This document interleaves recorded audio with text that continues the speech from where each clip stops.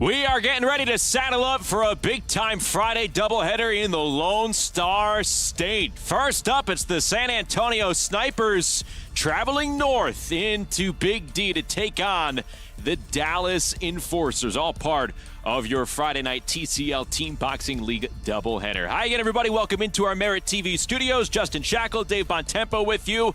It's all Texas all the time here on this night from Gilley's in downtown Dallas. First up, like we mentioned, San Antonio and Dallas. It's the Snipers and the Enforcers. It's a chance for the Enforcers to kind of pull away here in the Southwest Division. They enter at 3-1, but it's also a chance for redemption because these two teams met 2 weeks ago. It was very competitive. Dallas pulled away late, and Dallas kind of illustrated what this league is all about from a competitive standpoint late down that stretch. Yes, because San Antonio had taken a big run in the middle stages and took a 2-point lead into the money set.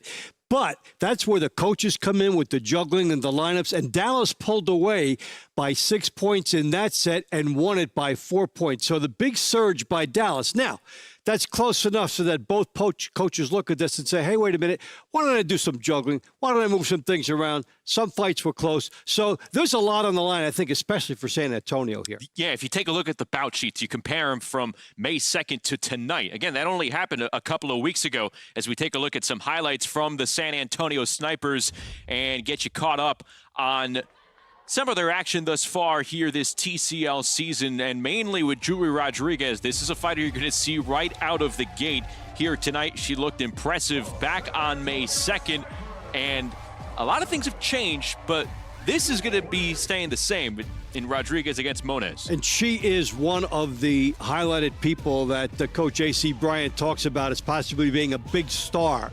So they'll expect her to contribute a lot tonight. Then you have Jarvis Shepard, a very talented fighter there for San Antonio, getting some victories in that first encounter with Dallas. So again, a lot of adjustments are going to be made in a second meeting in less than a month's time. Marvelous Jarvis. He gave himself the nickname right away, and then he was able to fulfill it in that match a couple weeks ago. And I think it's interesting when teams come back after they've been away for 2 weeks, and you can stew on it if you had the close loss, and you can think about it a little bit if you've had the close win. You know, the coaches know each other, the fighters know each other.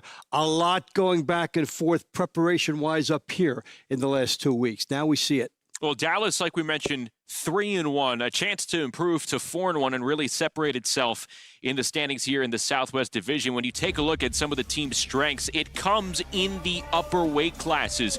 We know about Patrick Mailata at heavyweight, but Abimbola Oshindairo is an undefeated fighter here so far in 2025, a 6-0 record. He has really turned some heads, and he's a big reason why Dallas already has 3 wins, as does Adrian Salazar here. Adrian Salazar with some big performances in recent weeks, and he has been a real stud performer for Dallas week after week. And the thing is, okay, so you knew what you were going to get with Mailata. There was a lot of attention around him, but these other fighters that we're looking at, well, you know what? They're giving them the depth, which is helping to make a difference in these matches. Taking a look at the latest TCL standings as we get going for week number 7 in TCL Team Boxing League action. Las Vegas, the only undefeated club, but Dallas right there, a chance to become the first team to 4 wins here with a victory tonight against San Antonio. We are about to get rolling. This is a look at the launch rounds. Remember, the matches split up into thirds. Rounds 1 through 8, the launch rounds. Rounds 9 through 16, the middle rounds. And then the money round, the last third. But this is where you kind of set the tone because you're going to see a lot of fighters in the launch rounds later on. Yes, sprinkled in the middle rounds, but the money rounds is where we're focused on later on. We really have to be for this one tonight because we saw the money rounds decided the last time. So this is where we're going to see the coaches deciding who they're going to put in there, who are their all-stars. A lot of this is going to be, did I do a good job inserting the right personnel? And we're going to follow this, and we're going to have a good idea in a couple hours. Well, once a circle here, right out of the gate, it is Alexis Moniz going for Dallas against Julie Rodriguez. There you see Rodriguez, 2 fewer matches this season, But those 2 W's are against Alexis in their first meeting on May 2nd. Yeah, so they know each other very well, and also to get us started right at the top, so it's one to watch. And the women usually do get us off to a very good start, fast-paced, and we're expecting the same thing from these 2 competitors. Let's head out to ringside over at Gillies in Dallas and check in with Bubba Jenkins. Bubba, what will you be watching for here in this rematch? And again, we talk about the bout sheet changes. What sticks out to you? Well, listen, I'm going to be watching out for a lot. You guys got me ringside. I'm your man on the scene right now. But mostly everyone always watches out for the women's division because there's a grass difference in skills. But a lot of people watch out for the big boys because that's where the points get buttered at, right? But I'm looking at the little guys, that 135. So Malik Lark went against Andre Al last time. This time he'll be going against Sean Bates. And Sean Bates didn't go against, will be going against Malik this time. So the 35-pounders, they'll be switching off and seeing where the difference in the points is. San Antonio already lost to Dallas, so maybe that will be the difference in the rounds. And when the money rounds come around, we'll get different there. So we'll see what it looks like as we start to go into those middle sets. Those are rounds number 4 and 11, the rounds that Bubba Jenkins is highlighting for us at 135 pounds, as this match is moments away from getting started here. So this is where the coaches come in for a switch, and we'll see what pays off for which coach. Launch rounds are coming up after our first break. We'll meet the teams over at Gillies in downtown Dallas, and then it is straight to the action as Dallas and San Antonio square off and get our Friday night doubleheader started. Stay with us. Saturday night, it's a TCL doubleheader built for the big stage. First, swagger meets flash as the NYC Attitude takes on the Las Vegas Hustle. Both guys headhunting. Then, defending champs Philadelphia Smoke fight a hungry Boston Butchers team. 2 fights, 1 night, all business. NYC, Vegas, then Boston, Philly, tomorrow night on MeritTV. I was drinking every day. I was hooked on oxys. My husband turned into someone I didn't recognize. The addiction crisis. Worse than a pandemic, we have a growing epidemic. There are approximately 20 alcohol and drug-related deaths per hour every single day. Addiction is a disease. Like any other disease, it may have serious harmful effects and may lead to death if left untreated. Introducing Serenity Springs Recovery Center, a place of recovery and rediscovery. We understand the unique challenges men face in their journey to recovery. Set on 38 private acres, our state-of-the-art facility offers a safe, supportive environment for healing and growth. Our team of dedicated professionals specializes in evidence-based treatment, providing our patients with the tools to overcome addiction and achieve long-term sobriety. If you or a loved one needs to make a change, call us today at 386-423-4540 or visit us online at serenityspringsrecovery.com and reclaim your life. Balance of Nature is a proud partner of TCL Team Boxing League. As a preferred customer, get 35% off your first set when you use code FIGHT. Go to balanceofnature.com or call today. Justin Shackle, Dave Bontempo with you. We are about to meet the 2 teams, the Enforcers and the Snipers, as we get going on a Friday night in Big D. Without further ado, let's go inside the ring in Dallas, Texas with Patrick Creighton. Fight fans, thank you for joining us at Gillies, Dallas. We'd like to thank the Texas Department of Licensing and Regulation, Program Director Greg Alvarez for hosting our event. Thank you to our sponsors, Climax Moonshine Fire number 32, Balance of Nature, Serenity Springs Recovery Center, Hotel Planner, and Tim Smith Spirits.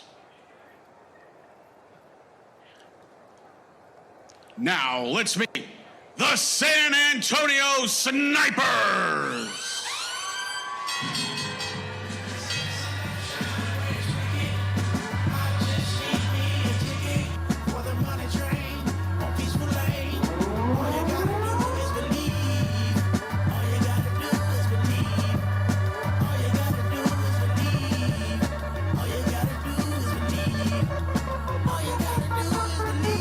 I'm back to this rapping, I'm never lacking, I'm packing, you can't get zipped like a jacket, I run the track. Well, you do wonder who on the team gets to pick out the walkout song. I mean, that walkout, that is a precious process for a boxer here, and it seems to change each week with San Antonio. I don't know if it's always the coach. It might be somebody on the team. Hey, who's our musical expert this week? And it varies from team to team. But you make a team statement, you make an individual statement, and you settle on it as a group. And that's AC Bryant, the San Antonio team, which came out gangbusters the first week and then has lost a couple of tight ones. So maybe the music director can help. They're going to try and get back in the win column. AC Bryant, of course, the head coach of the Snipers. And we are ready to be introduced to each fighter that will be competing here over this 24-round bout. Retired U.S. Army Master Sergeant with 2 tours of duty in combat, AC Bryant's San Antonio Snipers. Multi-time national champion, Pan Am medalist with Team USA Boxing, bantamweight, Jury Rodriguez. Featherweight, John Mesa Morandin. UFC veteran, bare knuckle title contender, and TCL All-Star, lightweight, Andre Ewell. TCL All-Star with 24 rounds of experience, lightweight, Sean Bad Boy Bates.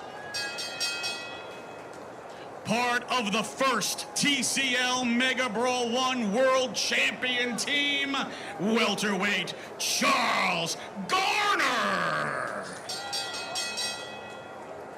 Former Texas light heavyweight champion, middleweight, Corey Snapback Cad.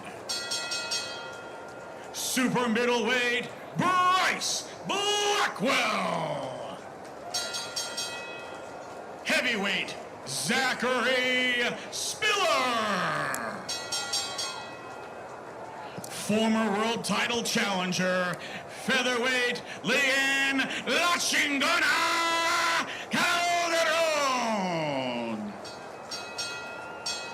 National champion, super lightweight, Latia Williams.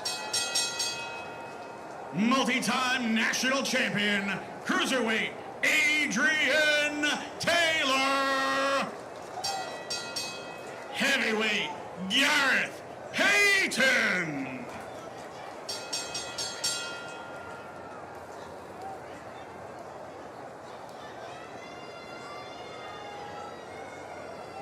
And now, for your hometown Dallas Enforcers.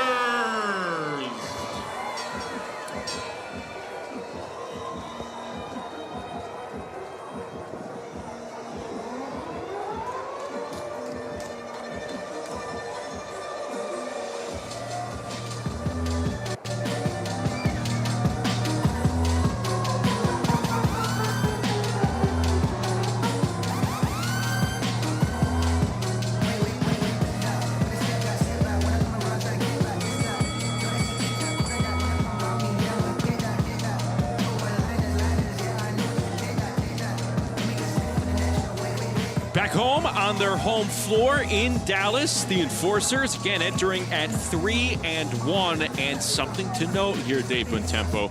We saw right at the front of this walkout line here for the Enforcers, Mbabola Oceandairo in street clothes. And he's 6-0.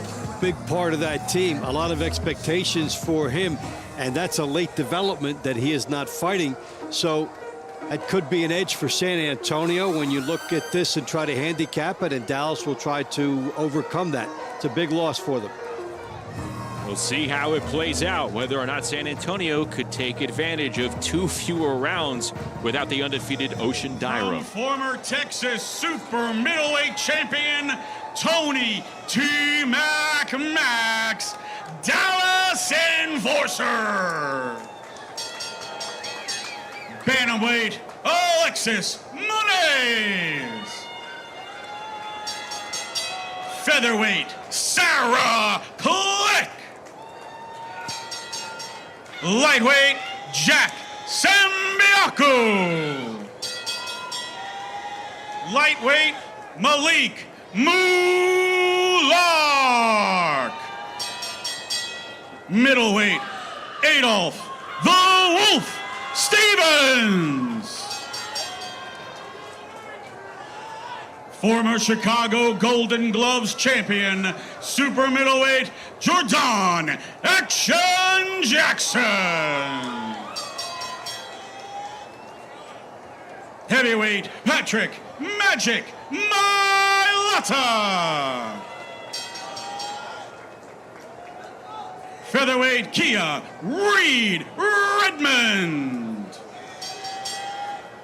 Super lightweight, the Golden Child, Carice Taz Brown. Former world title challenger, cruiserweight, Calvin Hot Sauce Henderson. Heavyweight, Kenyon Walker.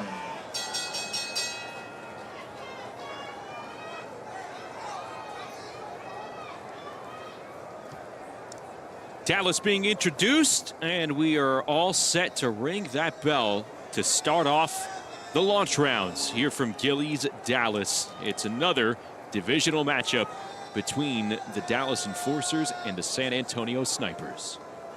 More experienced 34-year-old Alexis Monez, hailing from Fort Worth, Texas, fighting in her backyard here tonight as we get going between San Antonio and Dallas. Julie Rodriguez in the orange trunks, Alexis Monez in the red trunks.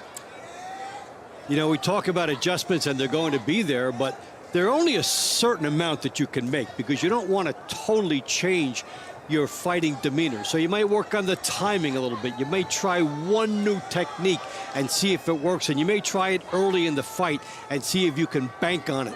Otherwise, you have to go back to your instincts. And when it comes to Julie Rodriguez, when you think about the team concept, she is the leadoff hitter, so to speak, for San Antonio as she starts them off here tonight. Yes, and they've been counting on her.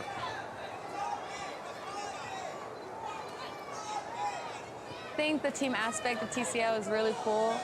Everybody can help each other out, whether someone's down on a round. I don't plan to lose a round, but when someone's down on a round, your next teammate can bring it right back up.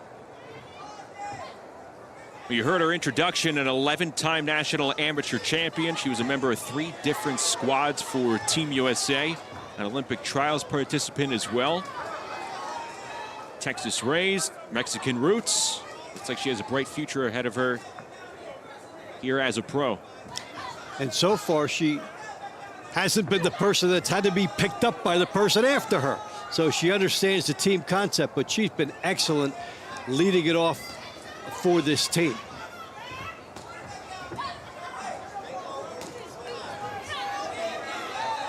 Monez is 3-1 in her regular pro boxing career as a flyweight.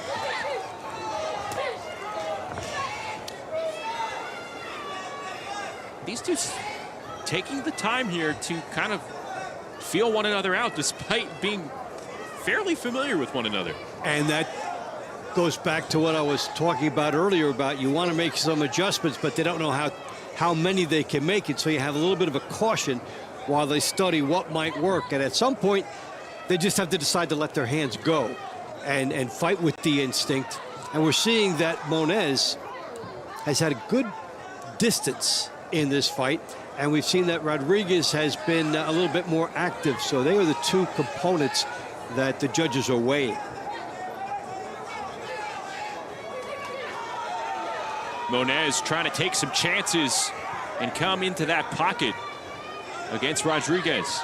20 seconds to go in the first round. Not too much definitively landing from either fighter. No, and in a normal fight, this would be the first round. You say it'll heat up, but this is going to finish up. So these two will meet up again in round number 19. But here in round number 1, it made it difficult for the judges to start off the scoring.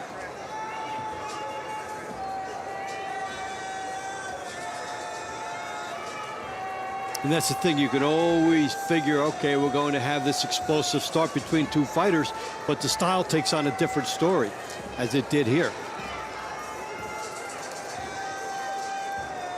Let's get the judges' ruling. Winner of this round, from the San Antonio Snipers, Jury Rodriguez. So Jury Rodriguez is now 3 for 3 against Alexis Moniz. Fire number 32, known to bring the heat. Our second round is at 126 pounds. From the San Antonio Snipers, Janessa Morandi.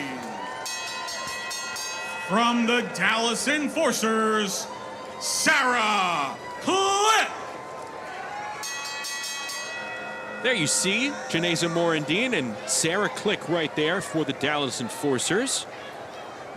Both fighters making their TCL debuts here in round number 2.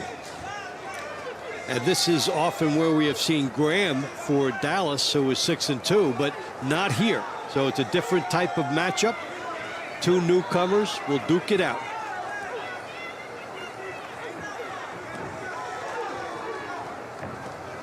Janessa Morandin in the orange trunks, 30 years of age, originally from Brazil, nicknamed the Evil Princess. And she has a lengthy resume, mostly in MMA. You have to think with a nickname like that, there's a certain cunning aspect about it. You expect someone like that to set traps. Sarah Click's nickname is Switch Kick. So there you go. There you go, is right. More, you know? And Click is clicking on her way in and then having to pay a price. But they're both trying things, which is nice to see.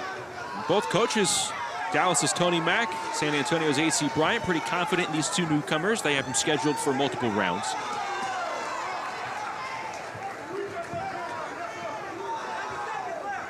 Click is 33 years of age, resides in Orlando. Something you want to keep an eye on here. She is 2-10 in traditional boxing and has been stopped 5 times. So how sturdy is that chin exactly for Sarah Click? And then maybe is this a good place to put her in a one-round fight where the odds of being stopped are diminished? Maybe that's part of the thought process. Quick reminder about TCL Team Boxing League scoring. Each fighter has 3 minutes to make their mark on an individual round, so they can leave it into the hands of the judges and earn their team points by a decision, a 10-9 score. In a round that features a knockdown, a 10-8 score, or if you record multiple knockdowns or a stoppage, you can receive a 10-7 score for your team. And those multiple rounds add up, those 10-8s and 10-7. All of a sudden, they seem to become big when you're heading down the home stretch of the money set. Good close range action here. Chip right hook moments ago from Sarah Click. With some good flurries from Janessa Morandin. And as soon as I say that, David, the action slows down. Well, of course, yeah, they say, wait a second. But here's the jab for Morandin, and we're seeing the pace of Click drop off in the last minute. So this has been a good final minute up to this point for Morandin, as she just seemed to out-hustle Click in the final moments. Morandin perhaps with a message to her at that tie-up. I'm coming for you later. Don't forget this. Let's take a look at some of the action here from the second round. So that Click was doing some good work in here, but then she got caught on the way in. Both fighters were fearless, coming in, taking their chances, and positionally, Click had that edge, but from a accuracy standpoint, the advantage went to Morandin. And I think overall, Morandin was more accurate. By the score of 10-9 from the Dallas Enforcers, Sarah Click. We are tied at 19. Bit of a surprise there. Our It third was. round is at 135 pounds. From the San Antonio Snipers, UFC veteran, bare knuckle title contender, and TCL All-Star, Andre Ewell. For the Dallas Enforcers, Jack Sambiaku. So this is an intriguing matchup because Andre Ewell is about to make his season debut for San Antonio here. This is his third season overall in TCL Team Boxing League. He's in the orange trunks, but tonight is his first action of 2025. 5-5 career TCL fighter, 37 years of age, stands at 5'11". That's really impressive for a 135-pounder. It is. It's a natural built-in advantage at that weight class if you can lose. Oh, He's trying to do it. rocked him. Ewell on unsturdy legs early on in the first minute here of round 3. What can Sambiaku do here? Sambiaku said, I've got your impressive fight. I'll tell you how much I think about that. He got through the loose guard and scored with a good hard shot. Can Sambiaku continue this pressure? Two-time African amateur champion.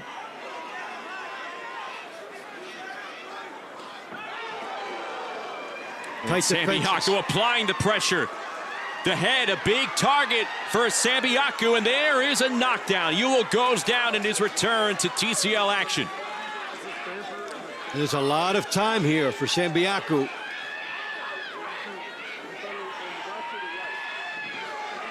Sambiaku trying to improve on his 4-1 record here this season. Also pick up perhaps his first stoppage. He's cutting off the ring nicely. His defenses have been tight. He's been compact. And now you see the opponent trying to tie him up, but not effective as Sambiaku was able to throw him off. So this is opportunity for Sambiaku. Sambiaku just turned 22. Turned pro in late January, won his pro debut in traditional boxing.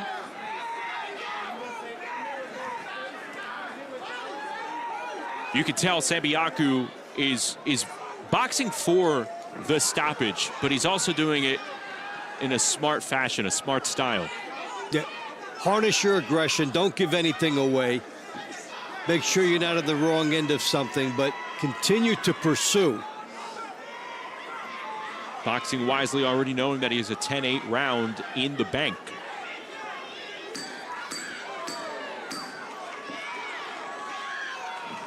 But Dave, you said it earlier in the round. I think maybe the thing that stands out the most here is Ewell's trying to fuel himself in the closing seconds.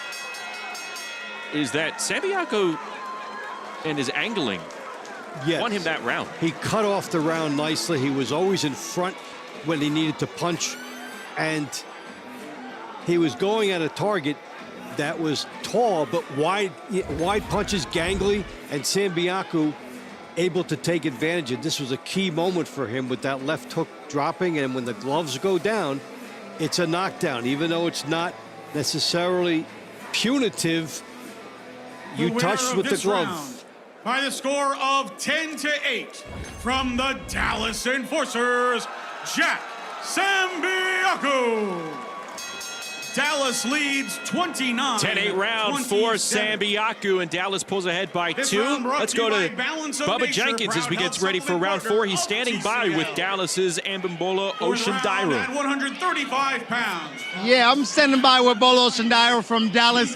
How do you feel with your guys coming out with a win, 2-point victory? How do you feel you guys are doing tonight right now? We are doing amazing. It's one team, one unit. What one person does, all of us do. That's our cohesiveness. So I'm glad that they're doing what they're doing. That's what we train for. Man, I understand that. I get that. But me being a fighter, you being a fighter, I know you want to get out there tonight. How do you feel about you not being able to put up the big points that you did last time for your team in your hometown? Yes, sir. I'm livid that I'm not out there. But I trust my fighters. I trust my teammates that they're going to, coaches, teammates, everyone.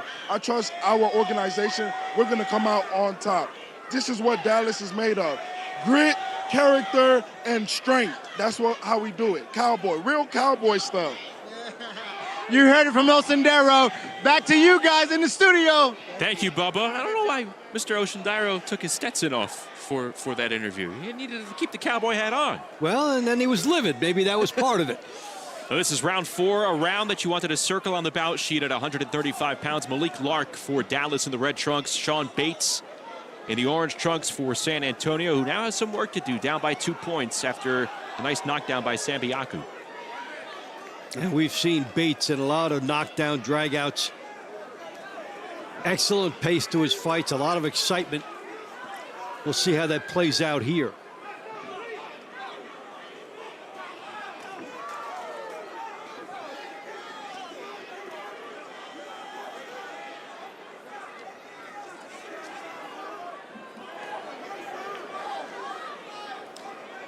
Lark has been one of the better fighters for Dallas at 4-2.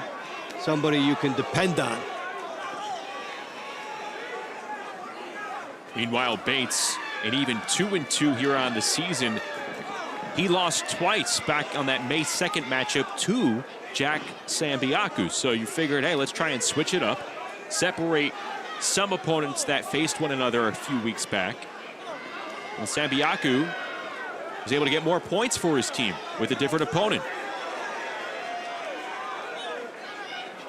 So that's what makes any other adjustment big, to try and even up what happened with Sambiaku. Now, you know, Bates has to be happy he's not fighting Sambiaku, so now he gets another opportunity here against somebody else, also a good fighter. Bates winding up with that uppercut coming downstairs moments ago.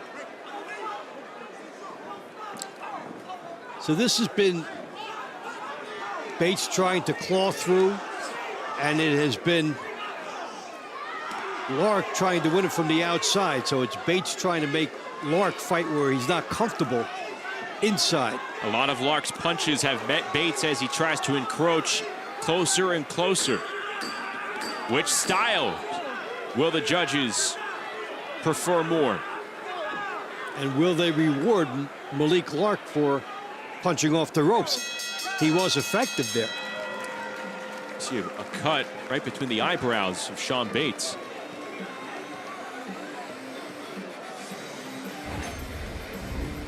Taking a look at some of the action. Good shot by Lark as Lake was coming in, but Bates runs into another right hand. So good angling outside by Malik Lark. And then he's on the receiving end here as Bates, but Bates was slapping with those shots.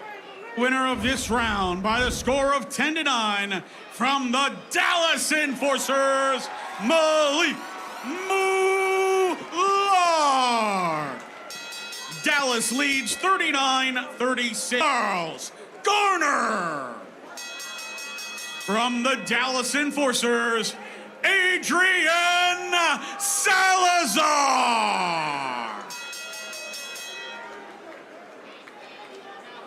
Adrian Salazar, a fighter that we shed some light on at the top of the broadcast, going up against the veteran Charles Garner here. Garner, a 31-year-old southpaw in his second TCL Team Boxing League season.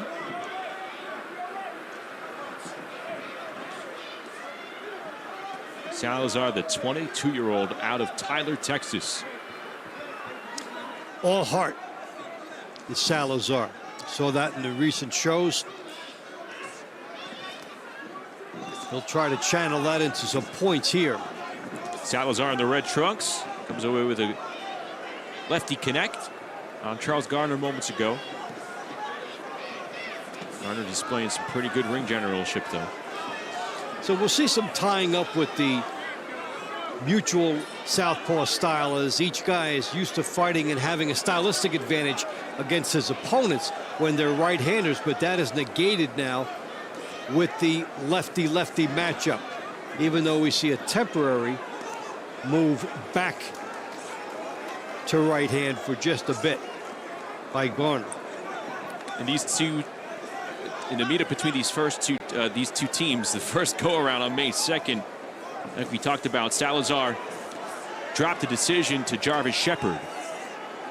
He is in for 2 rounds against Charles Gardner here tonight.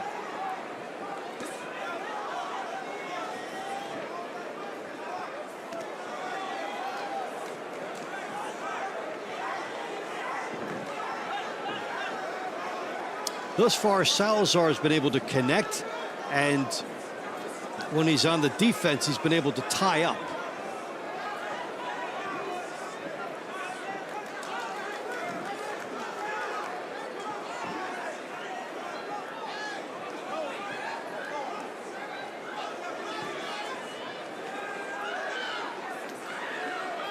This is some pretty good aggression for Salazar, the 22-year-old, going up against the older, more experienced southpaw, the 31-year-old Gardner.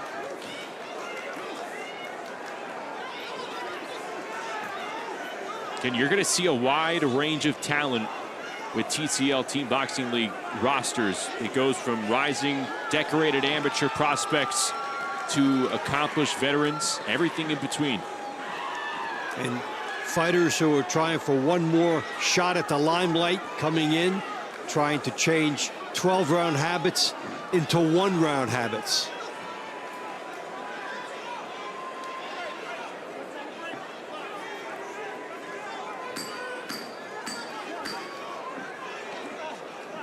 Oh, good shot by Salazar, sticking him with the left hand. Always good to make a statement like that at the end. And this will come down to who the judges thought were more accurate, because their styles played off each other. Even though they were both lefties, they found some punching room. And then it's just a matter of what do the judges like? Do they like the aggression from Salazar? Do they like Garner tapping him when he was in on the ropes? From their viewpoint, will they think that these quick little shots got in and scored points, or will they like that uppercut from Salazar, or maybe the body shot from Garner? The winner of this round by the score of 10-9 from the Dallas Enforcers, Adrian Salazar. Dallas leads 49-45. This round brought to you by Serenity Springs Recovery Center, a place of recovery and self-discovery. Round 6 is in the 160-pound division for the San Antonio Snipers. Former Texas light heavyweight champion, Corey Snapback Cad. For the Dallas Enforcers, Adolf the Wolf Stevens. This has won 4 straight rounds. And they've got one of the best fighters in the league up now, with Stevens being 8-0, and he has been the most dependable fighter on the entire circuit thus far. Adolphe Stevens, 32 years of age, southpaw, Arkansas native, went 8-1 in TCL Team Boxing League action. A career 16-1 fighter. And he has gone undefeated so far here in 2025. He's been busy as well. Every single match for the Enforcers, Adolphe Stevens has fought at least 2 rounds. And this is a guy, maybe the quintessential example of a fighter who has figured out the 1-round format. How to take everything he's doing, how to make the most of it over 3 rounds, how to pick up points for his team, how to do just enough, save a little bit more to come back later on. He has been one of the best fighters adjusting to what this league is. Stevens in the red trunks against the taller Corey Cad. Stevens took a pair of rounds from Cad via decision, both of them a couple of weeks ago in the first meetup. And when he's been winning, it has not been domineering type performances. It has been just enough every time. He knows exactly how much he's got to do. He's had a good sense of sniffing the finish line and finishing strongly.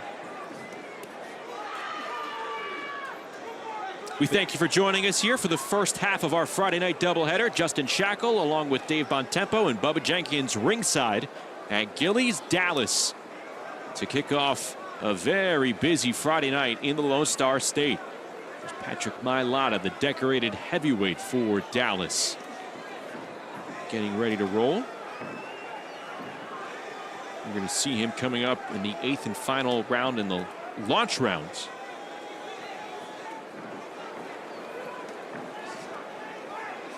He'll be taking on Zachary Spiller, who's about to warm up. I will never not find this fascinating, the dynamic of having to warm up ringside for your upcoming round.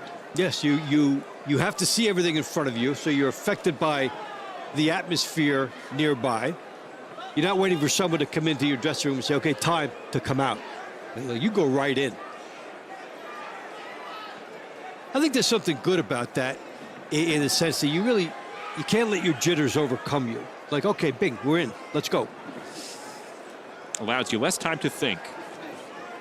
Most often, that's a good thing. It is. This was a fight that never really found its stylistic potential, so now the judges will have a tough call in a fight in which not a whole lot happened. Stevens trying to unload some bombs near the end against Corey Cadd. This is probably their closest round of the season in 3 meetups. Let's take a look at some of the action. Well, there was Stevens landing one and then slapping one as Cadd was trying to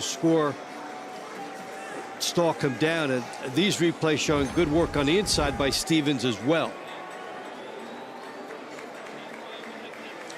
The winner of this round by the score of 10-9 from the Dallas Enforcers, Adolf the Wolf Stevens. Dallas leads 59-54. Round 7 is at 168 pounds for the San Antonio Snipers, Bryce Blackwell. For the Dallas Enforcers, former Chicago Golden Gloves champion, Jordan Action Jackson. Both fighters anxious to get going here. Ring the bell already. Here we go, round 7. Jordan Jackson in the red trunks for the Dallas Enforcers. Bryce Blackwell in the orange trunks for San Antonio. Some key moments coming up in this match for San Antonio as the launch round slipping away from them as Dallas has been pulling out.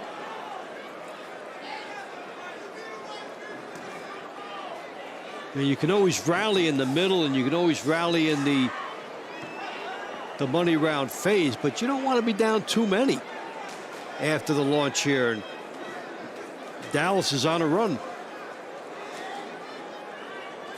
This is a fun round to keep an eye on here because Jackson and Blackwell split a pair of rounds back on May 2nd. Jackson went on to lose both rounds that he competed in against Houston's Keandre Leatherwood. Well, that's Atlanta's Keandre Leatherwood, rather.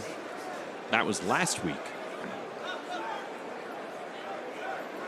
And a short memory is very important to have in these situations. Try to remember what you did well, try to learn from what you did not, and get right back out the next week.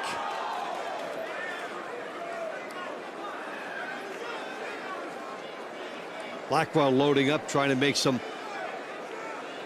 big moments happen for San Antonio. And this is a problem for him. Had he fired that right hand straight, he would not have eaten that left hand in return. But because it was fired in a looping manner, it did not get in, and he was beaten on the counter. The subtleties there add up in the course of a fight. That's the chess match within the round. Bryce Blackwell trying to stop the floodgates here on San Antonio, as Dallas has won every round following Yuri Rodriguez's opening round victory over Alexis Moniz.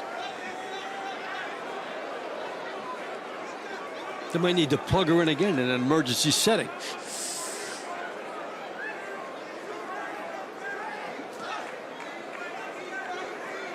Now with this one, you know, Blackwell is competitive with Jackson.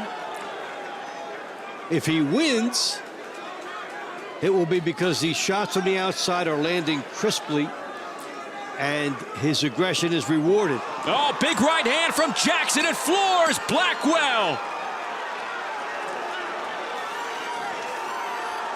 You wonder if he's going to beat the count.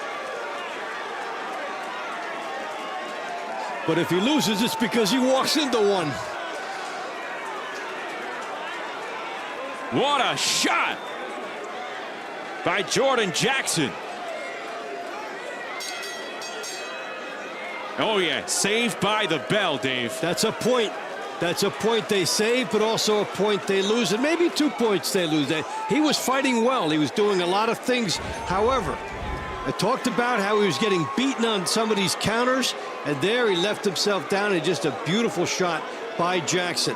You can do everything right for most of the fight, but one moment of weakness turns everything around, and that was textbook, a beautiful delivery by Jackson.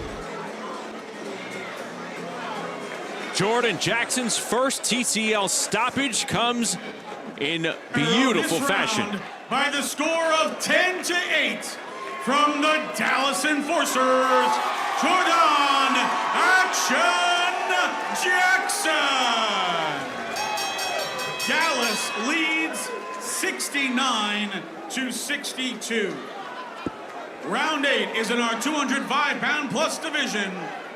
For the San Antonio Snipers, Zachary Spiller. And for the Dallas Enforcers, Patrick Magic Mailata.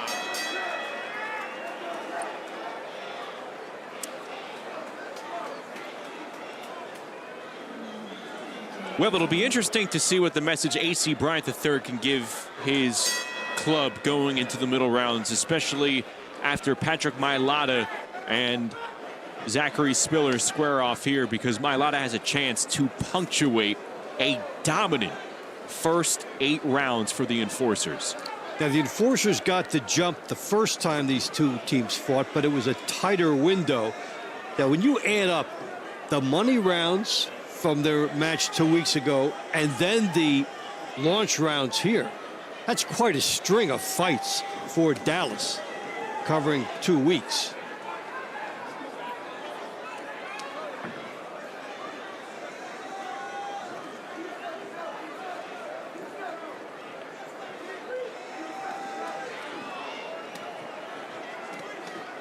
And indicative of the bad fortune for San Antonio, that Blackwell was fighting pretty well, but you walk into one and it's a major swing. Oh, like that one right there. Big right hand coming from Patrick Mailata.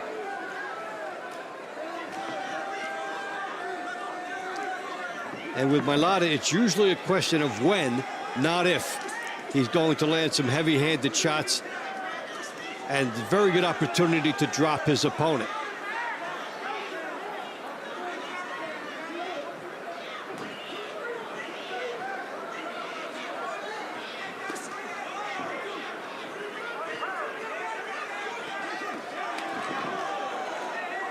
Spiller has to be careful. He continues to walk into that right hand. An open invite for Mailata. And that's where the hand speed on the inside is so important. Mailata getting there first, and even though he's a power puncher, he's been setting these up with the jab.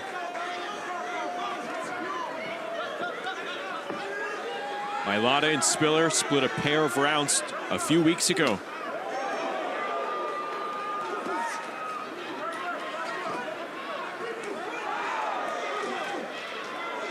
As these two heavyweights close out the first 8 rounds. in what has been, well, no way to mince words here, sugarcoat it, an absolute rout by the enforcers so far. Good left hand to the body by Mailata.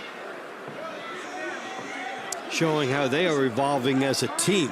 We're seeing a lot of teams get legs under them as the season goes along, like Dallas, like the Phoenix Fury.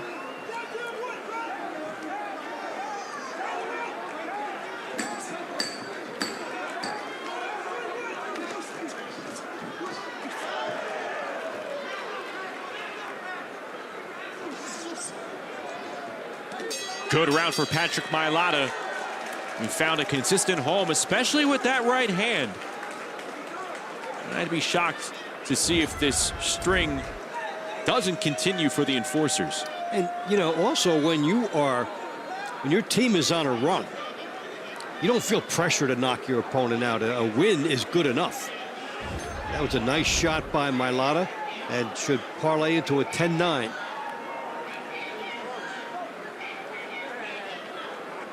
Of this round by the score of 10-9 from the Dallas Enforcers, Patrick Magic Mailata. Fight fans, this brings us to our first intermission with our current score: Dallas 79, San Antonio 71.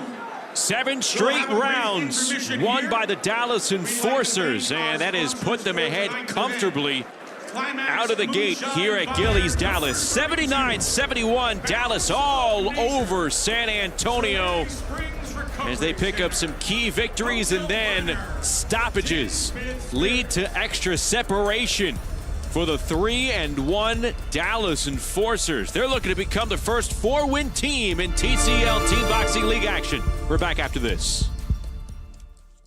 Where have we been? What have we been doing? There's been a lot of drama, but in a good way. Rather than be drama-free, let's embrace the drama. And now we are bringing that drama to you. Through the Drama with Chris and Lauren, weekdays at 12:30 on Dr. Phil's MeritTV.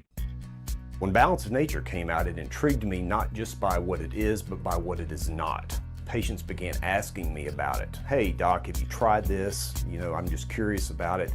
And I thought, you know, understanding what it is, I should try that. So I tried it, and it's been a great experience. I trust Balance of Nature because I trust the simplicity of what it is. Get 35% off your first set by using discount code FIGHT. Talk is cheap when it comes to saving our country. We're not just any cell phone service provider. We're Patriot Mobile. It's not enough to simply talk about values. We live them. Defending life, protecting our First and Second Amendments, and celebrating our military and first responder heroes. We're boots on the ground making a difference. We're America's only Christian conservative wireless provider with nationwide coverage on all 3 major networks and 100% US-based customer service. Join Patriot Mobile today and make an impact every time you use your cell phone. I got charged for a stolen vehicle. Time in jail. Witness the unfiltered reality of life on the inside. Then it's the ultimate showdown on the streets. Cops Reloaded. Get on the ground! Jail and Cops Reloaded. Weekdays starting at 4 Eastern on Dr. Phil's MeritTV. TCL Team Boxing League is brought to you by Serenity Springs Recovery Center, a place of recovery and self-discovery. It's been all Dallas over the first 8 rounds. Big-time performances coming out of the gate for the 3-1 Enforcers as we welcome you back into our studios. Dave Bontempo, Justin Shackle. We got Command Center right here as the Enforcers are jumping out and looking really impressive. Big stoppages late in those first 1 through 8 rounds. 8-point gap after the launch rounds. That is one of the biggest in the league this year. Put that with the 6 from a couple weeks ago. That means Dallas has dominated San Antonio by 14 points over the last 2 sets of fights. This is a team heading in quite a direction right now. Let's take a look at the launch round highlights brought to you by Balance of Nature, where, well, San Antonio knew it had its work cut out for them, but we take a look at round 3. After the 2 teams split the first 2 rounds, this was something that we were highlighting here.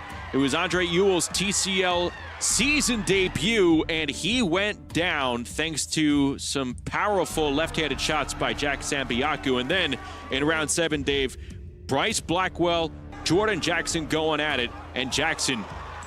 He gets dropped, does Blackwell, as Jackson took advantage of a quick opportunity, set it up with the left hand, and then came home. You wait, you fight, you get an opportunity late, you deliver. It's one of the most elevating feelings you can have on the button. Let's take a look at our middle round fight cards that are coming up. And again, we're going to see rather quickly a turnaround for Andre Ewell. I mean, he was knocked down and he went on and continued. But again, how does a fighter, after getting knocked down, turn around that quickly? Not a lot of time, and that's just the luck of the draw in terms of when you come back. Pound division from the San Antonio Snipers, former world title challenger Leanne La Chingona Calderon. For the Dallas Enforcers, Kia Reed Redmond.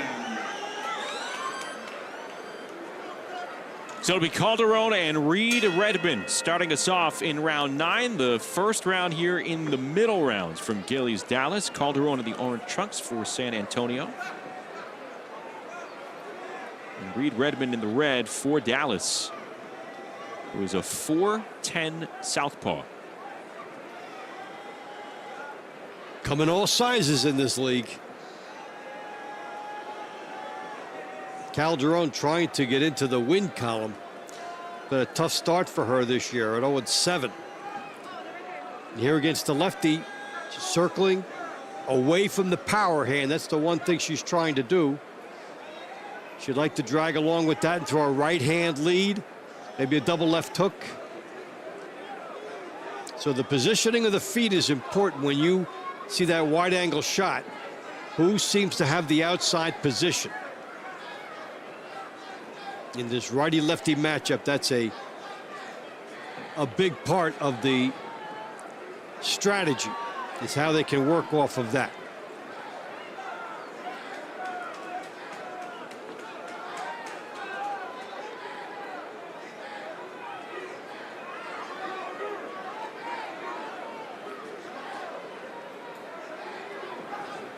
Calderon is jabbing nicely, but trying to make sure she can cut off the ring and set up that right hand.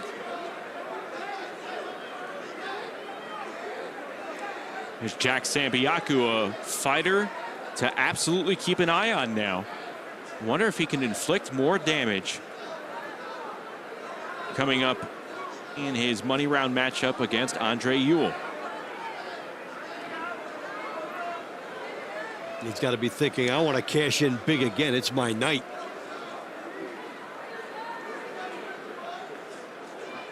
It's good right hand by Calderon.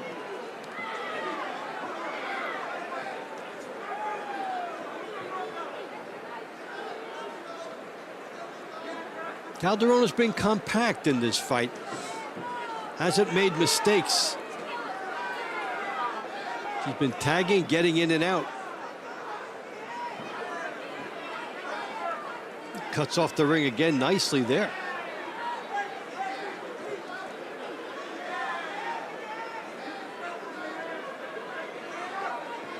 Calderon moving, right hand gets through. Second right hand gets through.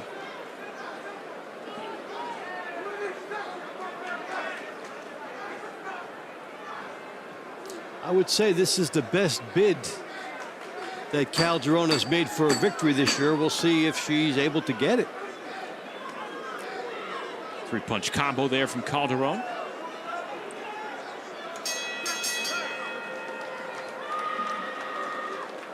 See if that breaks the string for Dallas. Take a look at some replays from round number 9. So Calderon takes some shots there, but gets out, lands the right hand, double jab.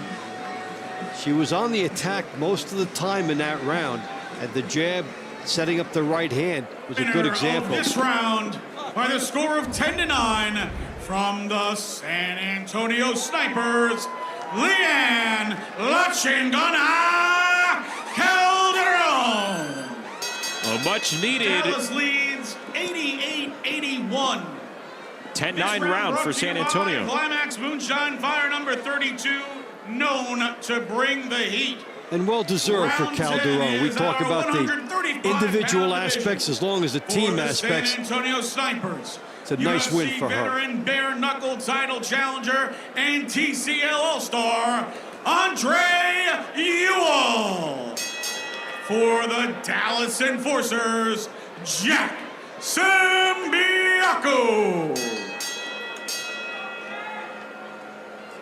Here we go. Second round between these two. Round 10 overall. And Sambiaco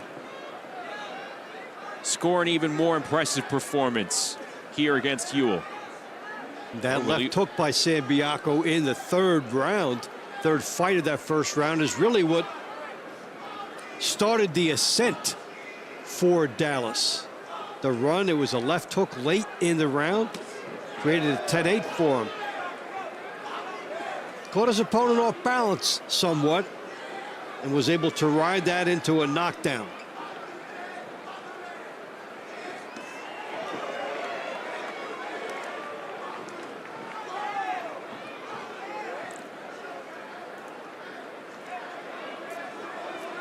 What can the 5'11", 37-year-old Ewell do here to answer back against Sambiaco? There's another opportunity to score some points for his team. San Antonio badly needs to make up some points here. Well, first thing he has to do is, I'd bring that right hand up. You know, he's not getting into a good offensive situation off of that right hand being low like we've seen some other fighters do. But what he would like to do is keep that up and then work off of that. And that right hand continues to be lowered. I mean, we talk about how some fighters like to use it like the alley up jab and it has a purpose, but it hasn't had a purpose for him tonight.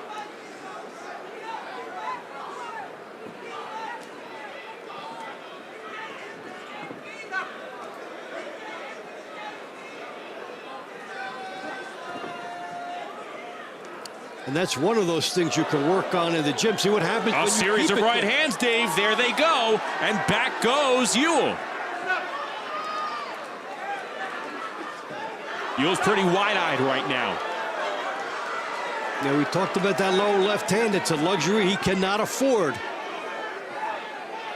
It's clear Sambiaco has the timing down now.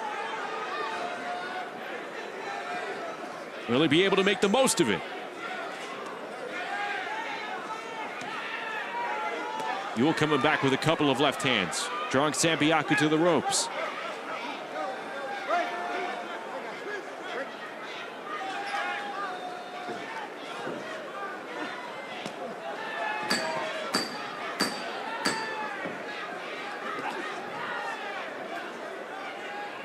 This is stacking up as an excellent night for Sambiaco.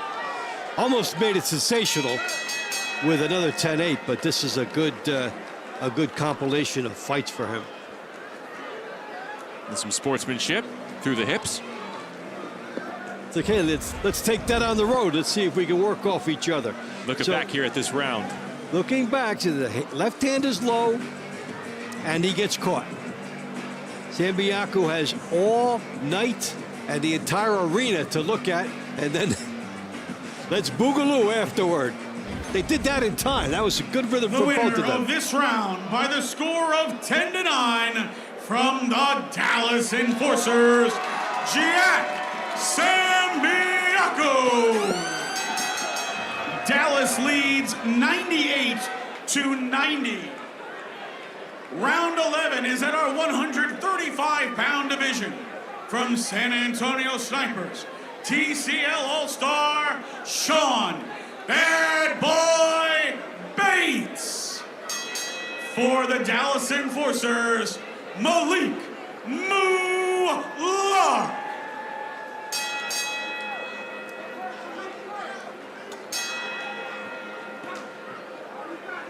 Here we go at 135 pounds again, a rematch from the launch rounds between these two. Malik Lark scored a 10-9 decision over Sean Bates in round 4. Lark in the red trunks, Bates in the orange for San Antonio, who trails again by 8. They've each had about a half an hour to think about what adjustments they'd like to make here. Good right hand over the top from Malik Lark.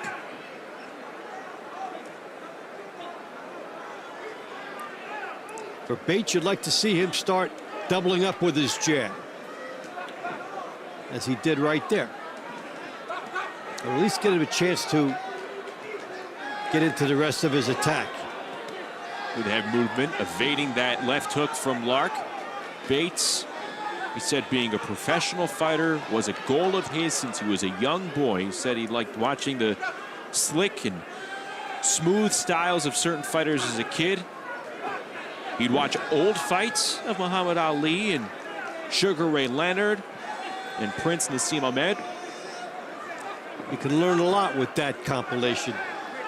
Different tricks offered by all fighters, each giving you something to take, adopt a little bit from each one. Check left hook from Bates. Credit a 23-year-old kid knowing what to put in the search bar on YouTube. It's exactly right. Boy, the luxury they have now to look at fighters. You go back to when Leonard was fighting and when those guys were there. Fighting information was scarce, and you had to check the validity of where you got it. But now it's out there, and you can watch videos. You can watch all types of ways to scout your opponents, and that's one of the great things about today. It's all what so many fighters do these days when they're just killing time as Bates crushes the chin with a left uppercut on Malik Lark. These two trying to throw some haymakers at close range. They're always watching and studying the legends at their craft. They have the luxury of it being in their hands. That's right, because before you'd have to call up a promoter. Can you send me some tapes of somebody? It would come 4 or 5 days later, and you might be doing something else at that time. So instant access. And we see it across so many different sports, just like baseball players take a look at what they did their last at bat. Fighters do it too. My last fight, this guy's last fight. Let's get with it, and it's a great tool for all. This has been a better performance for Sean Bates in this second meetup with Malik Lark. We'll see if it pays off on the judges' scorecards. He made a good bid. These two show respect for one another as we take a look at some of the action. Bates going after Lark, slapping over the top. Lark tying him up. Bates found some room for himself. Landed one, caught one. Landed another good shot there, and then Lark got his. So this is what the judges are trying to decide. Who got the best of those good tight ones? Winner of this round by the score of 10-9 from the Dallas Enforcers, Malik Lark. Dallas leads 108-99. This round brought to you So Malik Lark comes away with the victory. Dallas increases its lead. What can San Antonio do here? Bubba Jenkins is standing with San Antonio's Leon Calderon. For the San Antonio Snipers, former national. Like I said, I got the scenes. I'm here at the action with all the action. I'm here with Leon Calderon. She's just coming off a victory. I wanted to know, how do you feel being on the road here in Dallas, being in San Antonio? How do you feel you guys are doing? We are getting off to a slow start, but we're about to pick it back up. We're about halfway through, and you're just getting to the bangers, so stay tuned. Right. So getting off to a slow start, we had a woman start this division. Oh, big knockdown, big knockdown. What do you think about that? The women are coming. We're coming. We are hungry, and we're coming. No, not just today, but the rest of the season. I was going to say, you started us off with Jury starting us, and then you came in the middle set getting the victory, and then we just got a big knockdown right there. What can the men do to add to what the women are doing here in San Antonio? I think the women right now are being the real aggressors. We coming out swinging, and we want some heads, so I think they need to do that as well. All right. Back to you guys in the studio. They want it.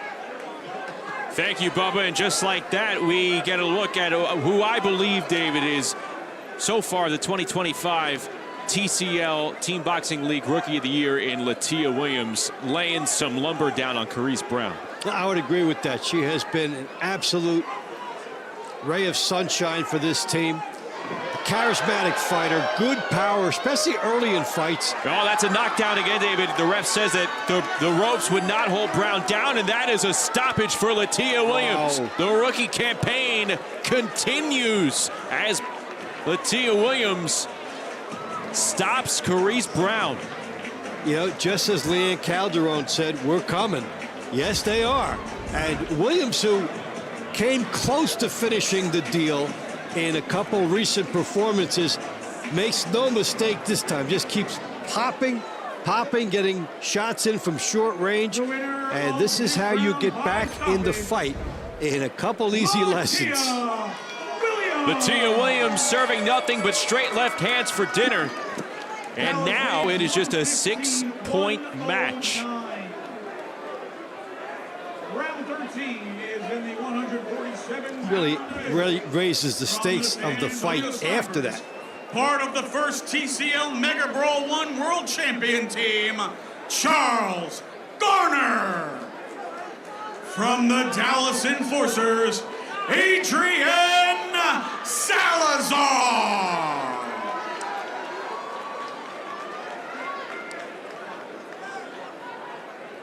Well, Dave, I know if you're San Antonio, you're still down 6, right? But the difference between saying a 9-point cushion to a 6-point cushion, it is massive. Overnight with one thunderous exchange coming from Williams. So now for Garner, there's a lot riding with him. And for Salazar on the other side to stop that momentum. But you're Garner, you say, hey, wait, look what we just did. If I can add to it, we could be back in this fight real soon.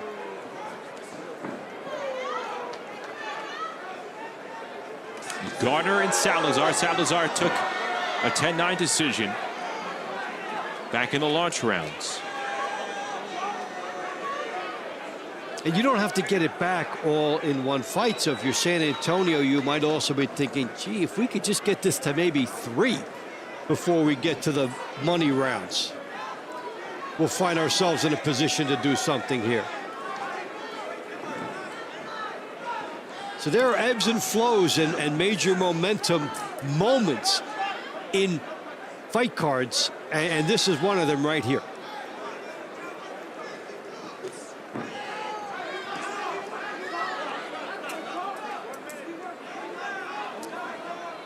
Yeah, Dave, I'm looking down at my bout sheet here. It just occurred to me that we were scheduled to see Latia Williams twice.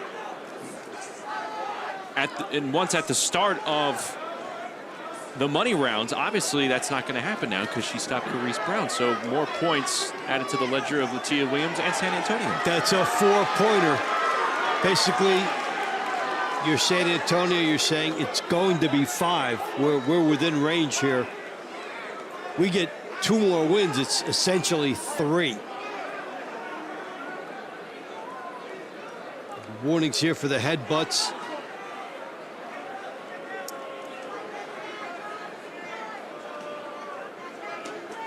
And it's a nasty cut as that blood spills down the right eyebrow of Adrian Salazar. It's right on the eyelid. Oh, boy. There were the heads right there.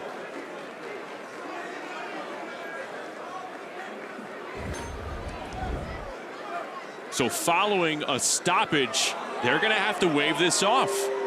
A stoppage victory for San Antonio. They wave this one off. The key is how they ruled it, whether they saw the headbutt that we saw or whether the rule from something else. See that cut, that gash. Heads did come together.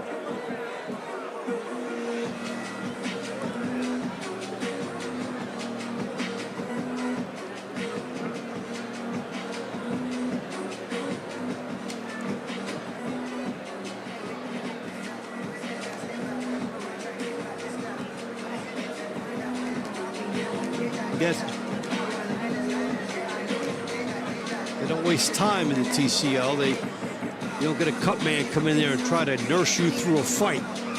They don't like something, stop it, try to live the fight another day. We go to the scorecards after a medical stoppage. The winner of this round by the score of 10-9 from the Dallas Enforcers, Adrian Salazar. Dallas leads 125-118. This round brought to you by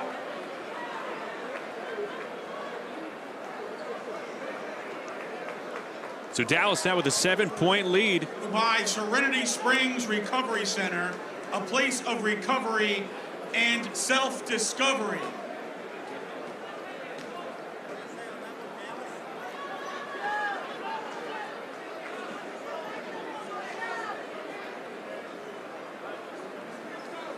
So there's still 3 rounds for San Antonio to try and parlay the Latia Williams explosion into making a dent in the lead at the end of the middle rounds here.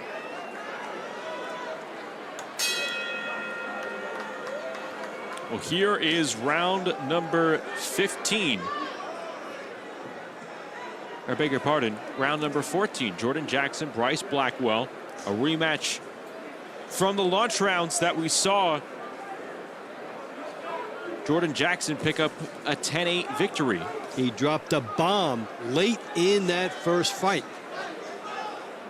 on Blackwell, who just got beaten to it. The speed of Jackson was impressive in that situation. Now you get the carryover, and it wasn't that long ago for that first fight between them.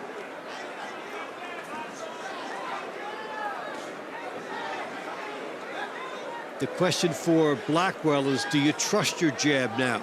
Do you trust your punches as you're trying to bring them back fast enough to avoid a counter?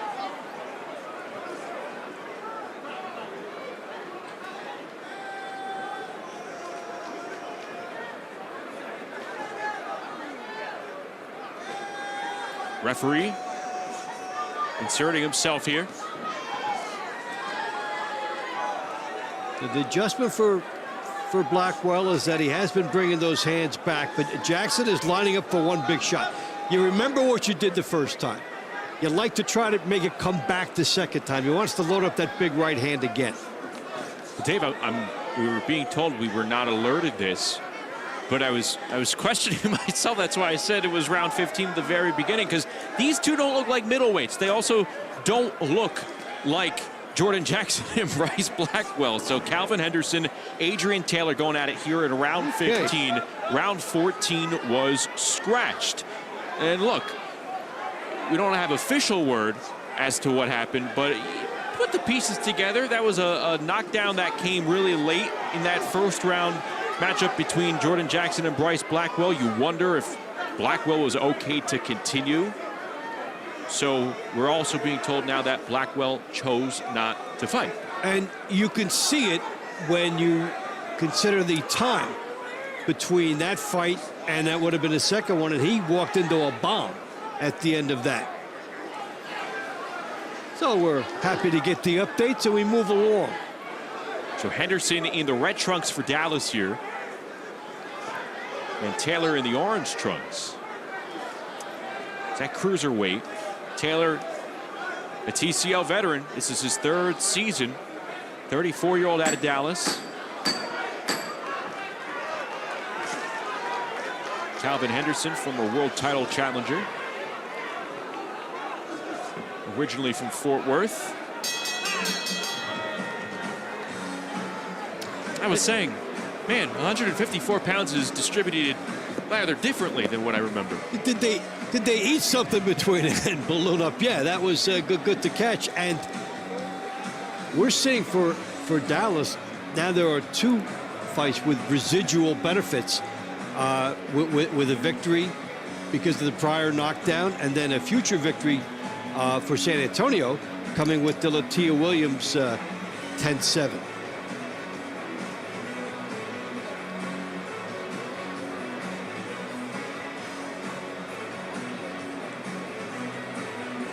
going to be tough to do anything with your shoe, Mr. Taylor.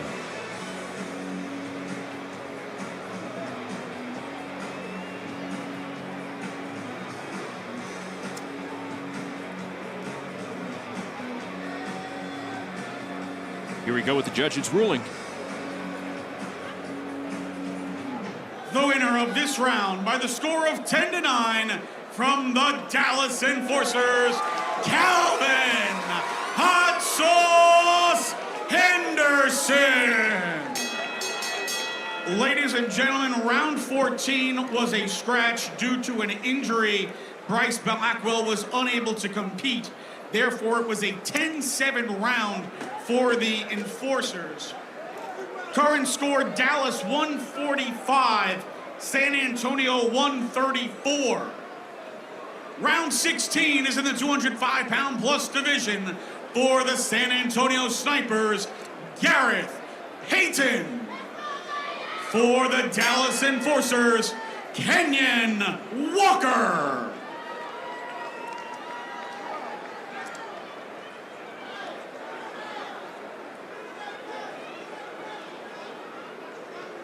So we're about to get going with our final round of the middle rounds between San Antonio and Dallas.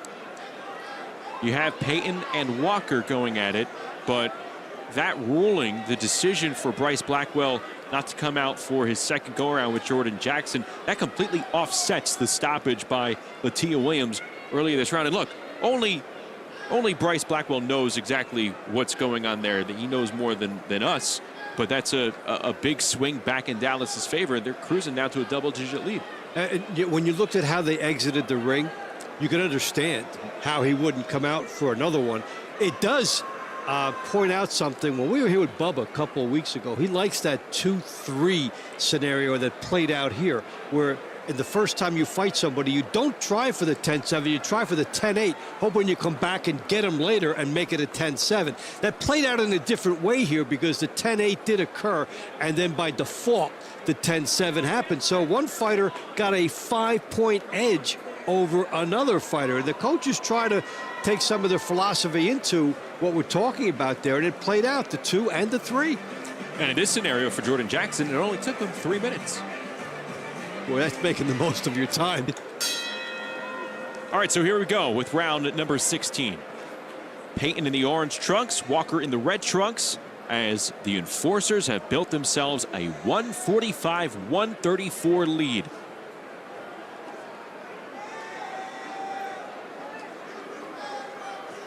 Money rounds coming up after this.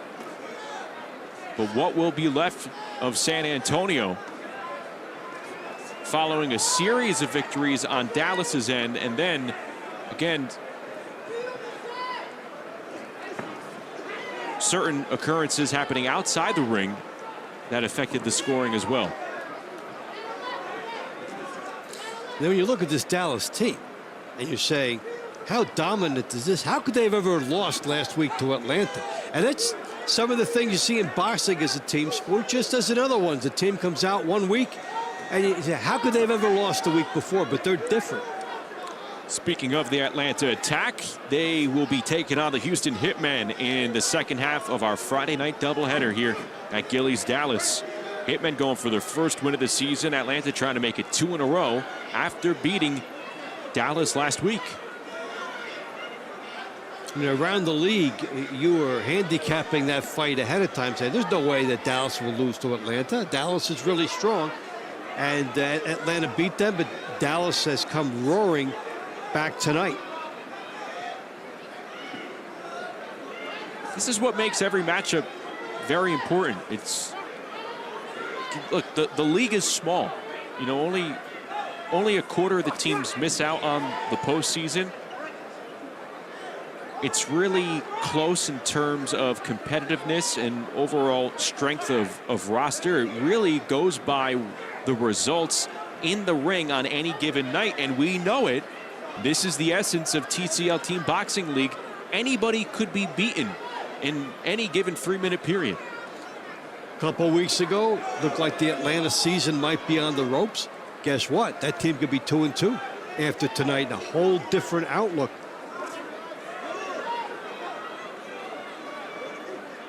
We saw the NYC attitude, losing a close one to Philadelphia and then coming out gangbusters in their next outing and a huge win. And that we're going to be seeing them this weekend, too.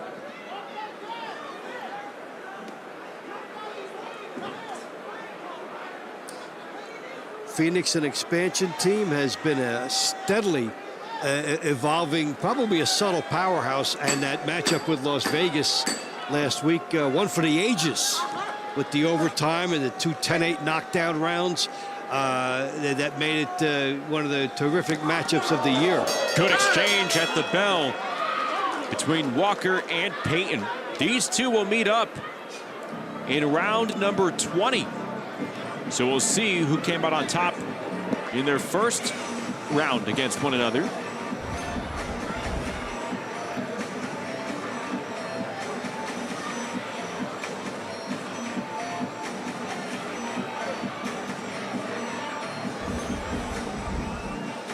Close round to score.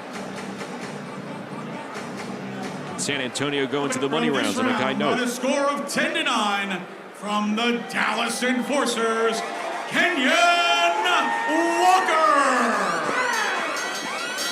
Oh, and it rains, it pours for Dallas. Our second intermission. This is a monsoon now. Our current score, Dallas 155, San Antonio 143. Well, Dallas takes all but two of the middle rounds here. They offset all the good that Latia Williams did with her 10-7 stoppage over Carice Brown.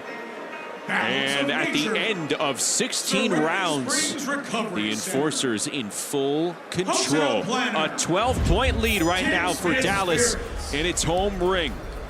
They're in front. They're in command. They're doing everything right. 155-143. Can San Antonio make a late push in the money rounds? Latia Williams, we'll see her when we come back to start the money rounds. It's up next. Step into a world of tranquility. Enjoy private accommodations. Let go of distractions and embrace the calm. Start your quiet exploration in jail every weekday on MeritTV. I was drinking every day. I was hooked on oxys. My husband turned into someone I didn't recognize. The addiction crisis. Worse than a pandemic, we have a growing epidemic. There are approximately 20 alcohol and drug-related deaths per hour every single day. Addiction is a disease. Like any other disease, it may have serious harmful effects and may lead to death if left untreated. Introducing Serenity Springs Recovery Center, a place of recovery and rediscovery. We understand the unique challenges men face in their journey to recovery. Set on 38 private acres, our state-of-the-art facility offers a safe, supportive environment for healing and growth. Our team of dedicated professionals specializes in evidence-based treatment, providing our patients with the tools to overcome addiction and achieve long-term sobriety. If you or a loved one needs to make a change, call us today at 386-423-4540 or visit us online at serenityspringsrecovery.com and reclaim your life. Weekdays at 8 a.m. Eastern. All right, let's go. Get your day going with Steve. Everybody in a good mood today? When you're having this much fun, it's Harvey working. You just went straight up there, didn't you? Steve, weekdays at 8 a.m. Eastern on Dr. Phil's MeritTV. Back here in Dallas, TCL Team Boxing League Friday night doubleheader in Texas, and the host team in full control. The Enforcers in the driver's seat with a 12-point lead over the San Antonio Snipers, 155-143 as we inch closer to the money rounds. And I tell you what, San Antonio, I thought they were going to be making a push there. I thought the tide maybe would have turned with Latia Williams' 10-7 performance there. She continues to rack up impressive victories in her rookie season, but, well, the cookie not crumbling the way that San Antonio would like, and then some things that are out of others' control. Bryce Blackwell opts not to compete. That kind of offsets everything. It did, and for Dallas, this is launching now as the bounce-back fight of the year. You know, NYC had one earlier in the year. Dallas, I'm nominating this one as one of the best team comebacks of the year in the TCL, because after losing last week, to be up by this dominant a position, this deep into the contest, this team has done everything right, especially on the men's side. Let's take a look at the middle round highlights brought to you by Balance of Nature. And we're taking a look at rounds 12 and 13. And Latia Williams, again, the impressive performance by this rookie, it just continues. And this is when you thought that San Antonio was going to inch its way back, just like that. Latia Williams, who threatens to do this every time she fights. This time able to seal the deal and get a quick 10-7 for San Antonio. That brought them within 6. And, visions of staying in this fight, but it did not stay that way. And then here, Adrian Salazar and Charles Gardner, they come together there with a headbutt, and it caused a gash over the right eye of the 22-year-old Salazar. So the match cut short. Salazar comes away with a 10-9 victory regardless, and that kind of took the steam out of Charles Gardner and San Antonio. Again, we get the word that round 15 called off. Bryce Blackwell earlier in the fight dropped by his opponent. He opts not to continue. There's the 10-7 swing right back in favor of Dallas. It's just completely going the Enforcer's way at the moment. Might always makes right. You get one big bomb, you get your 10-7, you get your 10-8, everything changes, and Dallas has been loading up in the power department tonight. That's one thing for San Antonio. We haven't seen enough for them this year. Not a lot of power performers, a lot of individual performers, but not the power. And tonight, Dallas separating with the power. I'm glad you said the word bomb, because we have the bomb standing by with Bubba Jenkins inside the ring. It's the undisputed 130-pound champion, Alicia the Bomb Baumgartner with Bubba. That's right, you heard it. We got the bomb, Alicia Baumgartner. We're here in Dallas at the Team Combat Boxing League. I want to know what's going on with you. I heard you got a July 11th card, all women's card. What's that about? Tell us about it. Listen, it's one of the greatest fights to be seen, July 11th. I'm defending all of my titles. All of them. All of them. All of them. All of them. And it's going to be an amazing fight for women's boxing and boxing as a whole. Okay, well, listen, we're going to be checking it out. I saw on your Instagram, get your tickets. Make sure you guys get your tickets. But we're here at the TCL, Team Combat Boxing. How do you like the women that got 3-minute rounds out here? And how do you like what they're doing for the Team Combat League? Well, first, this is my first TCL fight. So I love the concept. I love that the women are able to fight 3 minutes. Obviously, we can fight. We can show that we can do 2, we can do 3. And it's action-packed, and that's what they're giving, energy. Action-packed. Every round here at the TCL is the 12th round. How would you fare? What you're gonna be back? You're gonna be a big point getter? You're gonna be aggressive? It's only 3 minutes, and you fight for an hour, right? You fight for 30 minutes. What's one round for you? How you gonna do it? Listen, I'm aggressive, okay? I'm hungry, and I got no time to wait at all. I feel that. Well, we're here with the bomb here in Dallas at the Team Combat League. You guys check us out. July 11th, she's going at it again, and you guys check it out. Back to you in the studio. It's going to be a star-studded show in New York City come July for that matchup, that event. All-women card, really impressive. We enjoy what Alicia Baumgartner's doing there. And I want to touch on her a little bit later as we get into the money rounds, because I actually think that TCL boxing could have been something that might have been on someone like Baumgartner's radar earlier in her career if the league was around at that point. But let's focus on the money rounds here, because we're going to see a chance for Dallas right out of the gate to pull away in an even bigger way. Patrick Mailata is at the start of the money round stage. Yeah, a new spot for him. He's usually anchoring everything in the final match and with everything on the line. So for Dallas a chance to do even more in what's gone right for them.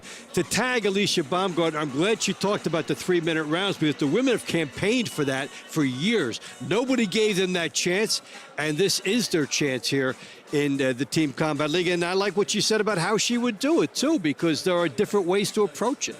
All right, round number 17 to start the money rounds, obviously off after Latia Williams' stoppage, so we go straight to the big boys. Let's go over to Patrick Creighton.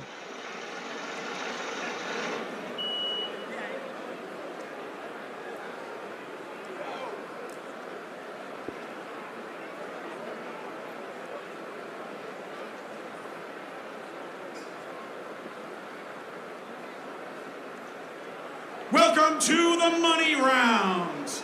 Round 17 will be scratched, and that will be a 10-9 score for the San Antonio Snipers, with our current score being 164-153 for Dallas. This round brought to you by Climax Moonshine Fire number 32, known to bring the heat.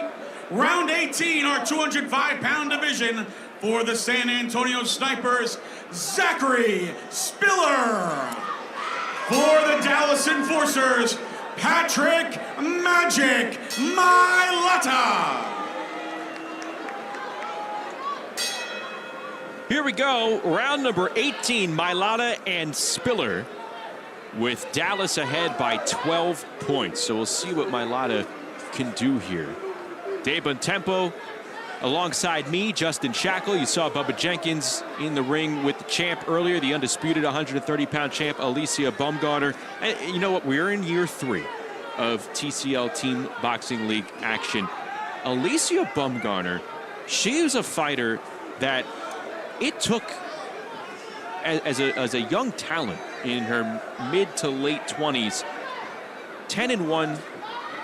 She came on the scene as a B-side opponent, upset Terry Harper across the Atlantic Ocean in the UK. She was looked at as the underdog, made the big upset, won the title there. She hasn't looked back since, but I wonder if TCL was around at the time that Baumgartner was rising, if I think this league would have been perfect for someone like that. Yeah, and it's going to be interesting to see how it does come out as these heavyweights go at it, because do we see it as a launch pad for another element of boxing? Do we see it as a substitute for the Olympics, like some people thought that could be? Or do we have seen a lot of fighters working their way back in here, looking for one more shot of glory? Champions, 12-round fighters. We've seen #1 contenders come into the TCL and not win every fight. So I think there's something for all of those elements. And look at her now. She's a star. She's a pound-for-pound top 10 fighter in women's boxing. Patrick Mailata, Zachary Spiller going at it here. These two are not strangers, and Mailata actually touched on what it's like to go up against his friend in multiple rounds. It's a lot of mixed emotions, bro. Like, he's a good friend of mine, you know, but at the end of the day, we're warriors, man, and the most honorable thing I can do is give him my best, man, and giving him an honorable fight and just enjoying that moment. It's been good back and forth action between these two friends. Yeah, Mailata just took a good shot from his pal.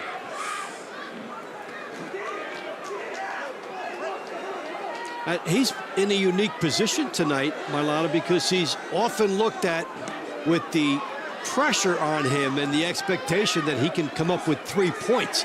Tonight, they're so far ahead, 1 point will do. A decision win is just fine. His mouthpiece just was spit out.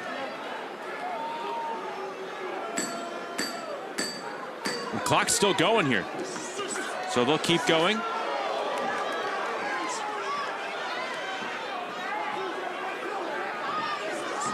Good left hand at the bell by Zachary Spiller. Spiller extended Mailata in this one. He fought him like he knows him, and he knows his style. Did fairly well.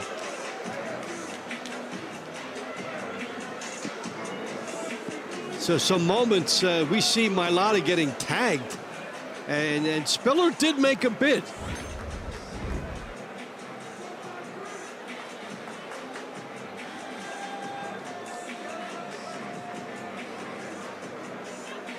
Of this round by the score of 10-9 from the San Antonio Snipers, Zachary Spiller. Dallas leads 173-163. Fans, don't forget the second half of our doubleheader coming up next between the Atlanta for Attack Spiller. and the Houston A story Hitmen. in itself. Round 19 in our Mailata was 118-pound division for the San Antonio Snipers. Spiller deserved it. He took national the aggression. and Pan Am medalist Jury Rodriguez.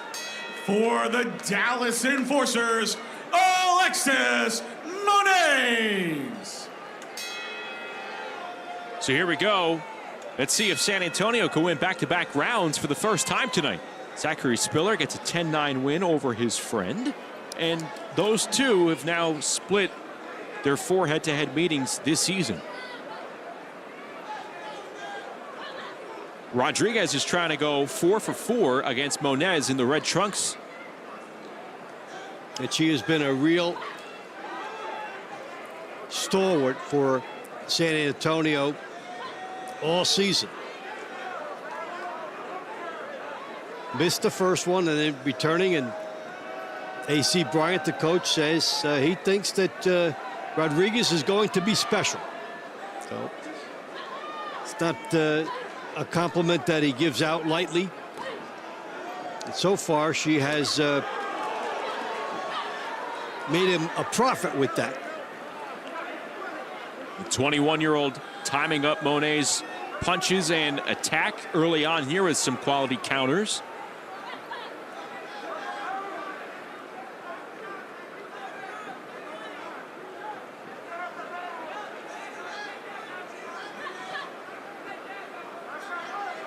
See Rodriguez again keeping the smart distance. Good right hand there by Moniz. Because she shuffled to the left and Moniz anticipated it and cut her off. So Moniz disregarded the hand movement, anticipated the foot movement, and got there with a right hand. And you have to do that so many different times in order to win a round.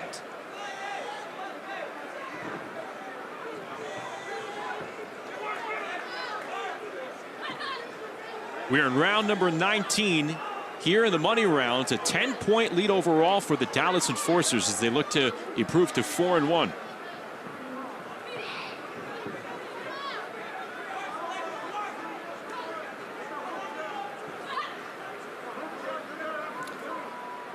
Seen a lot of aggression coming from Moniz in this fight as she's trying to counter, and she's not buying into what's happening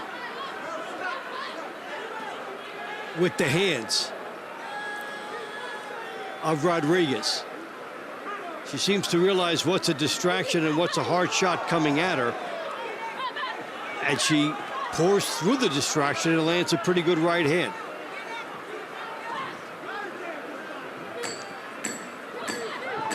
Good left hand landing by Jury Rodriguez. This is a talented 21-year-old, a bright spot here tonight for San Antonio. If Rodriguez got it, she got it late because she was pretty extended. She was pretty extended here. Good finishing statement by Rodriguez after Moniz was having her moments on the inside, but the judges may remember what Rodriguez did at the end. She finished strong. Let's see if it matters.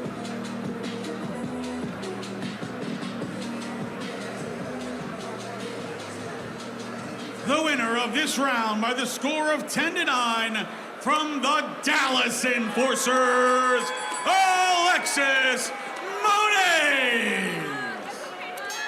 Well deserved for Moniz. You can't disagree with that. To you by Balance of Nature, proud health. Oh, look at this! Extracurriculars between Moniz and Rodriguez. Whoa! They want to go a third time tonight. You wonder what sparked that. Something set Jury Rodriguez off.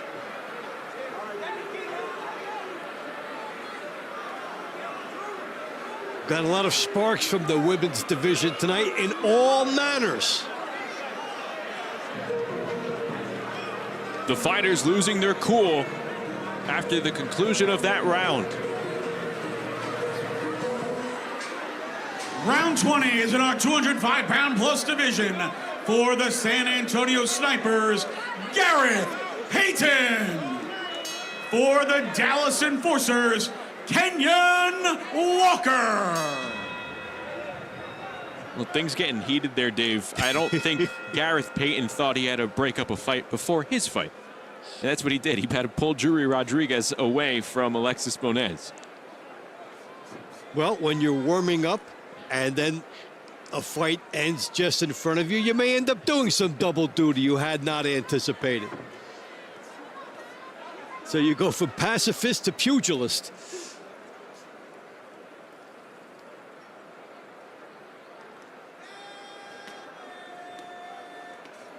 We were saying before we saw that melee, you can't argue with the scoring there. Moniz deserved that, and it has to feel good for her contributing here to what the team's been doing, because it's been a hit parade for Dallas, and now Moniz is part of it. Yeah, and basically grinded that one out with good countering. And then, although Rodriguez rallied late, it was not enough.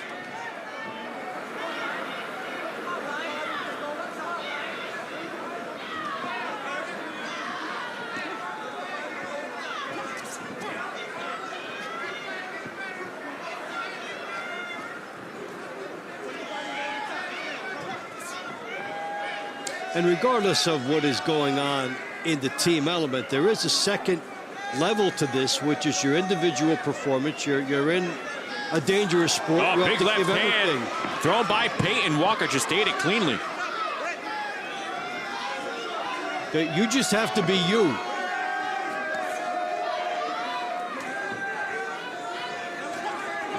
Walker continuing to come forward. Just over a minute to go in round number 20.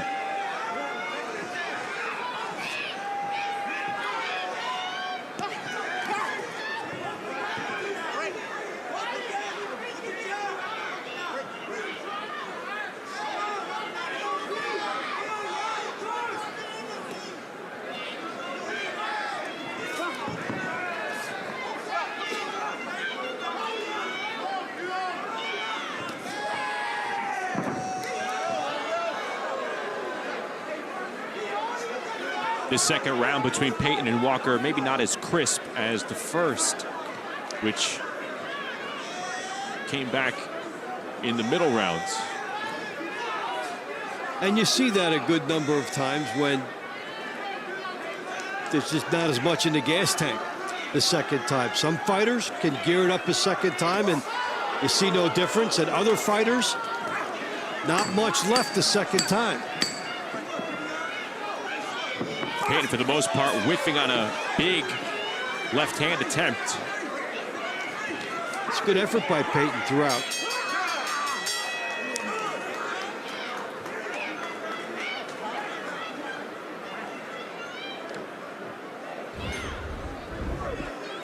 Take a look at Peyton with the big shot of the fight. Set it up nicely, and then he went to the right-handed stance after that and was able to score again. Those were the two cleanest lands of the round. We'll see if they stick. The winner of this round by the score of 10-9 from the Dallas Enforcers, Kenyon Walker. Well, you see it early on the face of Kenyon Walker right there. He thinks he got away with one. It looked like Peyton had done a lot. 193 to 181. Round 21 is in our 199-pound division. From the San Antonio Snipers, multi-time national champion, Adrian Taylor. From the Dallas Enforcers, former world title challenger, Calvin Hot Sauce Henderson.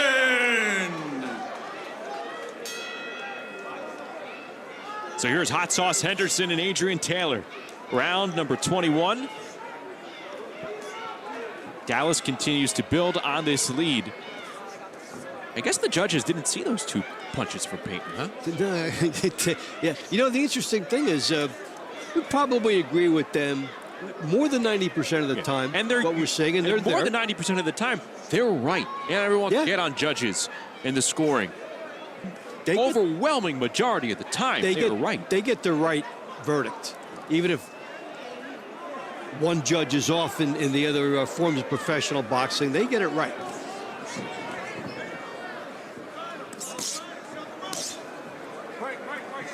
These two faced off in round number 15. Henderson with a 10-9 decision.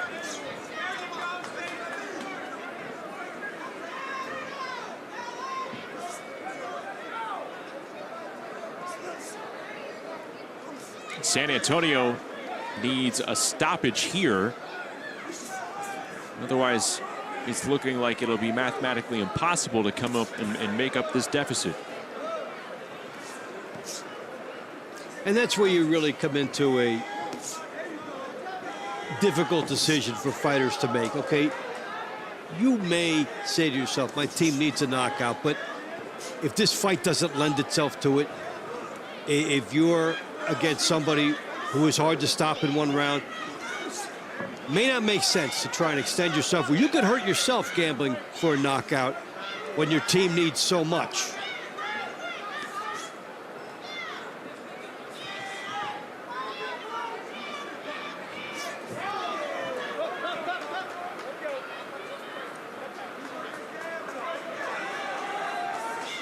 Two 34-year-old cruiserweights going at it here in round number 21. Adrian Taylor in the orange, Calvin Henderson in the red. Dallas with a sizable lead on San Antonio as it looks to improve to 4-1. And bounce back from a tough loss last week against Atlanta. Yeah, this has been, essentially speaking, a virtuoso performance for Dallas. And it's the type of performance a team is likely to build on. It's an emotional roller coaster to think that you're going to compile a good record and show some promise in earlier fights and then get an upset loss last week. But to come roaring back this week makes a significant statement.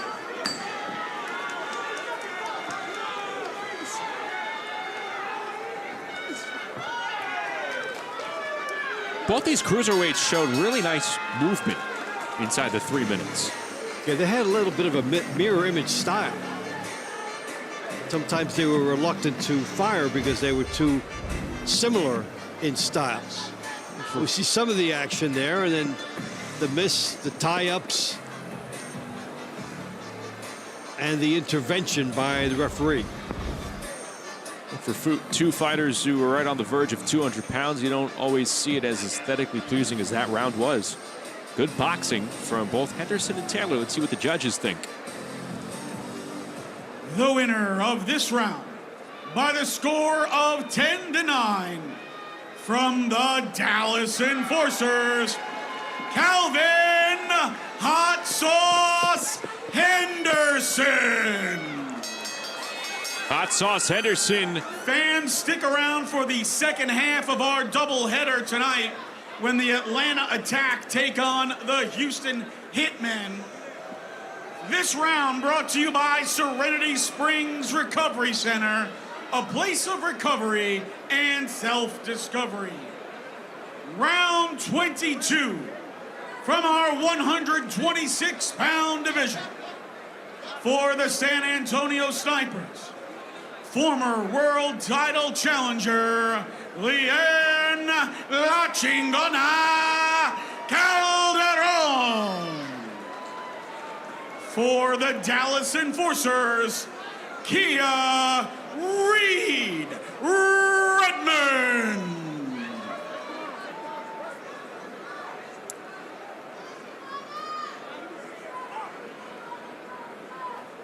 Well, it's all window dressing at this point.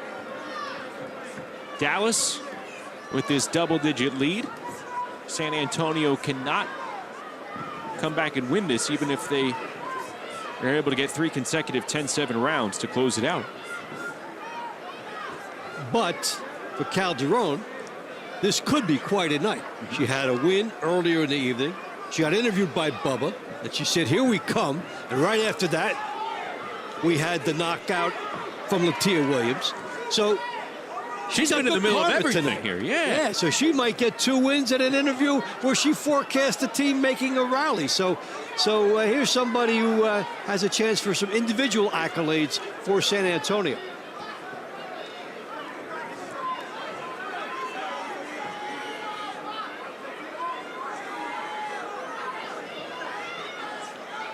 Calderon, 37 years of age, decorated here in the TCL, taking on the newcomer, Kia Reed Redmond. Basically, she's been able to do so far the same thing as in their first fight. Circle away from the power hand. You see her moving to her left, away from the power hand of her opponent. And then sliding some right hands down the chute.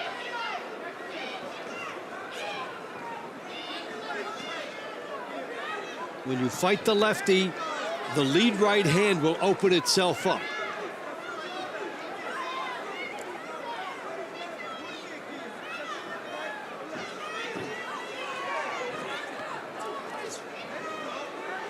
Reed Redmond slipping out of the way of the right hand moments ago.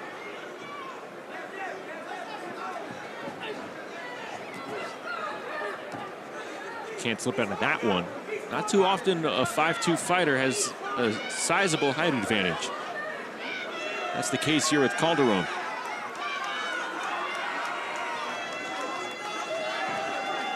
To try to use it here and take advantage of this rare opportunity to have the height and reach advantage, and she has done that tonight. Dallas is taking care of the little things. They've also asserted their strengths. They picked up extra points. And look, they caught some breaks as well. Yeah, with some fights carrying over into other knockouts. But this has been, when it all comes together, a good performance, and then you get the link with some of the good breaks that happen, then all of a sudden you have a landslide type of a victory.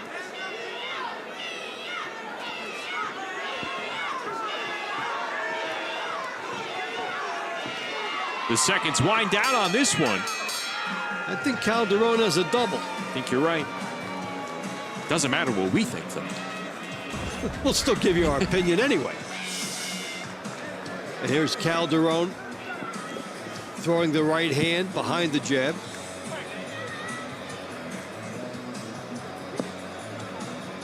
And basically avoiding a lot of shots. Getting a couple of short right hands in. The winner of this round by the score of 10-9 for the San Antonio Snipers, Leanne La Chingona Calderon. Dallas leads 212 to 200. Round 23 is in our 160-pound division for the San Antonio Snipers. Former Texas light heavyweight champion, Corey Snapback Cad. For the Dallas Enforcers, Adolf the Wolf Stevens.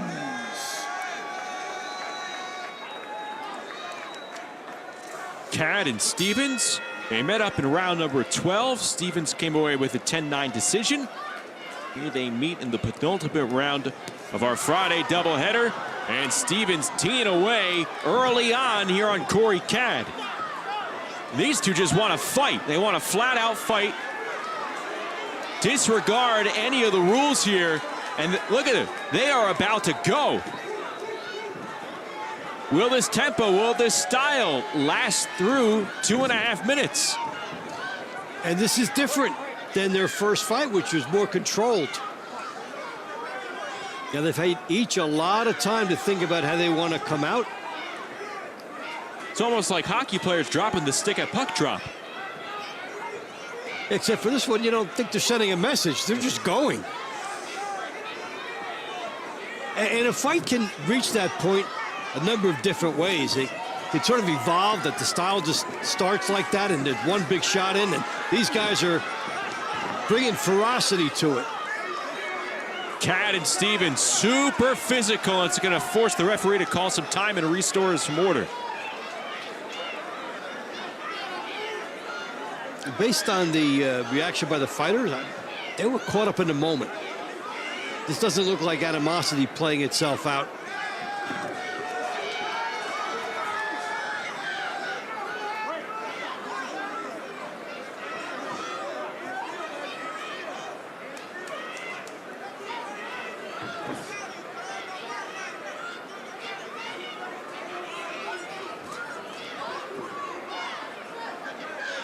Talk about Dallas can have 10 wins.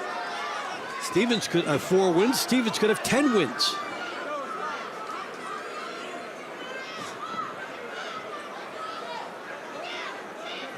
It has been a sensational start to 2025 for Dolph Stevens. And that is not a knockdown. Stevens consistently wins close. That's been his mantra this year, and that's a good habit to get into. Then you have confidence later that you'll be able to win a tight fight in a playoff situation for your team.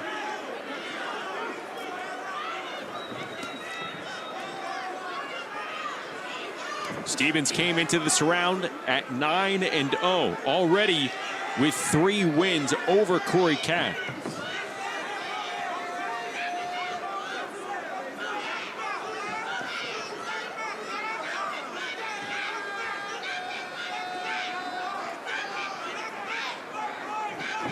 Closing seconds, winding down.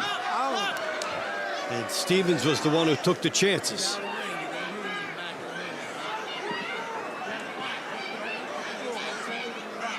That'll do it. Looks like we're going to have major fireworks right at the start of this round. Well, this doesn't look wasn't like Stevens textbook. wanted any part of that hug, by the way. This wasn't textbook, but this is emotion. Sometimes you see technique. This is one where they fought with their hearts and throw technique to the wind.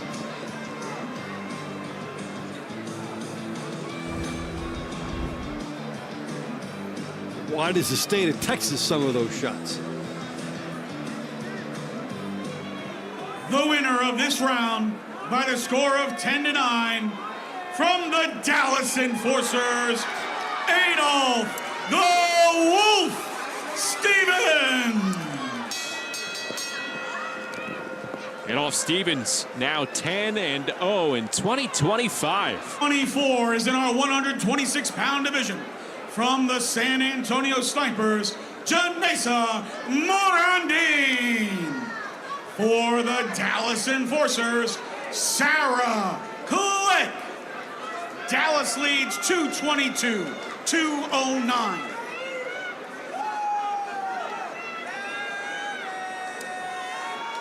Well, this was round number 2 in the launch rounds. It is the final round here in what has been a lopsided event here for the Dallas Enforcers, but Sarah Click and Janessa Morandin, it was a close round number 2. A little bit of surprise that Click came out on top, but that kind of started the string of a dominant launch round. It set the tone.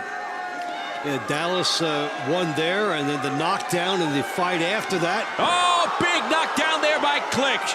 She's going to say, you doubted me in round 2. I'll leave no doubt in the final round. Talking about knockdowns, this is my answer to it. Don't want to leave any doubt here. That was a huge development for Dallas. Sweet shot that got in. Good pump to the body with that left hand by Click.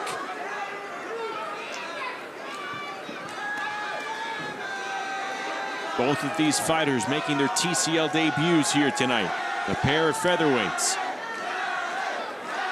And when it is your debut, you come out, and if you get a win the first time, you come out the second time, you might come out with some attitude. There you see the fans in Dallas at Gillies and her team rooting her on, trying to close this show out in style.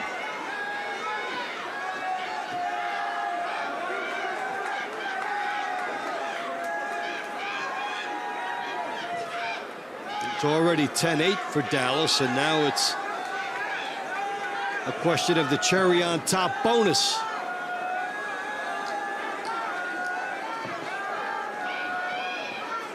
It looks like Click is just going to wait for Morandin to make one false move up, try and figure out her timing, and then strike with a counter. And that's how she got her earlier in the round.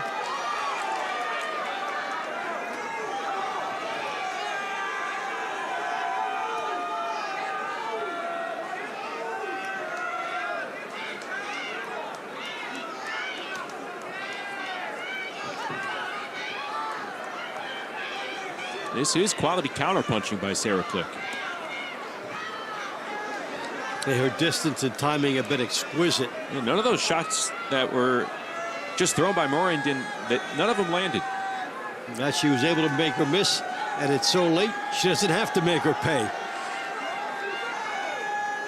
Now she's got an excellent chance. She can get off the jab here. Oh, big right hand rocks Morandin. Sarah Click punctuating a big-time rout for the Dallas Enforcers here on a Friday night. The jab set up that big right hand as she shifted to offense.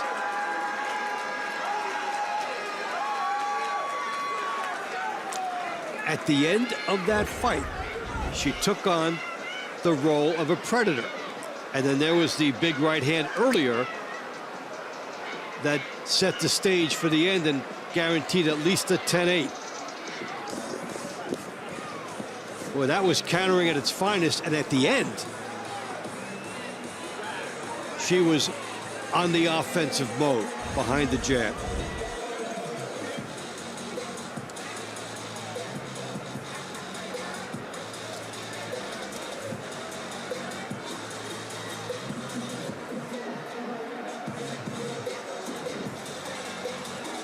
The winner of this round by the score of 10-8 for the Dallas Enforcers, Sarah Click. Your final score tonight, the Dallas Enforcers 232, the San Antonio Snipers 217. We'll be back with our stars of the night in just a few minutes. Fans, don't forget the second half of our Dallas coming away with a big-time 15-point win over San Antonio. They take care of the Snipers in the money rounds. They leave no doubt. Sarah Click closing it out in a strong fashion, getting a 10-8 win over Janeza Morandin. 232-217 the final, as the Enforcers are the first in the TCL to 4 wins on the young season. They win it big time over at Gillies in Dallas. They hold home serve. The Enforcers victorious tonight. Saturday night, it's a TCL doubleheader built for the big stage. First, swagger meets flash as the NYC Attitude takes on the Las Vegas Hustle. Both guys headhunting. Then, defending champs Philadelphia Smoke fight a hungry Boston Butchers team. Oh my! 2 fights, 1 night, all business. NYC, Vegas, then Boston, Philly, tomorrow night on MeritTV. Balance of nature has made a big difference in my life. I joined a CrossFit gym at 65, and it's one of the best things I did, right along with balance and nature. I started taking this product 2 years ago. I'm healthier, I'm happier, I've lost some weight, I've put on some muscle, and I give credit to Balance and Nature for that motivation to get back to the gym. Get 35% off your first set as a preferred customer. Claim this offer by using discount code FIGHT. When it comes to family, I always do what's best. My parents taught me that. That's why I called A Place for Mom. Their personalized guidance was just what I needed to find senior living for Mom. And their advice is free to families. Not just free, invaluable. Our advisor gave us options based on our needs and budget, guiding us to the best decision. I never expected a free service to make such a difference. Our service comes at no cost to your family. Connect with us today. TCL Team Boxing League is brought to you by Climax Moonshine Fire number 32, a drink not only made to tingle your senses with hot cinnamon flavor, but also made to pay tribute to firefighters all across America. This drink will put a kick in your step with its bold, hot smoothness. 232-217, the final. Dallas takes it. Let's have a look at the Fire number 32 knockout of the night. We go to round number 12, where the Rookie of the Year frontrunner, Latia Williams, put on a show again. Yeah, this was a big moment for San Antonio as she takes care of business, provides them their only 10-7 of the night. It got San Antonio back in the match at this time. And I also think it's going to give her one of the stars of the night, which we will soon find out. One of the few bright spots of this evening for San Antonio, as Dallas was able to assert its dominance in this one. But I think you're right, Dave. See a few orange fighter kits. Let's get the accolades going here. Let's go into the ring with Patrick Creighton. Fight fans, our stars of the night. Our third star from the San Antonio Snipers, Latia Williams.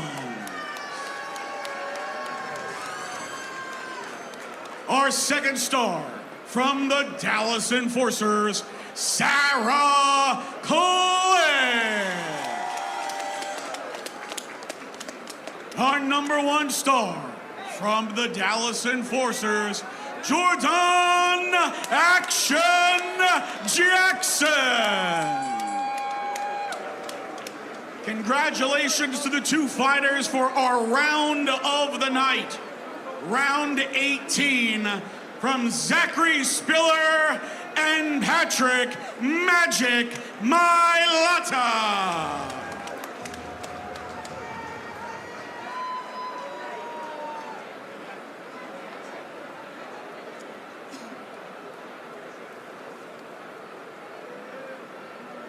What's going on? I'm with one of the stars of the night, Sarah Click. You got it, John. It was your debut. How do you feel about you guys and your performance tonight? I feel amazing. All glory be to God. I pray everything. I put in the work. I have an amazing team behind me. These are my battle buddies. Just like going into Afghanistan, just like going to war, I got my battle buddies. I couldn't have done it without them. With all the support, they're awesome. I love them. Coaches, they're badass. I'm so happy. So with it being your debut and it being a team combat league, it being a team concept, you were talking about your coaches. Do you feel they help you in each round? Do you feel like the coaches and your teammates push you in the rounds? Absolutely. The team, the coaches, everybody pushed me. Everybody was encouraging because I was so nervous coming into it. And the coaches, the team, they were like, yo, don't even worry about it. Everybody was just vibing together in the back room, just hyping each other up and everything. I love that. I love that stuff. You know what I'm saying? It was awesome. Well, congratulations. Amazing night tonight. Great performance. And you guys got the victory. We'll see you next time. And my man Jordan Jackson got the big knockout tonight, put up some points here in hometown Dallas. How do you feel about your performance? How do you feel about what you did tonight? Hey, man, I like to give thanks to Allah. I feel good. We got a great team. We came out and did what we had to do. Were you confused when you didn't have the round later in the rounds, or did you know that punch that you landed may have hurt him a little bit later? Hey, I put two and two together, So you already knew what it was? Yeah, I was ready for some more, though, but, back to the drawing board, we're going to keep going. Keep going strong. Absolutely. Well, congratulations again on beating San Antonio. Great victory tonight, and that was a big pointer tonight. Good job, my man. You got something to say? Yeah, thank you. Free smirk. Free smirk. Free smirk. All right, and we're here with the coach of the night right now. Again, Dallas gets it done. You guys have an impeccable record. You seem to always have San Antonio's number, and you always have the right things to say in the corner. How do you feel about you guys' performance, and how do you feel about those teams that are at the top that you guys are chasing? Believe it or not, we needed last week that loss because success is dangerous too. So we had to make sure that we dial back in and get back locked in and get back focused. So perseverance is key, and we determined we have a good team, we got good chemistry, and I have more leaders in my locker room than, they help me coach. We got so much leaders in the room, and they wanted more than I wanted, so the chemistry was great. So bouncing back was just part of the game. It worked out perfect. So thank God for everything. Absolutely. Thank God for my team and everything. Now, would you go a little bit more on detail? Give us that coach's understanding of what you mean by success can be detrimental like that. What do you mean by that? Because it's easy to get complacent. Right. It's easy to say, I got it. I'm relaxed. We won. We're winning. Yeah, what you feel like your team did? I believe our team did that. And we had a couple of mishaps and stuff like that, and the do with things we have to get done on the business side, so it kind of threw us off. But I have to tell my team, stay focused. Success is dangerous. It didn't work, but they needed that push. They needed that kick in the butt to get back on it. Absolutely. Well, you guys got the victory tonight, and you guys look good doing it here in your hometown, putting a stump hole in San Antonio. Congratulations again, Coach. Absolutely. And you guys here, we're here in Dallas. We got it done. I'm your man on the scene, Bubba Batman Jenkins. We're back to you, studio. You can see us getting it on out here. Let's see it at HOU. All right, Dave, so far, Bubba Jenkins is the fourth star of the night, and there's a full matchup for him to elevate himself, and I don't think that's going to be a problem there. I think it'd be good if he could get over his shyness, though. Bubba, we expect plenty more out of you as the night progresses. But Dallas comes away with the victory, 232-217, a 15-point onslaught for the Dallas Enforcers as they improve to 4-1. First half of our Friday night doubleheader in the books. We're back to talk about it after this. Who doesn't like a good old-fashioned car chase?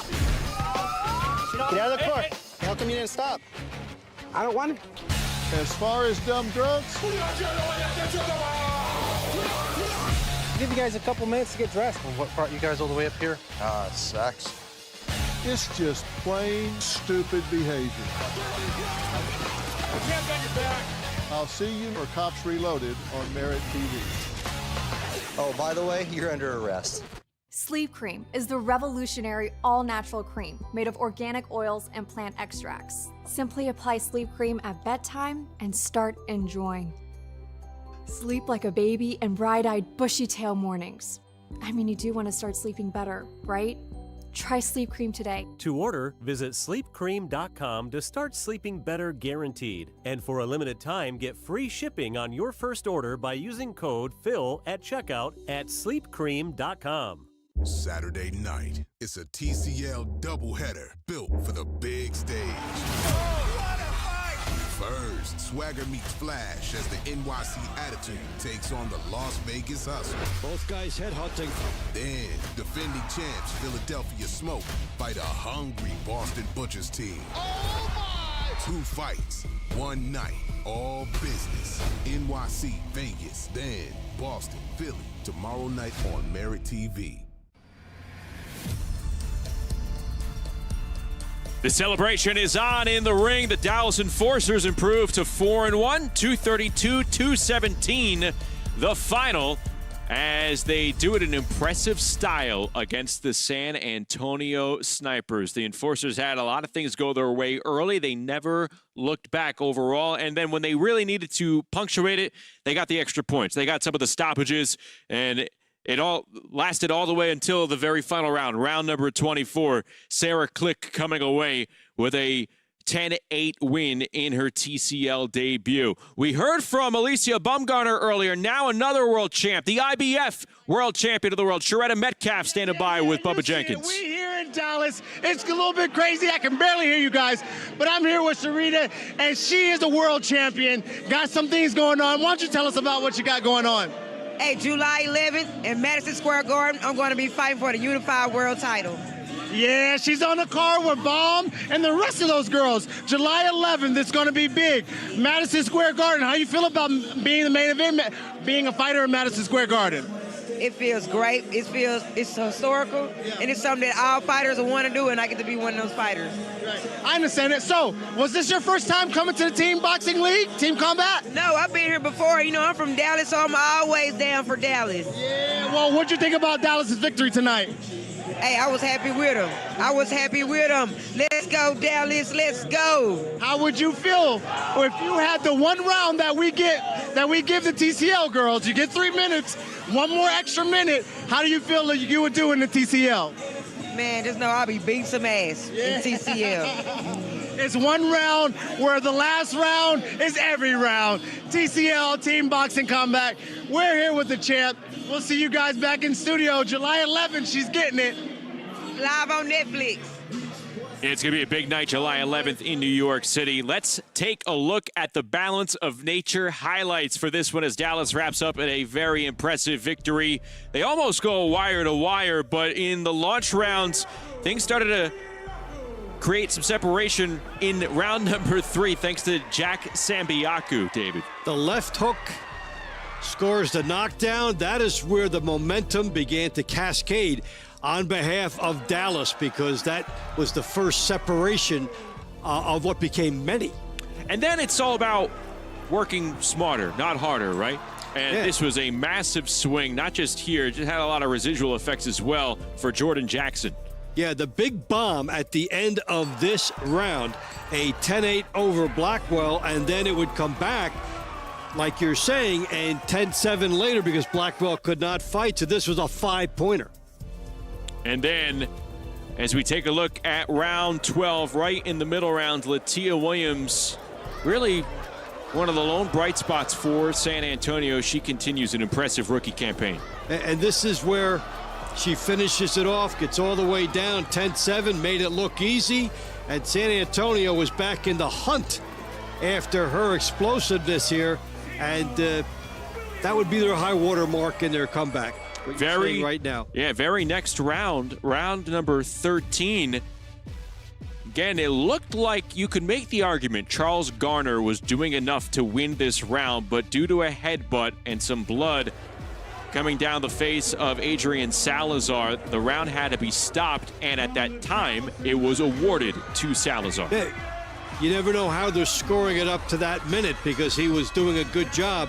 But that was a bad break for San Antonio and stopping the momentum for Dallas. And when you thought in the money rounds, as we take a look at the money round recap, you figured Jury Rodriguez so far 3 for 3 going head-to-head against Alexis Moniz, but it was the veteran fighter coming away with a deserved round win for her and the enforcers. She was aggressive, and she got inside the hand movement of Jury Rodriguez. She didn't pay attention to it.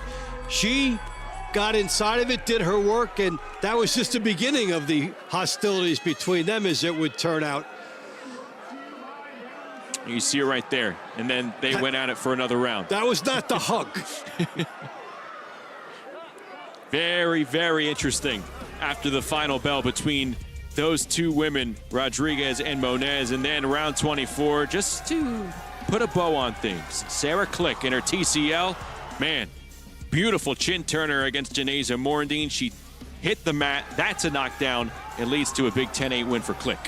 And really part of the human nature, humanizing these athletes. It was her debut. She came up with a victory before, a 10-9, then a 10-8. So coming right out of the box, she comes up with 3 points for her team. She comes up with a 10-9 and a 10-8. And you know that's going to be great for her confidence going forward. Come out of the chute like this and punctuate it and come up with 2 decisive performances like this. And that's why she was so happy afterward. Yeah, it's nice to see Sarah Click, a U.S. Army veteran, had a tour in Afghanistan, and right now she is rolling for her Dallas Enforcers. As we take a look at the latest TCL Team Boxing League standings, Dallas the first to 4 wins. Las Vegas still undefeated, but they now have some work to do if they want to have the top record in the TCL. They have the best winning percentage, but Dallas right now 4-1 after a lopsided win here over San Antonio, who falls 2-1-3. Well, stick with us. That was just the first half of our Friday night doubleheader. Coming up in a few moments, we're right back at it at Gilley's in Dallas. It's the Houston Hitmen and the Atlanta Attack coming up in moments. It'll start at 11:30 Eastern, 10:30 Central. And Atlanta will be looking for its second straight win. Houston will look to get in the win column for the first time. So second half of our action coming up in a matter of moments as Dallas pulls away early and stomps down San Antonio. 232-217, the final at Gilley's. For Dave Bontempo, Bubba Jenkins, our entire TCL Team Boxing League crew, I'm Justin Shackle. Stay with us. We're just getting going. Second half coming up. new again. Pardon the pun. But considering gold has been used as currency since around 550 BCE, it has been on fire the past year. I'm here with Daniel Boston, the founder of Preserve Gold. Why is gold so stable and such a good investment for many people? Take the central bank, for example, the Federal Reserve. They print money out of thin air, and then they take that printed money to go buy hard assets like gold to protect themselves against the very risks that they're creating. So I always tell people, don't do what the big players are telling you to do. Do what they're doing themselves. Yeah, watch what they're doing. That's correct. Okay. If people are interested in investing with Preserve Gold, how do they get started? You can give us a call at our toll-free number, 844-407-6375. You can text Phil to 50505, or you can check out our website, www.drphilgold.com. All right. No way you can miss it. Step into a world of tranquility. Enjoy private accommodations. Let go of distractions and embrace the calm. Start your quiet exploration in jail every weekday on MeritTV. Sleep Cream is the revolutionary all-natural cream made of organic oils and plant extracts. Simply apply Sleep Cream at bedtime and start enjoying. Sleep like a baby and bright-eyed, bushy-tail mornings. I mean, you do want to start sleeping better, right? Try Sleep Cream today. To order, visit sleepcream.com to start sleeping better guaranteed. And for a limited time, get free shipping on your first order by using code PHIL at checkout at sleepcream.com. In a world that's flooded with noise, remember this: the truth doesn't always just show up on the surface. You really have to uncover it yourself. Presenting the facts isn't just a responsibility, it's our driving force. This is the news on MeritTV.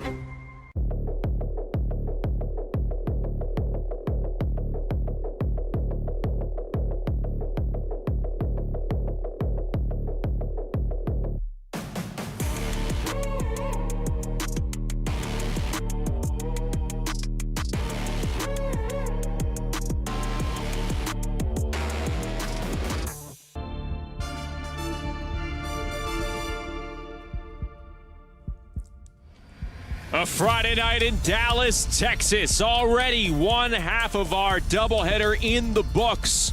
Coming up, it is the Houston Hitmen playing host to the Atlanta Attack as our TCL Team Boxing League doubleheader rolls on a Friday night on MeritTV Sports. Hello again, everybody. We welcome you inside our studios along with Dave Bontempo. I'm Justin Shackles. So we saw the Dallas Enforcers run away in a rout over San Antonio earlier tonight. They're the first team to 4 wins in the TCL, Dave. And, well, for Houston, who we're going to be seeing here against Atlanta, they're just trying to get into the win column. But Houston Hitmen, no slouches. They have not lost a match by more than 7 points this season, so they're a game team. Which is not a lot in this league. 7 points, a couple rounds could get turned around. Now, they look at opportunity that way, and we have the Atlanta team trying to parlay. What they did last week with that victory over Dallas, that was an upset. It got them rolling. Now, all of a sudden, if you're Atlanta, you're saying, we could be 2-2.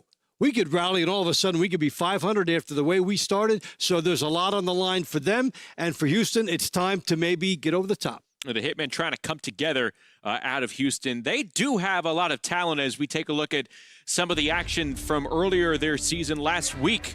In fact, a 225-221 defeat to L.A. But Reynard Talib Jr. was a standout fighter there, picked up 2 wins.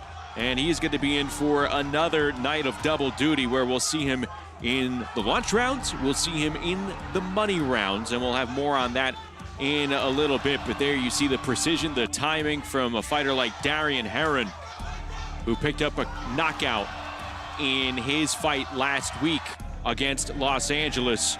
Houston has the talent. They have the tools. They have the pedigree. Houston's a boxing hotbed, especially in the state of Texas. It feels like it could only be a matter of time before they do crack that win column. Again, they enter tonight 0-4. Standing in their way is a team that just picked up its first win of the season in Atlanta. Yeah, so you see that there are some studs for the Houston team. We've seen Talib materialize throughout the year, been a very good performer. And now, when you're close against a good team like Los Angeles, you're thinking this might be our chance. But Ariel Davis has been a staunch performer, and Atlanta getting over the top last week. Ariel Davis has been one of their best performers of the season, and so she'll be looking to get her team off to a good start. Atlanta cracking the win column with a win over that Dallas team that we just saw earlier in the night. 230-224 the final there. 2 weeks ago they fell to Miami, so it took them some time to earn their first win. But again, when you think about the transitive property, this team beat this team, so this team is as good as this team. It's all interwoven here. Dallas's performance makes you think hard about what Atlanta really has based on what we saw last week and earlier tonight. And Atlanta now saying, look at what Dallas did tonight. We just beat them. We're a lot better than we thought we were. And now I think if you're Atlanta, you might be trying to carry some of the Atlanta momentum that you saw Dallas have and say, look what they just did. We can do the same thing. Let's take a look at the most updated standings for you following Dallas's win over San Antonio, heading into our matchup that's about to get underway with Houston and Atlanta. There you see Houston at the very bottom at 0-4. They can even things up with Atlanta, so this is a matchup between two teams aching to get out of the basement in TCL Team Boxing League. Dallas and Las Vegas at the top. We're going to see some teams more toward the East Coast coming up tomorrow night with our doubleheader. But here is a look at the launch round fight card, rounds 1 through 8, for what we have coming up between the 0-4 Hitmen of Houston and the 1-3 Attack of Atlanta. We talked about Reynard Talib Jr. and Amin Mitchell. That is a match that we want to circle because we're not only going to be seeing them here in the launch rounds, they'll come up in round number 20 later on in the bout. This is a big opportunity for Houston in another way. You saw those standings. You get one win, you're right in the pack of teams that can make the postseason. There are 8 teams that are going to be in the playoffs a couple months from now. And even though it's early to be sitting there saying, we need this to get into the playoffs, we need that, but everything has gone wrong for you, and then you get one win, and you're right with the pack. This is a big chance for Houston. Let's take a closer look at Talib and Mitchell, which will be geared up for round number 7 in the launch rounds. There you see the season numbers. Talib Jr., 7-1. He's 12-4 lifetime in TCL Team Boxing League action. And Amin Mitchell coming in at 3-1. Round 7, rounds 20 between these two fighters as we get going from Gillies in Dallas. And Bubba Jenkins was in the ring with a lot of stars earlier tonight, first half of our doubleheader. He was in the ring with some world champions as well. Bubba, what is your take as we move closer to the start of the launch rounds between Houston and Atlanta? Listen, it's going to be a barn burner. We're here in Dallas, Texas, so you know they do it big in Texas. We got Atlanta Attack versus Houston Hitman, and the thing that I'm most excited about is James Earl versus Ryan Martin. Very, very skilled fighters. They both have been in it for a while, and they're both kind of pillars of their team. So I'm excited about that. But also Kobe Madison. I'm an OG. I like the OGs in the game. So Kobe Madison is going to be coming out with it. But Ariel Davis and Samantha Gittathin is going to be a good fight. Samantha was like, hey, you're always talking about Ariel Davis. Watch me tonight. All right, Samantha, we're going to watch you tonight against Ariel Davis. Back to you guys at the studio, because that's what I'm looking for. Fair enough. Hey, it's Samantha's time to shine here. She's fighting twice against Ariel Davis, and it's going to be coming up in the middle rounds and the money rounds. So they're in prime time. They are well positioned to make an impact in this fight. When we come back, it will be the start of the launch rounds. Rounds 1 through 8 as Houston and Atlanta lock horns in Texas.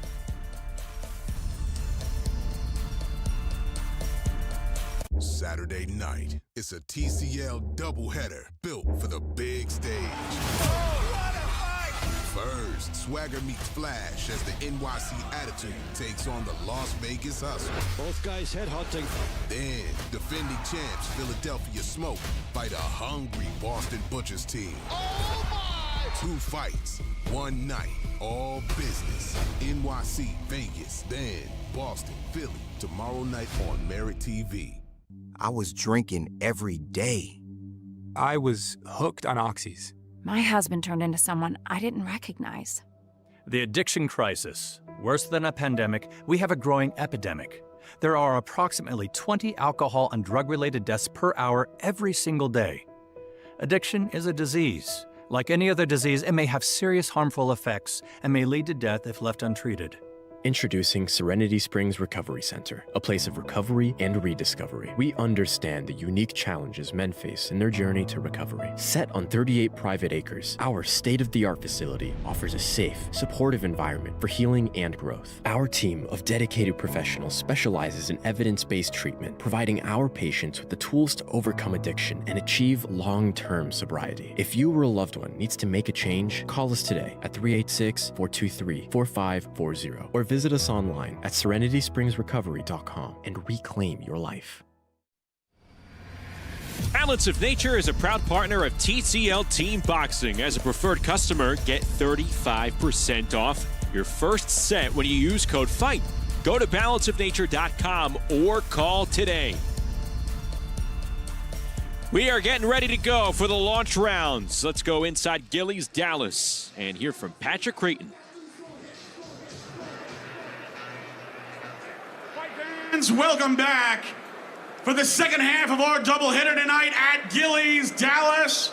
Thank you to the Texas Department of Licensing and Regulation, our program director Greg Alvarez for hosting our event tonight. Thank you to our sponsors, Climax Moonshine Fire number 32, Balance of Nature, Serenity Springs Recovery Center, Hotel Planner, Tim Smith Spirits. Now, the Atlanta Attack!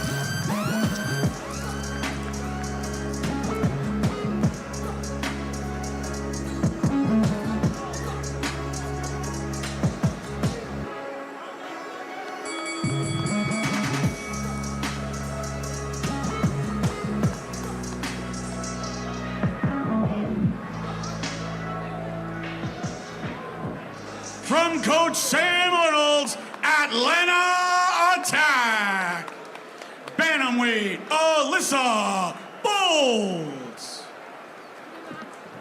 Featherweight Dante Randall,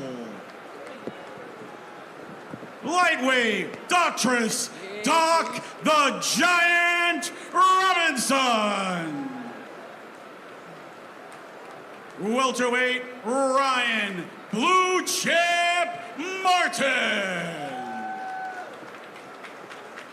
Lightweight Traquan Pettis, Welterweight Javon Big Wolf Davis, U.S. Army veteran Super Welterweight Amin Mitchell, Heavyweight Colby Madison, Super Lightweight Ariel Davis,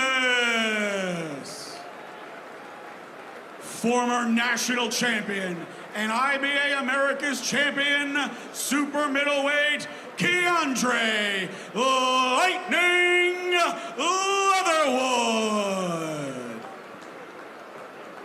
Cruiserweight Jonathan the Reaper Rice, Heavyweight Brandon Glinton,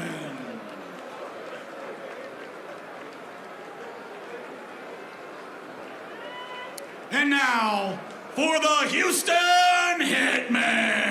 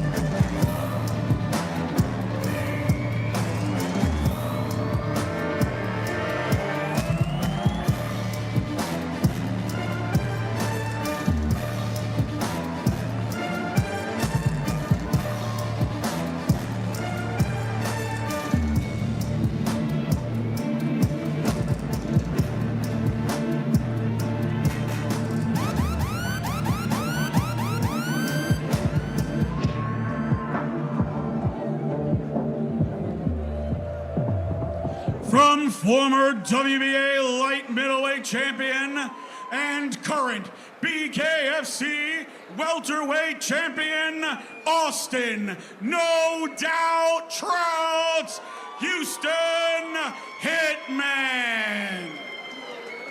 Bantamweight, Raquel Galvin.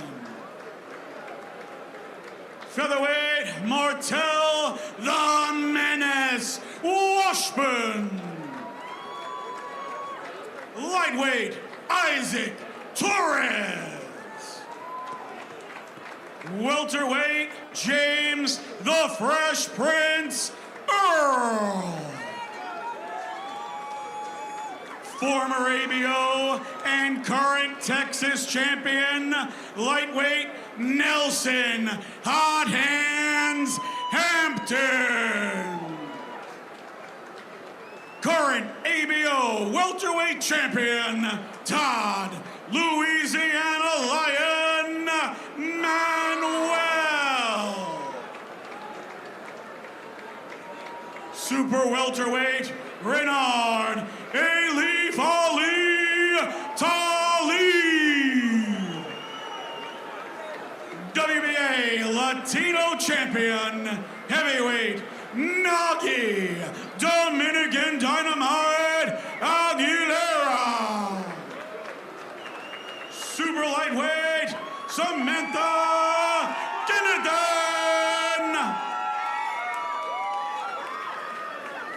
Super middleweight, Jaden Britton. Cruiserweight, Michael Hinton. Heavyweight, Travaris Bear Barnes.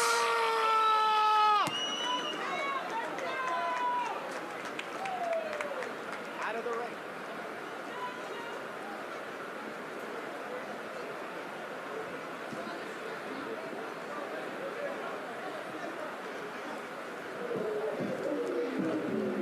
Both teams being introduced. We are moments away from getting started here between Houston and Atlanta. We are going to start at 118 pounds. It's the bantamweights. It's Alyssa Welcome Bolts, to the Raquel launch Galvin. rounds. Our first round is at 118 pounds.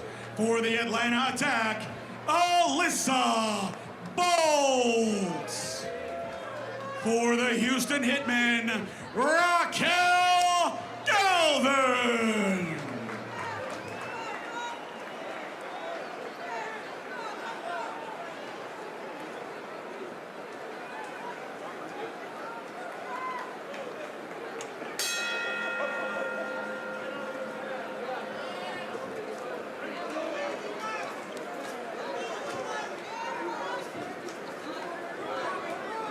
Good start as they mix this up.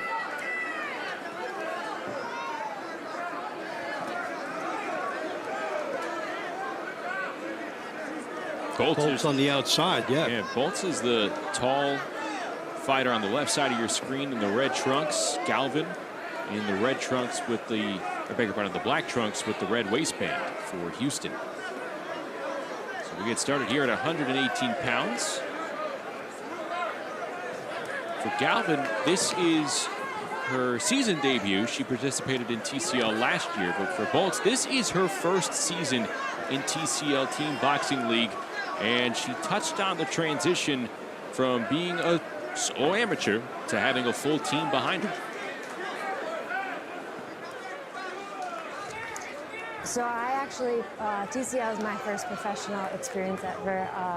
I came from amateur background, about 40 amateur fights, so I don't actually have any professional fights.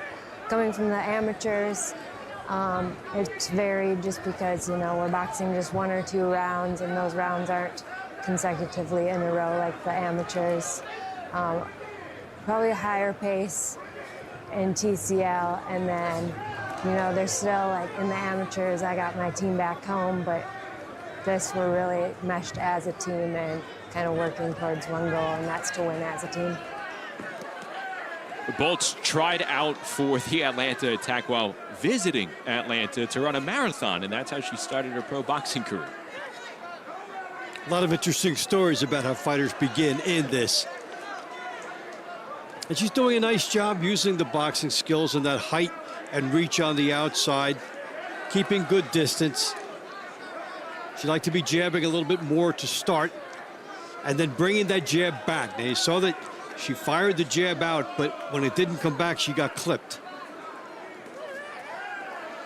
A lot easier said than done, of course, but that is what the coaches preach.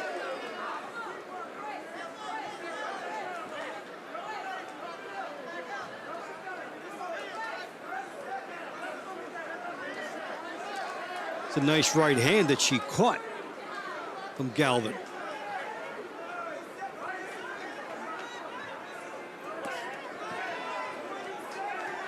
So this has been Bolts having good positioning and fighting where she wants, and Galvin landing some of the better telling punches inside. And those two contrasting elements are going to form the basis of the judge's decision. So a competitive opening round between Bolts and Galvin. Take a look at some of the action between these two gym owners. Both own their respective boxing gyms. Both can pad their membership with some good high-profile performances here on TCL, and they both did a good job. The judges had two different things to choose between. The winner of this round by the score of 10-9 from the Atlanta Attack, Alyssa Bolts. Atlanta leads 10-9. This round brought to you by Climax Moonshine Fire number 32, known to bring the heat. Round 2 is at 126 pounds for the Atlanta Attack, Dante Randall. For the Houston Hitmen, Martel the Menace Washburn.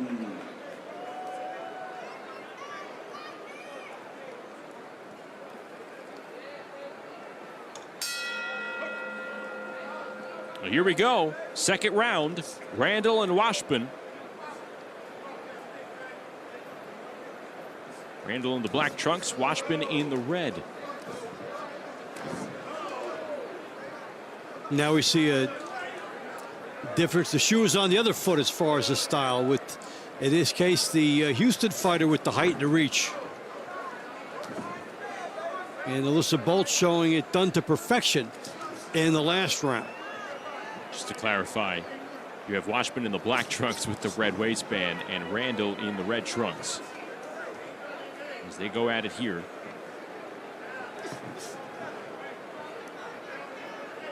Washburn 6-8 in TCL action. Randall 2-3.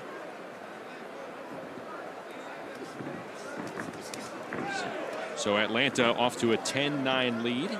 Washburn in the ring now for Houston. Isaac Torres waiting in the on-deck circle.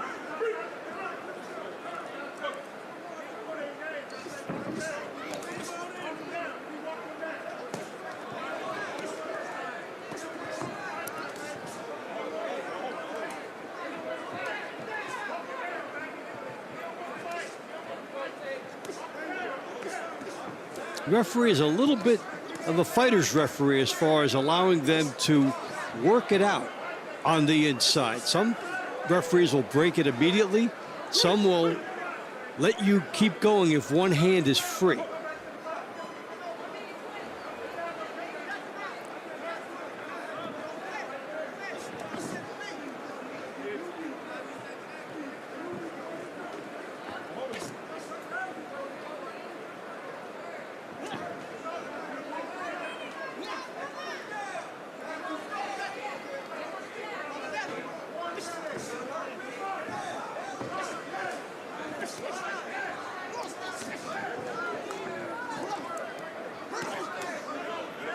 Close range action in the final 45 seconds. This 126-pound round. Well, Washburn has some height and reach to his advantage here, but has chosen the inside route a lot. It sees more opportunity on the inside, and sometimes it does happen. Fighters see something different than what's drawn up.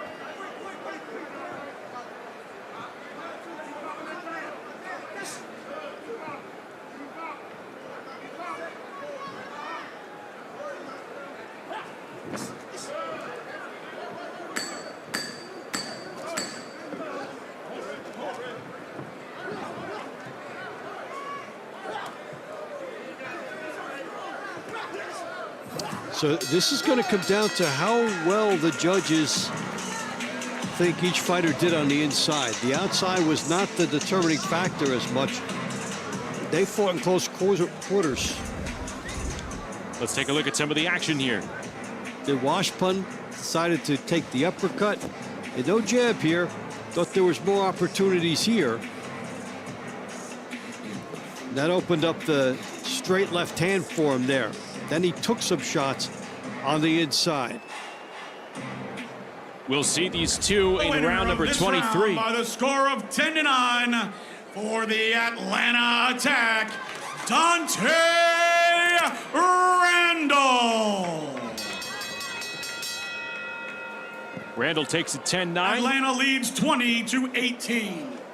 Round 3 in our 135-pound division for the Atlanta Attack, Doctress Doc the Giant Robinson. For the Houston Hitmen, Isaac Torres.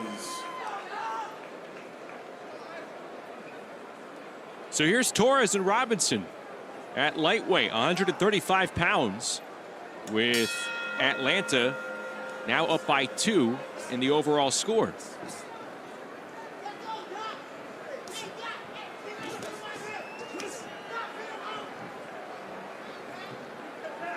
Doctress Robinson in the red trunks, Torres in the black trunks for the Houston Hitmen, who came into tonight 0-4 to start their season.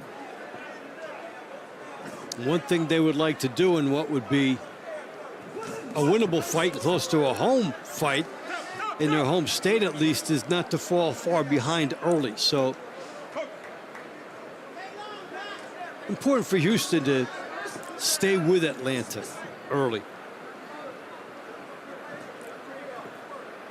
Robinson with 1 win in 6 matches this season.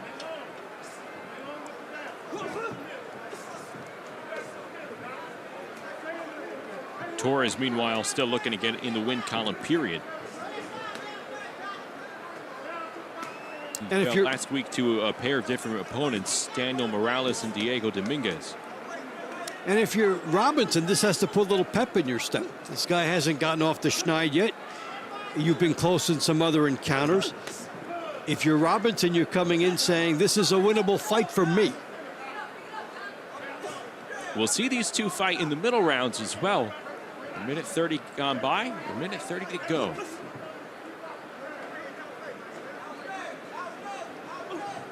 Torres, 33 years of age, at a Main Street boxing gym in Houston, and a lot of these fighters on the Hitman roster, they train at Main Street. It's a famous boxing gym in Houston. Torres won several national tournaments as an amateur. He was an Olympics alternate for Team USA at the 2012 London Games. And so for him, this is one last shot. Let me see what I can do in this league. Place to come, place to fight regularly. Yeah, as a regular pro, 10-1-1. Outside of his own boxing career, he's a pro and amateur boxing coach. Also holds a degree in sports psychology.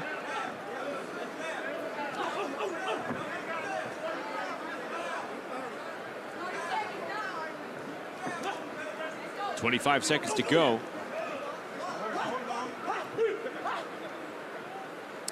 Robinson has been more effective from the outside than his opponent has been from the inside. He's wanted to try and win this behind the jab.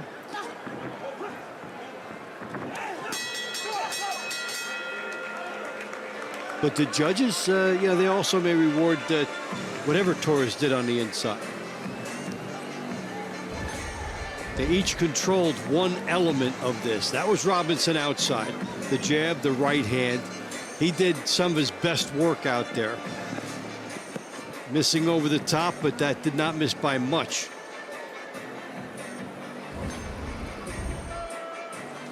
The winner of this round by the score of 10-9 from the Atlanta Attack, Doctress Doc the Giant Robinson. Atlanta leads 30-27. This round brought to you by Balance of Nature, proud health supplement partner of TCL. Round 4 is in the 147-pound division. For the Atlanta Attack, Ryan Blue Chip Martin. For the Houston Hitmen, James the Fresh Prince Earl. Houston digging itself into an early hole here. Will James Earl be able to help them climb out of it? They don't want to get too far behind. Down by 3 now in the overall scoring as Atlanta's taken the first 3 rounds. James Earl in the black trunks and Ryan Martin in the red. Welterweights go at it here in round 4.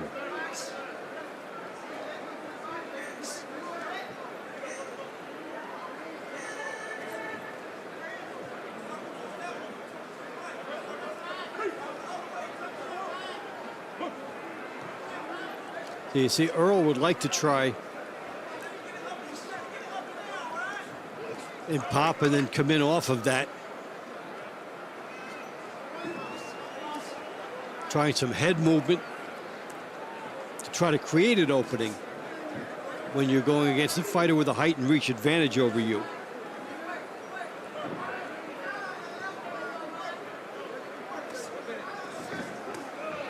Good double hook here by Earl.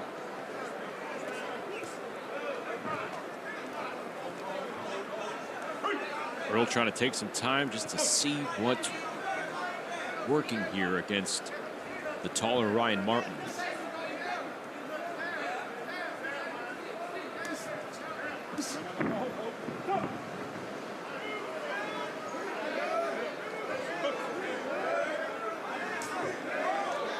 About a minute 20 to go in round number 4.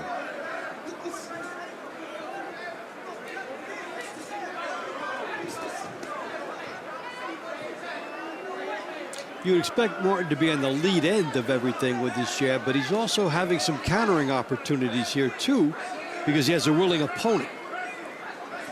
Yeah, without Earl and his activity, I don't know how many punches you would see Ryan Martin throw here. He is waiting and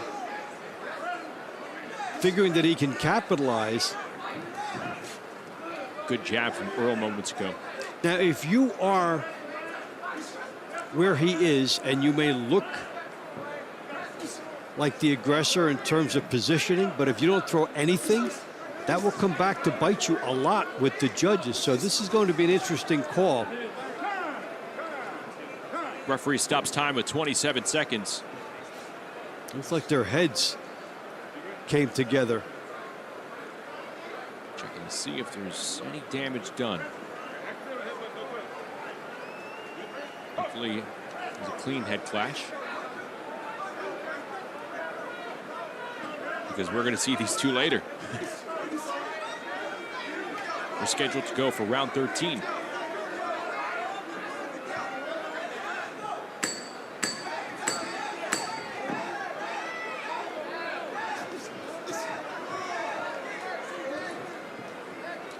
Just based on this style, you know that we're going to see some adjustments next round from Martin. The idea of they're just standing there too long. Looked like he waited for a moment that never really came. He's trying to trap Earl and didn't succeed at it. Couple jabs there. Now this is where we was almost at a dangerous situation. The heads come together, and it's not just that it could end this particular fight, but you get a bad head gash, you might not fight for another month. By the score of 10-9 for the Houston Hitmen, James the Fresh Prince Earl. Atlanta leads 39-37. Round 5 is in the 135-pound division. For the Atlanta Attack, Traquan Pettis. For the Houston Hitmen, former ABO and current Texas champion, Nelson Hot Hands Hampton.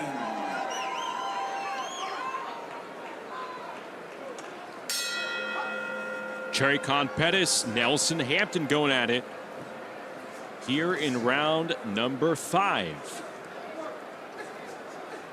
A couple of lightweights. Hampton in the black trunks, Pettis in the all red trunks for Atlanta.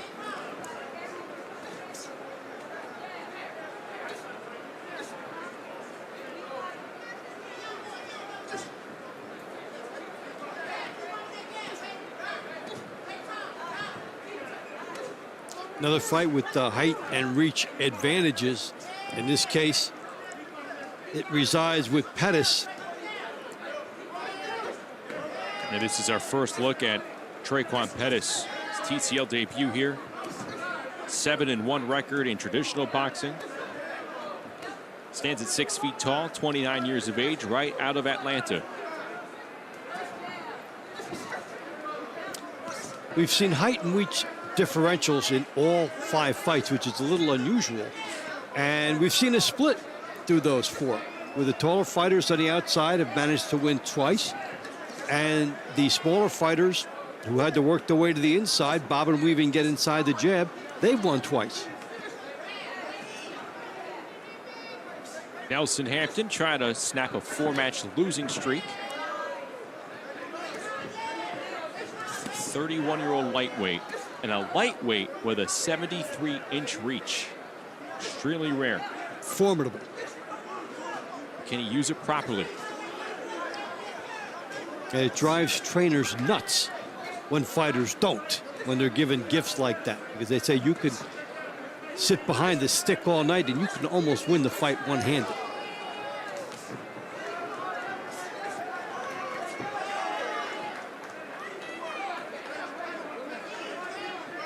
Pettis with a pretty long reach himself. He's got the height. So 2 tall lightweights.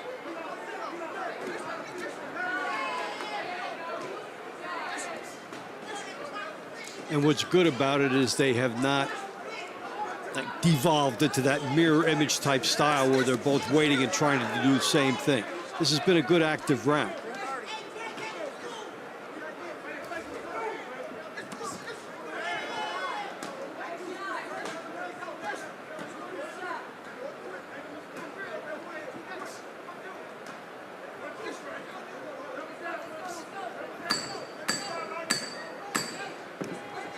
Not so much explosive action out of the gate here in the launch rounds between these two clubs. No, but a lot of good technique being shown by the boxers and the inside fighters who have to try and negate that. Credit them going the other way, trying to time up one another. And like you mentioned, search for the precision. And we're getting a good look at it there from Atlanta as Pettis got through. And this is a good back and forth battle.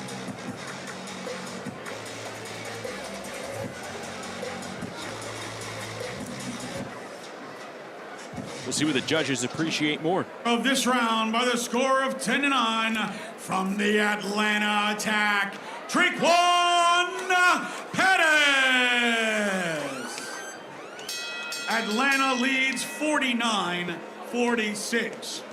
This round brought to you by Serenity Springs Recovery Center, a place of recovery and self-discovery. Round 6 is in the 147-pound division for the Atlanta attack, Javon Big Wolf Davis. For the Houston Hitmen, current ABO welterweight champion, Todd Louisiana Lion Manuel.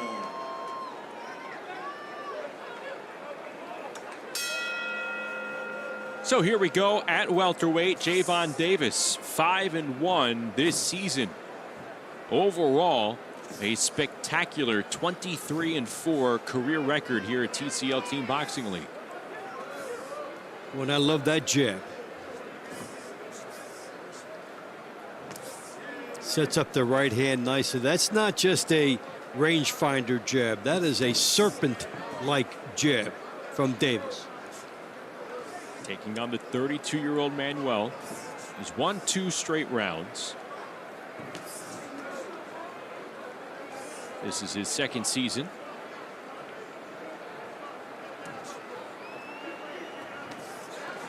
Been a veteran of the fight game, 32 years of age, been a pro since 2009. He's fought the likes of Victor Ortiz, Elijah Garcia, Amanda Stanionis, the former champ, another former champion, Sergey Bohachuk.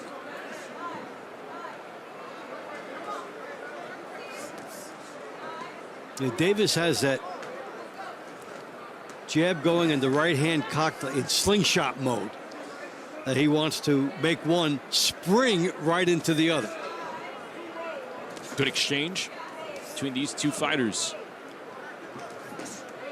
Davis in the all red trunks, Manuel in the black for Houston.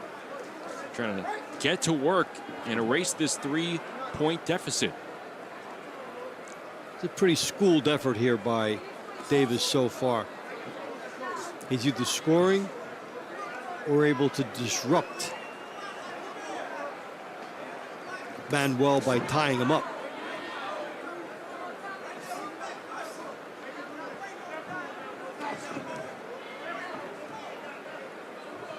We don't know if it'll stand up this way, but so far for 2 minutes, this is what cruise control looks like.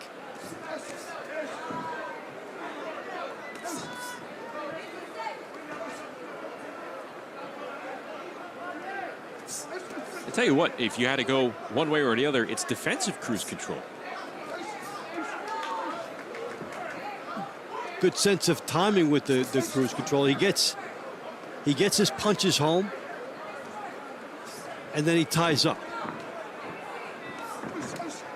Feeling good, looking like he's in a rhythm. Able to afford some time to not show off per se, but a little showmanship. Well, we can call it cruise control for much of the way, and a little bit of slide and glide right now, as this has been very nice performance by Davis.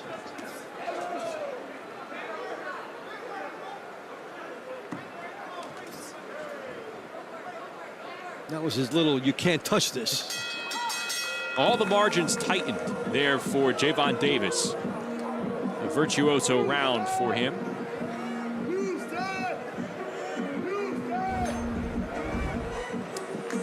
So here was on the outside. I talked about that slingshot effect. That was the jab in the right hand coming right behind it. Then he showed a different look and fired a hook. That's precision you can't teach right there. Nope, that's instinctive. Of this round by the score of 10-9 from the Atlanta Attack, Javon Big Wolf Davis. Atlanta leads 59-55. Round 7 is in the 154-pound division for the Atlanta Attack. U.S. Army veteran Amin Mitchell. For the Houston Hitmen, Reynard Elif Ali Talib.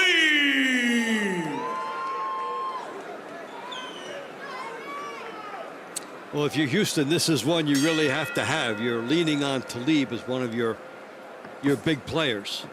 12-4 in his career, 7-1 this season. Reynard Talib Jr. with a lot of weight on his shoulders right now, trying to get his team out of the mud. Off to a sluggish start, down 59-55. Amin Mitchell in the red trunks, coming in at 3-1 here on this season. 5 seems like a big number early on. 3 doesn't seem so daunting. If you're Houston, what Talib could bring you. Yeah, up and down the lineup in all these teams, there are always a couple people that you view as must-haves. And this is one for Houston.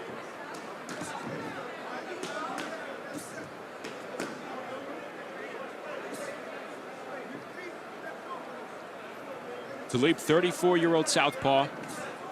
Started boxing about 11 years ago when he was 25. Had some legal issues, spent time in jail. But when he was released, he dedicated himself to boxing.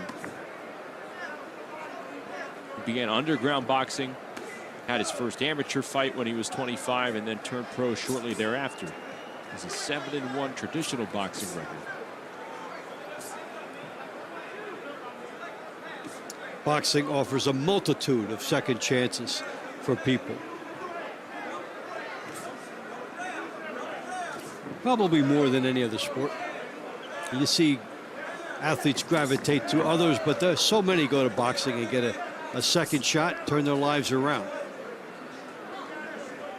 He's trying to turn the scoring around here. 1:05 to go in round number 7 here in the launch rounds.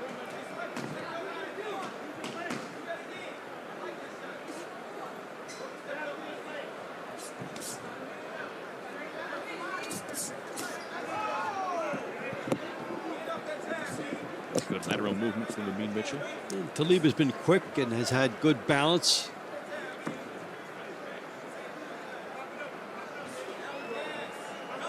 Both fighters know how they want to be setting up things, but they're also schooled enough defensively to know what's coming and not get hit with it. Punching with one another there. 20 seconds to go.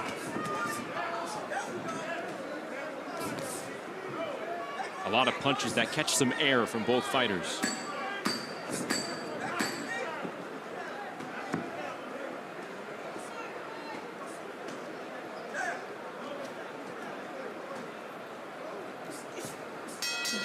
I think Talib helped Houston get out of the mud.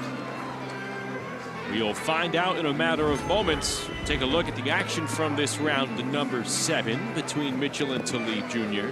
Nice right hook by Talib. Good defensive prowess here to avoid punches. That's where the air punches came in, and he was good enough to avoid them.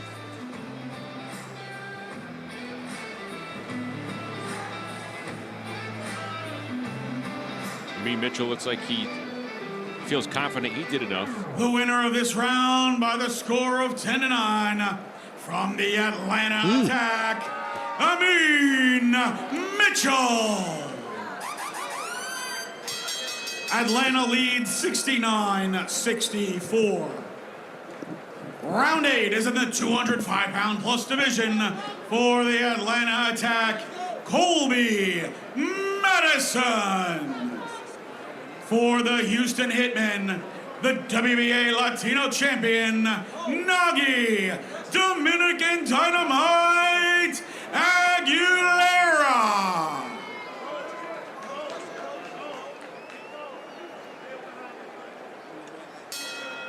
About to start round number 8. It's a 5-point cushion for Atlanta. And one of the fighters that helped the Atlanta Attack to an early lead, Doctress Robinson, standing by with Bubba Jenkins. That's right. I'm here with Doctress Robinson from Atlanta Attack. How you feeling about tonight? How you feeling about your victory? And I want to ask you a little bit about the father concept. Okay, tonight I'm feeling amazing. I'm a little sick, but you know we still prevail through sickness, everything, man. Yeah, absolutely. So you guys got you guys are winning tonight. Yes. The last time we saw you guys came up with a little bit of a victory over Dallas, and so you guys got a little momentum. How does the father being on your team play into you being one of the boxers on the staff? I'm not even gonna lie, man.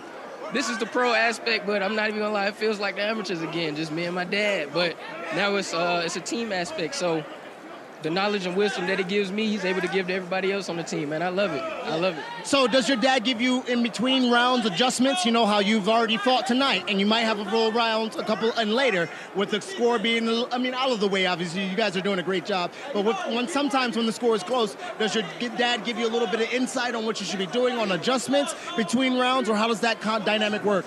A lot of times in between rounds, since I'm in the ring, for the most part, I just go and tell my dad what I see, and he'll just let me know if I'm right or wrong. So I would say, yeah, he does give me a little insight in between the rounds, but, you know, he has his hands full with everybody else. So Yeah, I just give and take and give whatever he gives to me. You know what I mean? I understand. How you guys feel like you're gonna do tonight? Man, this gonna be a clear victory, man.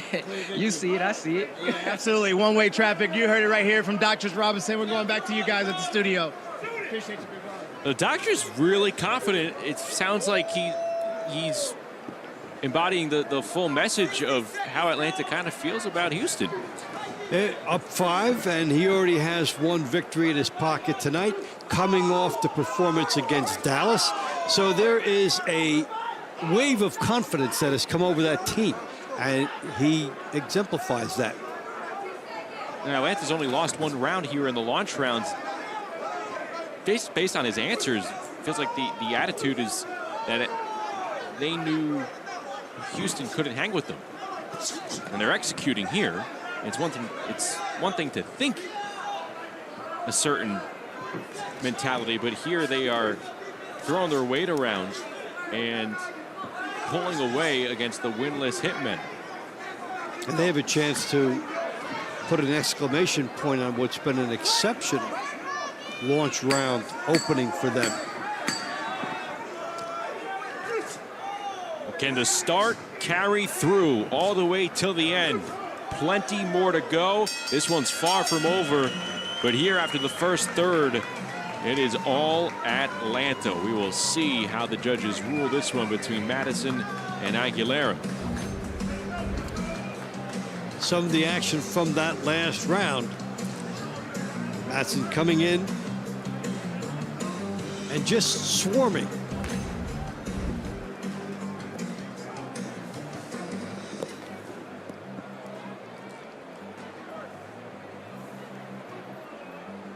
The winner of this round by the score of 10-9 from the Atlanta attack, Colby Madison. Atlanta leads 79-73. This is our first intermission. Atlanta's built themselves a 6-point lead as they take the final 4 rounds. They take the first 3 rounds as well. And they are showing you why they feel like that Houston cannot hang in their wheelhouse. 7 of the 8 rounds won by the Atlanta attack. We'll see if they can keep it going here. Middle rounds coming up. We'll be back to talk about the launch round dominance for the Atlanta attack. They're up 79-73. More when we return with TCL Team Boxing League. I got charged for a stolen vehicle. Time in jail. Witness the unfiltered reality of life on the inside. Then it's the ultimate showdown on the streets. Cops Reloaded. Get on the ground! Jail and Cops Reloaded. Weekdays starting at 4 Eastern on Dr. Phil's MeritTV. I'll take Balance of Nature until the day I die. I really like the fact that Balance of Nature has the ingredients that I enjoy for my own physical benefit. You definitely notice a difference when you take it versus when you don't. It certainly makes me feel more alive. Get 35% off your first set as a preferred customer with free shipping and our money-back guarantee. Claim this offer by using discount code FIGHT. Talk is cheap when it comes to saving our country. We're not just any cell phone service provider. We're Patriot Mobile. It's not enough to simply talk about values. We live them. Defending life, protecting our First and Second Amendments, and celebrating our military and first responder heroes. We're boots on the ground making a difference. We're America's only Christian conservative wireless provider with nationwide coverage on all 3 major networks and 100% U.S.-based customer service. Join Patriot Mobile today and make an impact every time you use your cell phone. They did the crime. Nancy Grace will do the time, analyzing it. Busted. Join us on Crime Stories with Nancy Grace as we investigate missing people and unsolved homicides. Weeknights at 6 p.m., 5 Central on Dr. Phil's MeritTV. TCL Team Boxing League is brought to you by Serenity Springs Recovery Center, a place of recovery and self-discovery. End of the first 8 rounds. It's Atlanta 79 and Houston 73 as we welcome you back into our MeritTV Sports studios. He's Dave Bontempo. I'm Justin Shackle. Well, Houston's 0-4. They dug themselves an early hole. Reasons to believe that they could get themselves back in it just because it's the nature of TCL Team Boxing League. But Atlanta's showing why they are a talented roster that may have just gotten off to a sluggish start to begin the season as a whole. A couple weeks ago, right in the middle, we're talking with Bubba, and he goes, I don't understand this Atlanta team. They got some victories at the end of that match, even though they lost. Looked like there could be a little carryover momentum. We saw it against Dallas, and we're seeing the steamroll here tonight. Now, we had the interview with the confidence factor. There's two ways to interpret that. One, hey, you saw what Dallas did. We beat Dallas. We're going to roll. The other one is when you think you're going to do it, and then you're doing it, you say, we always had them. We always knew. So that's what the combination is. Yeah, now they're coming in at 1-3 here on the season. They're off to a dominant start after taking all but one of the first 8 rounds. Speaking of the launch rounds, let's take a look at the launch round highlights brought to you by Balance of Nature, and we're focusing in on round 5. Traquan Pettis making his debut against Nelson Hampton. And the entire Atlanta story, there was nothing exceptionally flashy. This was just a team up and down that executed fundamentals. We had no stoppages. We had no 10-8s. We just had a team that looked well coached. Pettis gets a 10-9 decision, and then Javon Davis showed why he has been almost automatic his entire TCL Team Boxing League career. And this particular style does fit with the potential to be automatic in TCL. You've got one round. You've got a style like this where you've got an educated jab and you've got that slingshot right hand, and it's all in cohesion. That's a guy that's going to be tough to beat week in and week out. Middle rounds coming up as we take a look at the fight card for rounds numbers 9 through 16. I'll tell you what, Dave, see a lot of repeat names from the first 8 rounds. It's going to be a period of adjustments here for Houston. And we're going to see how they're able to do it, because they weren't really outclassed. They were just out-hustled and out-executed. So they can look at things and say, you know what? We can tweak. We can, let's start doing some things differently. Let's put ourselves in some fights. And you have Ryan Martin and James Earl going at it in round 13.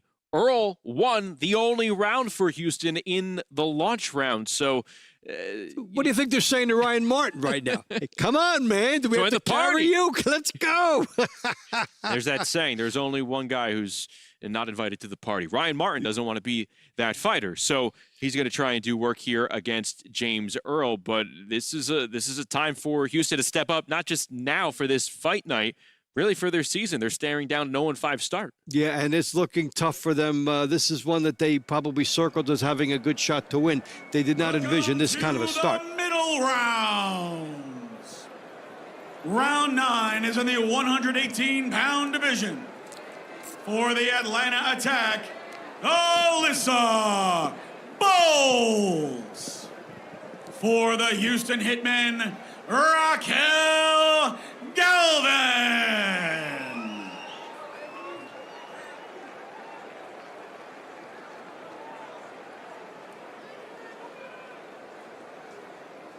So it's the second go-around for Bolts and Galvin. They led off the fight with Bolts taking a 10-9 decision.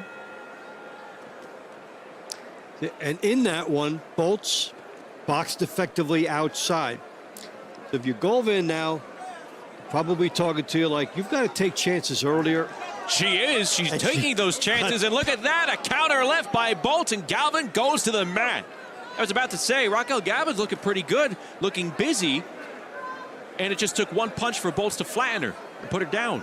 It looked like the referee indicated a slip, though, so we're going to see how that is ruled as we go along, as we didn't see a count. I'll be curious about that one myself, as she was taking some chances. Now, what she has to try to do, how do you beat a fighter that's taller? You have to try to bob and weave. You have to get inside that jab and take the chances, which is, it's risky. You have to go in and be a target to get close enough to punch. This sequence right here by Alyssa Bolts is effectively slowing down Raquel Galvin's punch output.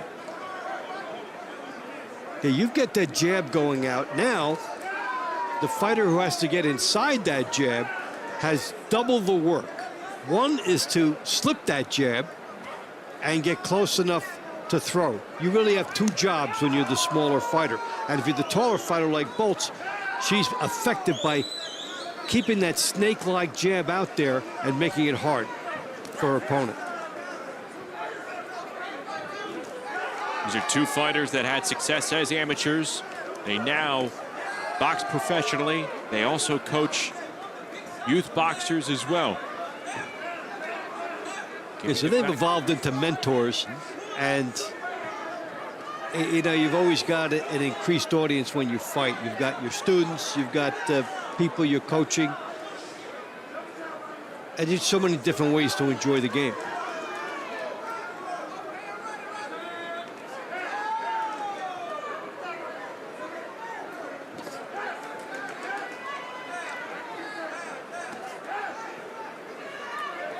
Good job by Galvin rolling with that right hand from Alyssa Bolts.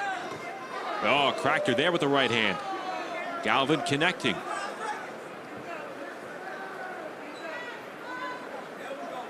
Very good right hand. And Bolts effectively used this jab to offset Galvin's charge. Bolts was able to throw a clean right hand moments ago. Now Galvin is studying, looking for countering, and that would work in a longer fight. It's risky in a short fight. Good combo here from Alyssa Bolts. She's finishing strong. And there's a lot to dissect within this round. We'll see some of the footage on the replay coming up. And entertaining.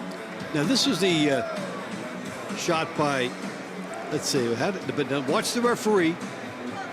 Looked like he waved it down. Yeah, like she may have been in the act of slipping, but there was a punch that was also landed at the same time. Could have been ruled a knockdown. Yeah. I think what is officially ruled, though, was a slip. Let's say we didn't see a count. Now let's see. Oh, man. Okay, the No slip knockdown. is ruled. Okay.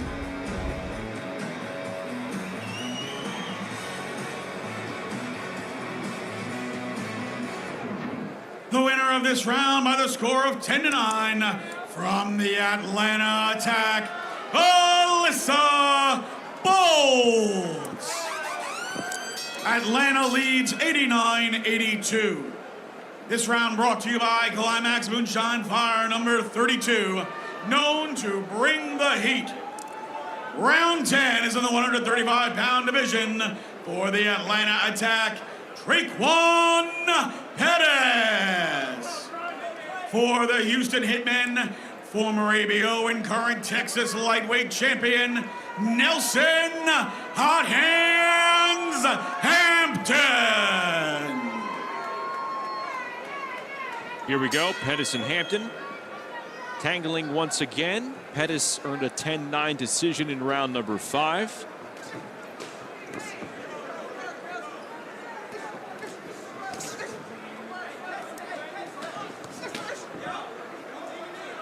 You're just going back to that last round with Bolts and Galvin.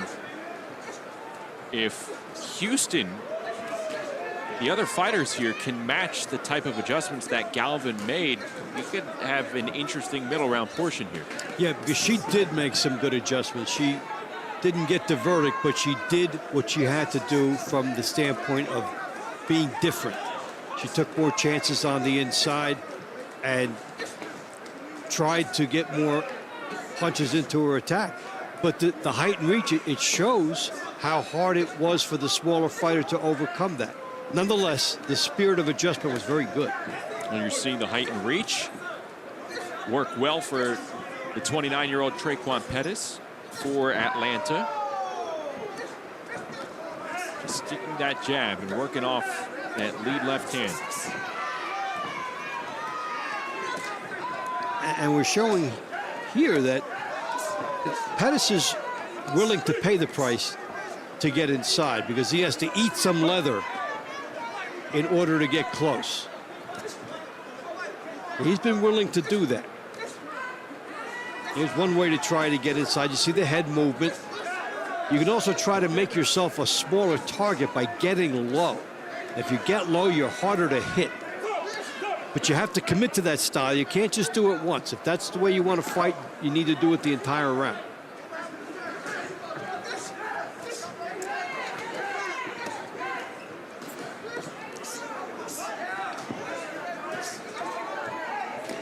One minute remains here in round 10. Pettis is looking for a second win here over Hampton tonight. Atlanta as a team leads it by 7 points.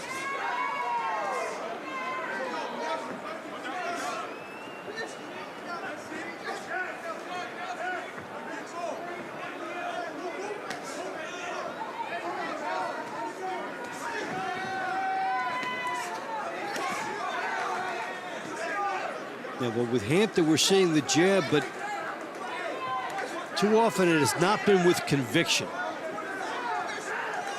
And you can be hit with a counter if it's not a full committed jab.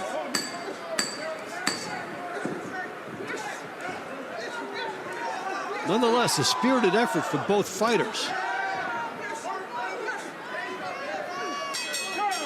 They left it all out. They left nothing out there. Pettis felt like that jab attack was probably enough, as you see the 29-year-old there. One of these fights where both fighters were willing and they both tried, but not as many punches landed as you might have thought would.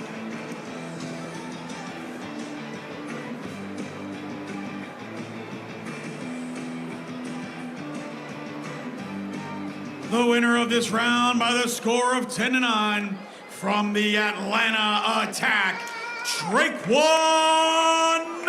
Pettis. Atlanta leads 99-91. Round 11 is in the 135-pound division. For the Atlanta Attack, Doctress Doc the Giant Robinson. For the Houston Hitmen, Isaac Torres. We have Atlanta winners of 6 straight rounds.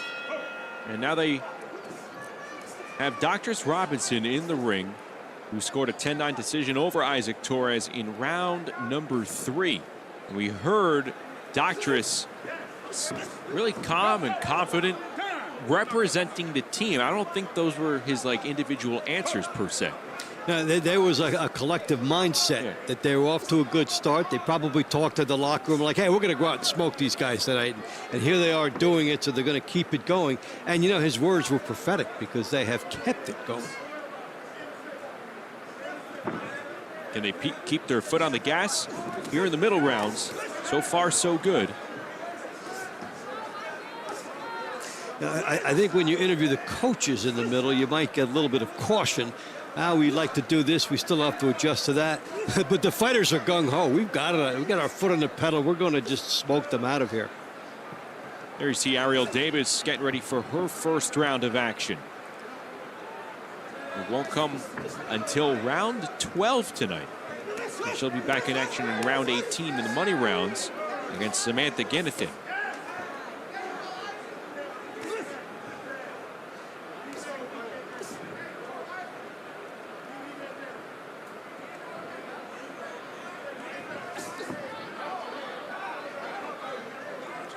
Fighters like Ariel and Samantha Ginnethan, they have to wait later than usual. Yeah, usually we see them in the launch rounds and then the money rounds. This time we're going to see them in consecutive sets.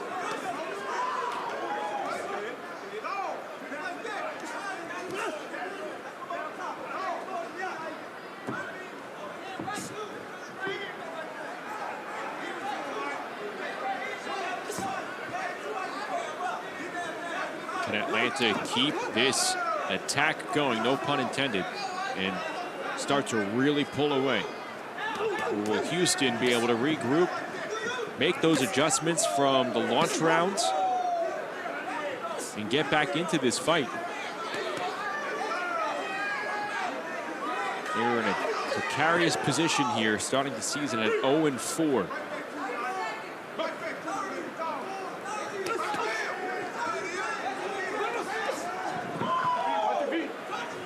Balance for Isaac Torres, saving himself. But Doctress Robinson really in full control here. Yeah, he's backed up his words. combo from Torres. Not all landed, but some did downstairs.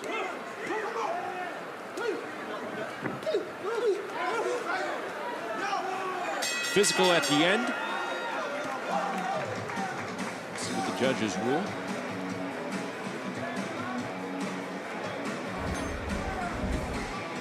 Some of the highlights from that round is a good work on the inside by Atlanta. Houston coming back.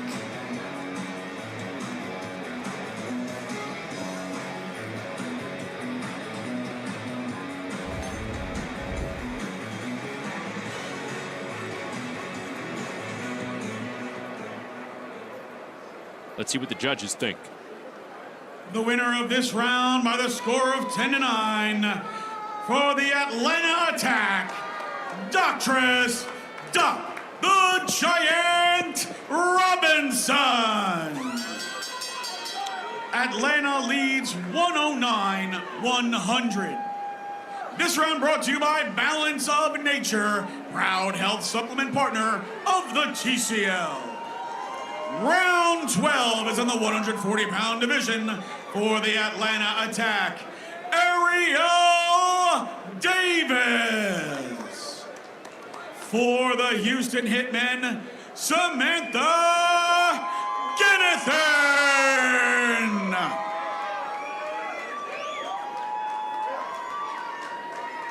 Here is the 5-0 Ariel Davis getting her night started.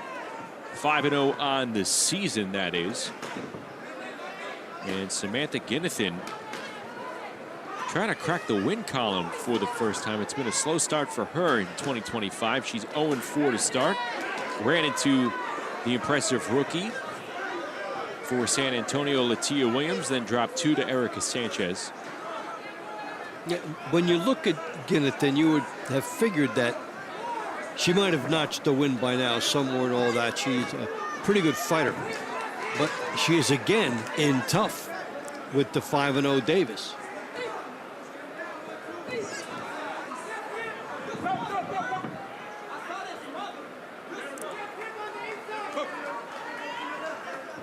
Two super lightweight women. Ginnathan, 34-year-old southpaw out of Las Cruces, New Mexico. Now lives and trains in Houston. And this is a tough start because Ginnathan went 9-2 in TCL action last year, so she's already surpassed her loss total from a year ago. I mean, so she knows there's some talent in there, but it's just one of those years where she's not getting over the top in any of her fights, and it's got a height and reach differential to go against here, and a very smooth and polished opponent in Davis. Four-time national champion as an amateur, Golden Glove national champ. She's a member of the Haitian national team. When you want to look at what separates Davis from some others, look at her balance. Look at how she's always ready to throw the next punch. Look at the power generated through her hips, and always ends up in the right spot. There you go, balance again, ready to go. Whether you land it or not, you're not off balance, you're not getting hit with a counter shot. It's just you want to accumulate your offensive tactics. Ariel Davis with some fans in attendance. She has said that she has the best movement in the league. Well, you have to be very confident to say that. And based on what she's seen tonight, she'll be up there. It'll be a good debate throughout the season. Movement, so the best movement throughout that. And that goes to what I'm talking about with her balance.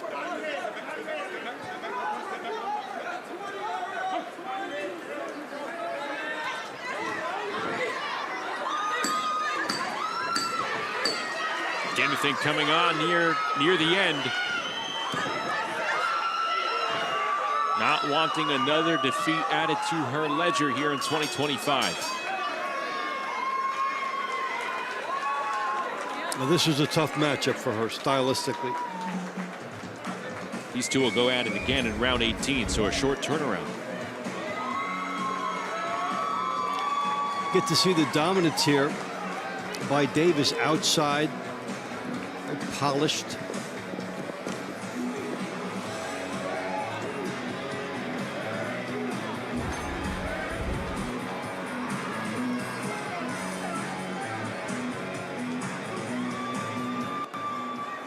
The winner of this round by the score of 10-9 from the Atlanta Attack, Ariel Davis. Atlanta leads 119-109. Round 13 is in the 147-pound division for the Atlanta Attack, Ryan Blue Chip Martin. For the Houston Hitmen, James the Fresh Prince Earl. Well, Atlanta says keep them coming. They've won 8 consecutive rounds. And here is Ryan Martin, the lone member of the Atlanta Attack to not win tonight. He is the last fighter to lose it. The winning streak started after him. So we'll see what he can do here against James Earl, who you see in the black trunks, picked up a 10-9 victory. Now, it's just a 10-point difference because we have not seen a single knockdown or a stoppage here. So, yes, it's a 10-point swing, but if you start seeing some of those occurrences, especially from the Houston side, things can get interesting rather quickly. Yeah, you could get 2 10-8s in a couple of fights, and now it's 6. And then you're alive and you're in it. I think the point where you think you're in it with a shot to make a run might be like about 4 points. So their objective would be to try to cut into this margin before they get to the money rounds. And this is the guy that's won their only fight for them. So this is the good time for them to have that thought at least. Yeah, if you're in the corral, if you're Houston bunched up together as a team, the mentality's probably something as along the lines of, hey, let's just cut it in half. And can we just get one win? If we get one win, we can build on something.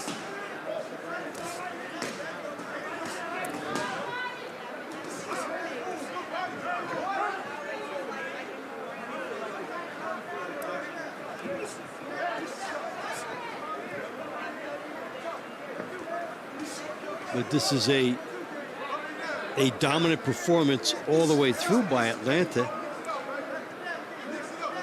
And you've got Martin trying to get through those defenses of Earl.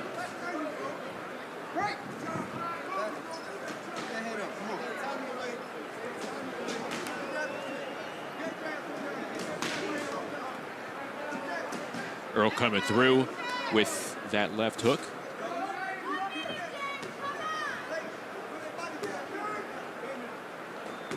If Ryan loses, you know how they're going to ride him after this? He have to answer to the razzing of his teammates.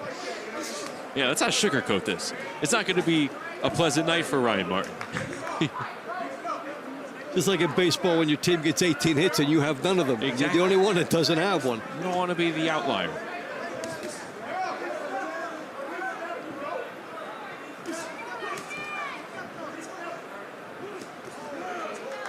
Body shot from Ryan Martin.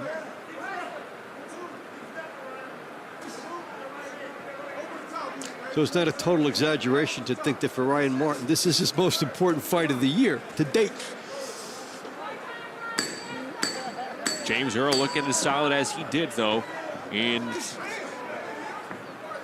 round number 4 earlier tonight.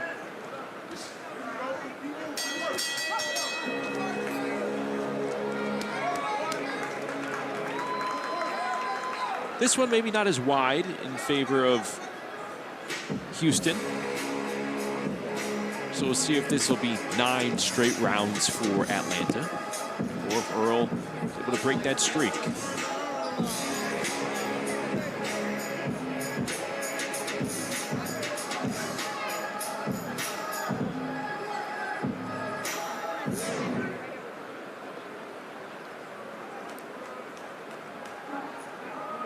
This round by the score of 10-9 for the Houston Hitmen, James the Fresh Prince Earl.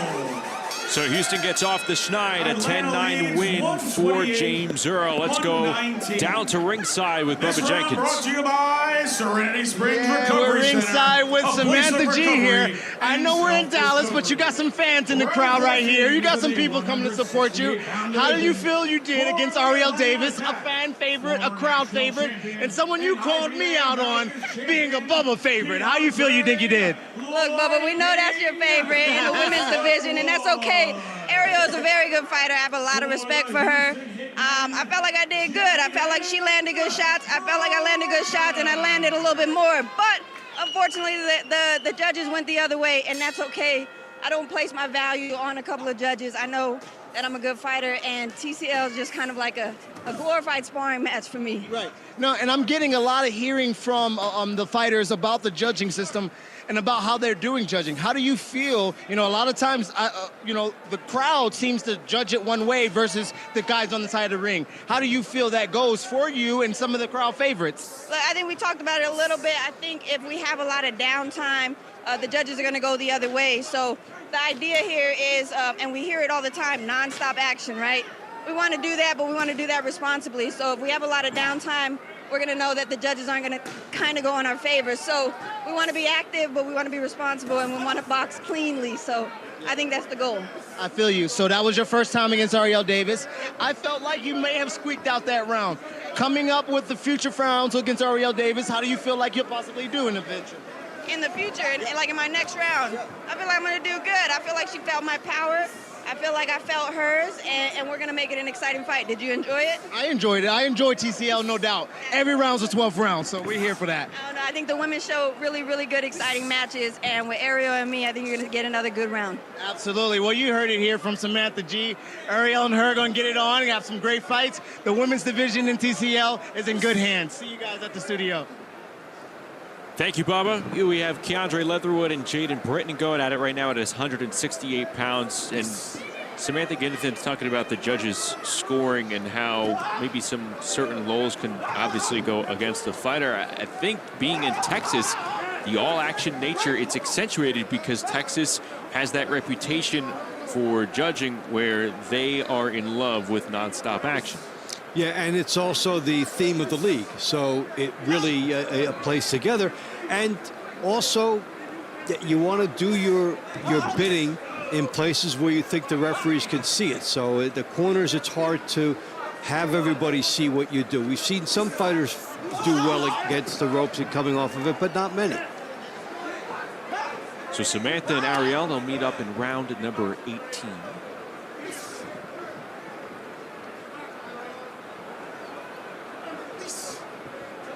Now the pressure's on Keandre Leatherwood to start a new streak here.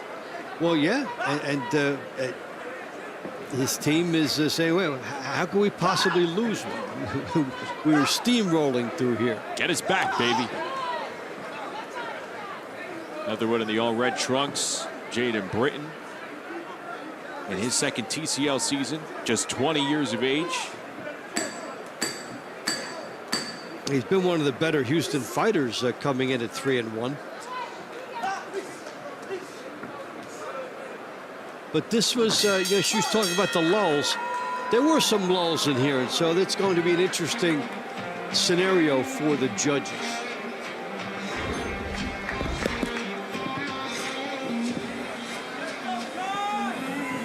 Some good moments here on the Atlanta side by Leatherwood. Did the judges think they saw a lot of that with him being on the attack?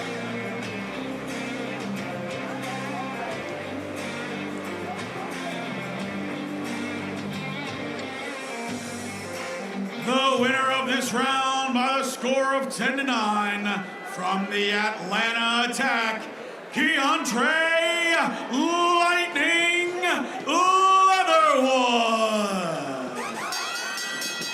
Atlanta leads 138-128. This round brought to you by Balance of Nature, proud health supplement partner of the TCL. Round 15 is is in the 199-pound division for the Atlanta Attack, Jonathan the Reaper Rice. For the Houston Hitmen, Michael Hilton. Here we go between Hilton and Rice. It is round number 15 after Keandre Leatherwood picked up his third round win in a row, outpointing Jaden Britton. And Atlanta is back up by 10. Well, it's the Atlanta Attack against the Houston Earls. Both wins coming from James Earl for Houston. Otherwise, a complete sweep by Atlanta. Michael Hilton in his second night of action in 2025 here in the TCL. He's lost 3 in a row dating back to last year.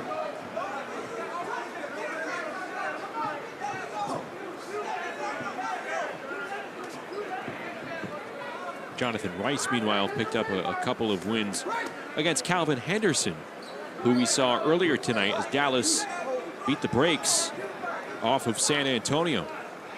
15-point win for the Dallas Enforcers. They're 4-1 now. Atlanta's trying to pick up back-to-back wins after beating Dallas last week. And Houston is trying to avoid dropping to 0-5 to start this season. And the significance for Atlanta, you're right back in the thick of everything in 2 weeks.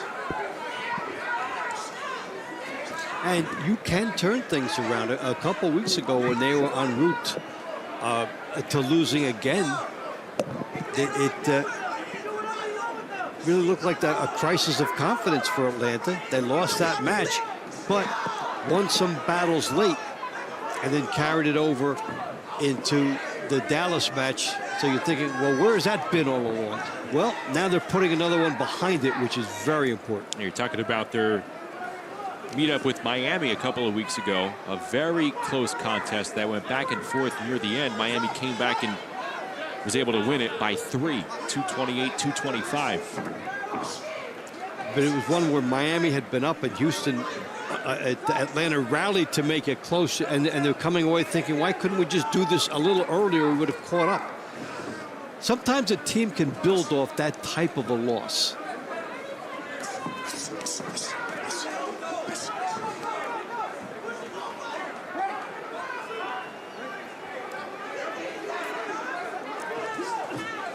Rice and Hilton scheduled to finish off the show in round number 24.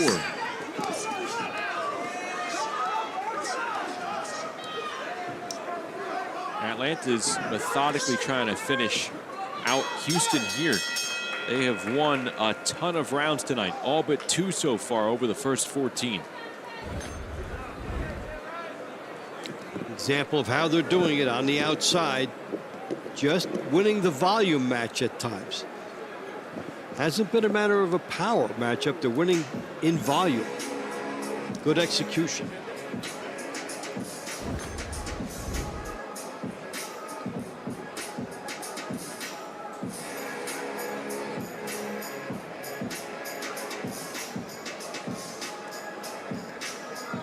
The winner of this round by the score of 10-9 from the Houston Hitmen, Michael Hilton. Atlanta leads 147-138. Round 16 is in the 205-pound plus division for the Atlanta Attack, Brandon Glanton. For the Houston Hitmen, Travaris Bear Barnes.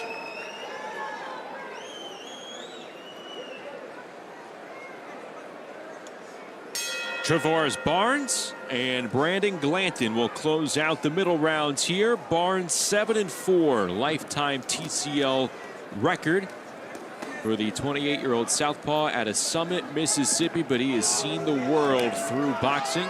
Sweet Science has brought him to multiple countries, and it's also brought him a ton of lessons in life.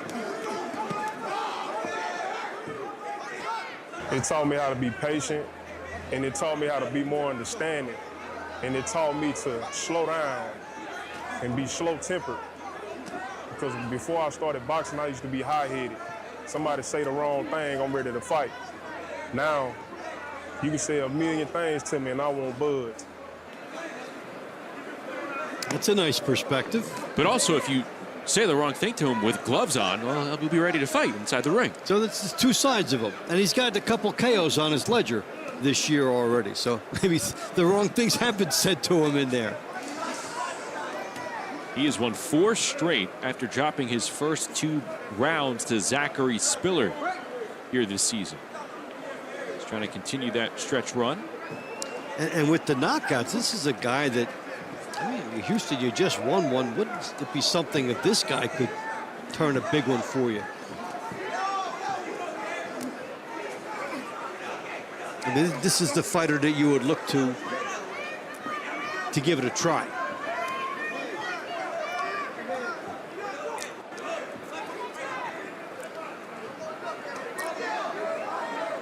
Brandon Glanton on the other end, making his 2025 TCL debut. Spent a lot of time in the league last year. Went 3-2. Here he is again out of Riverside, California. Originally from Atlanta.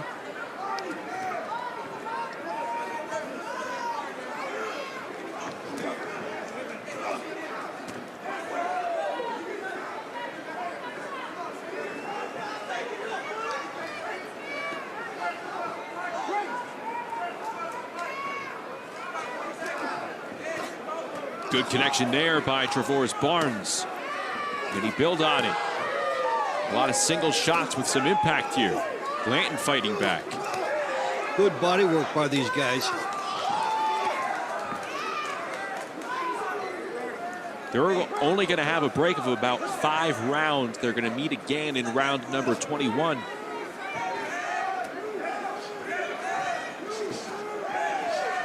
I could go for a second serve in this type of action. It's pretty good.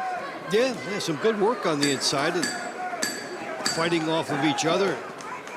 Really trying to set up shots on the inside.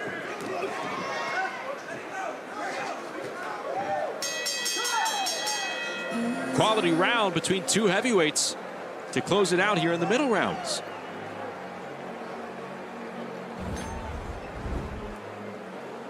Well, this was the phone booth warfare. Up in front,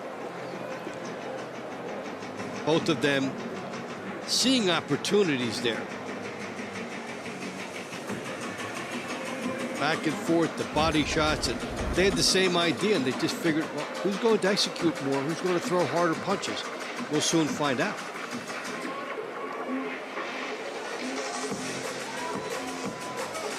The winner of this round by the score of 10-9 from the Houston Hitmen, Travorce Bear Barnes. A double for Houston. They've won 3 out of the last 4. 156 to 148 as we enter our second intermission. TCL would like to thank our sponsors tonight. We are through 16 rounds, and there have been no knockdowns or stoppages. And as we head to the money rounds, Houston's won 3 out of the last 4. Could they make it even more interesting? Can they pull even closer? 156, 148.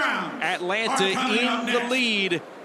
But when we come back, we will have the money rounds. We're not going to just tell stories.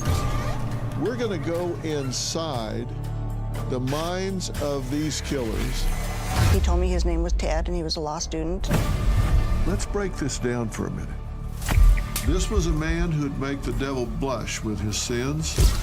I want you to walk in the shoes of both perpetrator and prey. mystery, and murder. Subscribe on your favorite podcast service. I was drinking every day.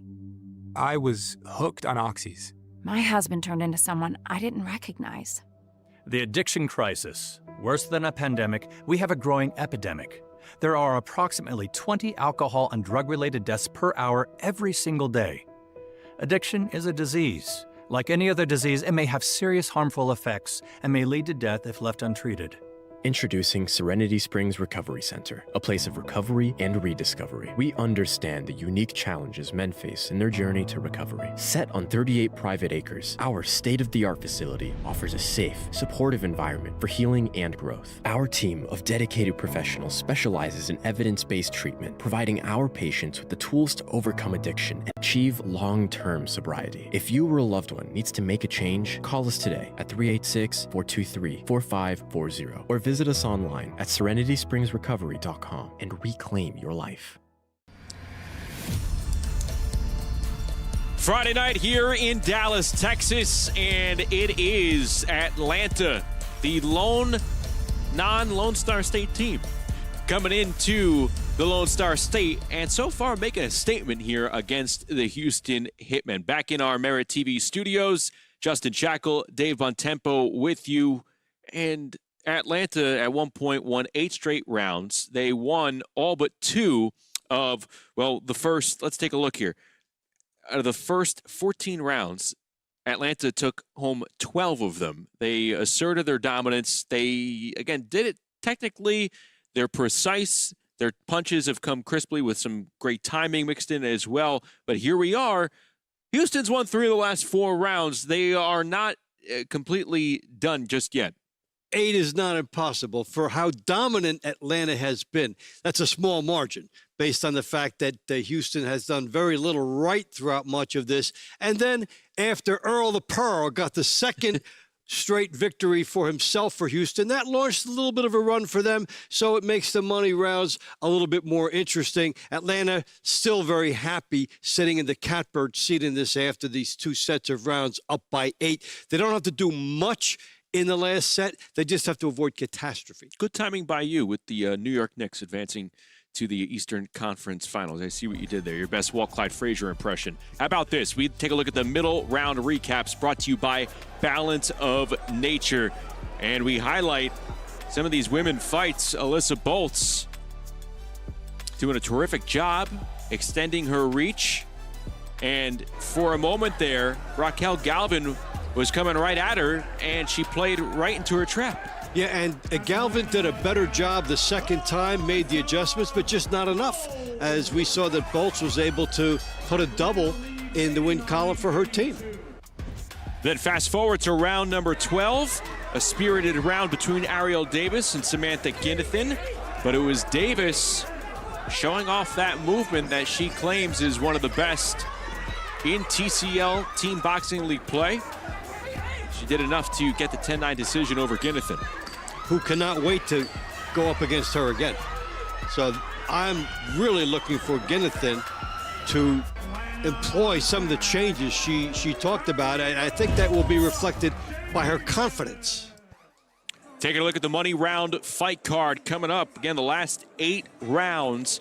Enough time for Houston to make a comeback. And a lot of those fighters that took, well, 3 of the 4 rounds in the middle rounds, they're going to be competing here in the money rounds over at Gillies Dallas. Now we take a look at a round to watch. It's going to be that second go-around between Ariel Davis and Samantha Ginnethan. And Samantha mentioned, hey, Ariel felt my power. Yeah, I felt hers too. Ginnethan thought she did enough to pick up the win in that round. Now it's a chance for her to leave no doubt. And, you know, when you look at the other side for Ginnethan, she's saying, wait a minute, I was there. I could have gotten this. She said that. So she'll come out with a lot more confidence in this time. And I think that she'll be faster off the mark. It will be a faster paced fight even than the first time because she's raring to go. She's been raring to go since she talked to Bubba. Atlanta doesn't have much to do in order to wrap up its second straight win. And what a terrific rebound it would be after an 0-3 start. They would be right in the middle of the hot teams in TCL. Let's go back inside Gillies Dallas for the money rounds. And leads Houston 156 148 as we go to the money rounds. Round 17 is in the 205-pound plus division. For the Atlanta Attack, Colby Madison. For the Houston Hitmen, WBA Latino Champion, Nagi Dominican Dynamite Aguilera.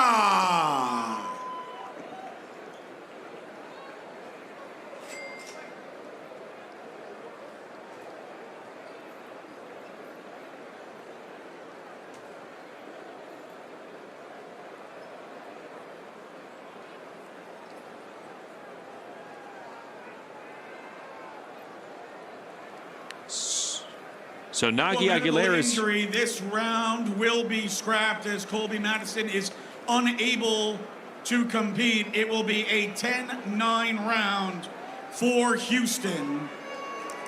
Victory to Nagi Aguilera.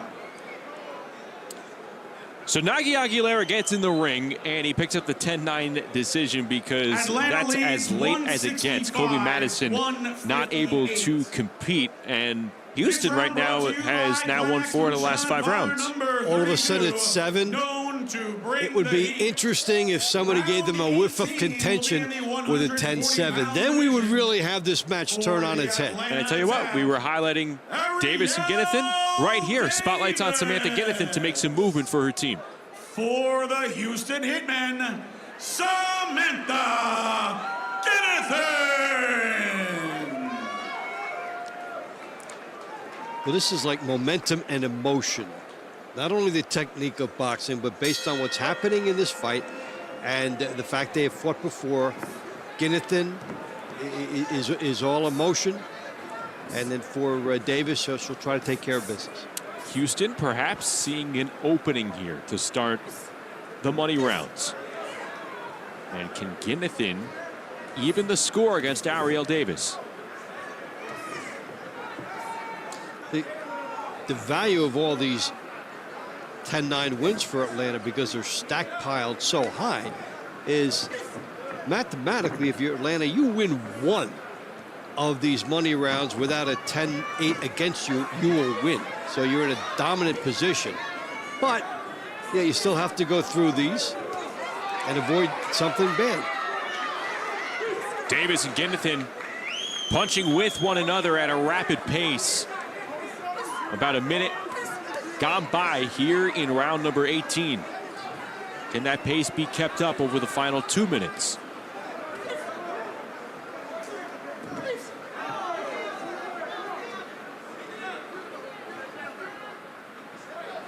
Ginnethan looks like she's trying to be a little too exact. She might just have to let her hands go and take some chances. We saw the Ginnethan fan club before. We saw the fan club for Ariel Davis. So both fighters with their people here at Gillies Dallas. Good right hand coming inside from Davis. That lands. Ginnethan able to turn her around. Ginnethan will have to create an angle for some shot from an opening, because right in front of her she can't find too much. So she'll have to take the chance with that. It will start with movement for her, and she'll have to set up a development that will create an angle. Now left hand for Ginnethan is just locked and loaded, ready to be unleashed at the right time. Hasn't been able to time Davis all that well through 1 round and change. And that left hand might be stuck in the harbor. She needs to let it go. And that's part of the technique and part of the idea of trying to set up punches and get your opponents to walk into things. The composed attack doesn't always work.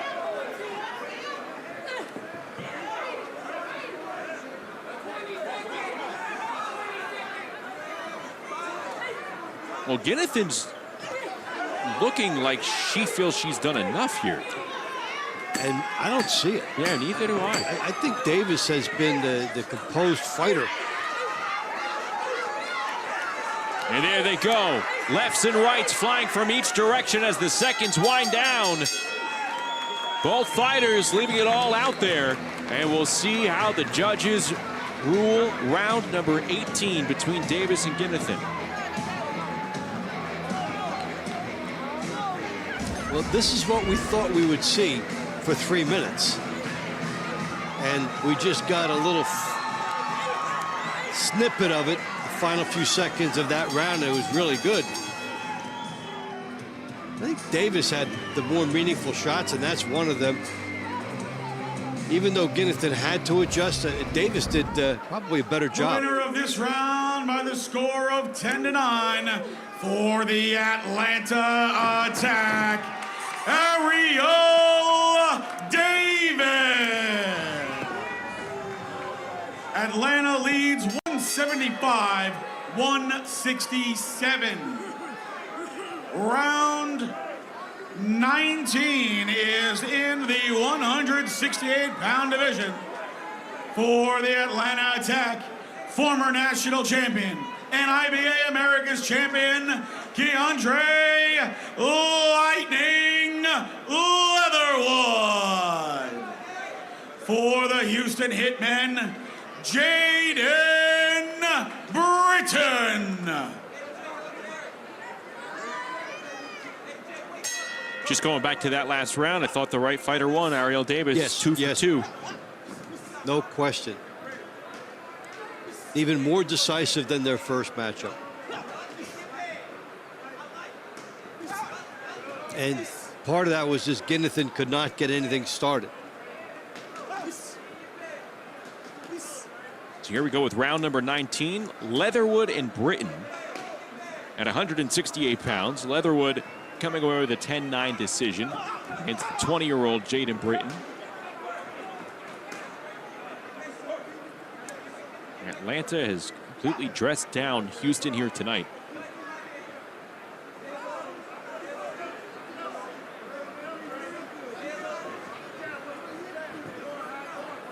Yeah, this has been quite a drubbing, especially with no knockouts.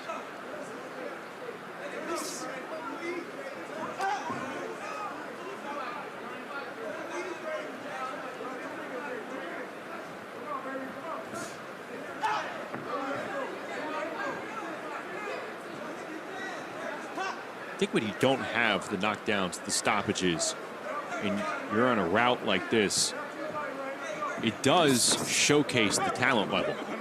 It showcases how good they are as boxers, how fundamentally sound they are, how good their coaching has been, how good their work ethic has been to maintain that.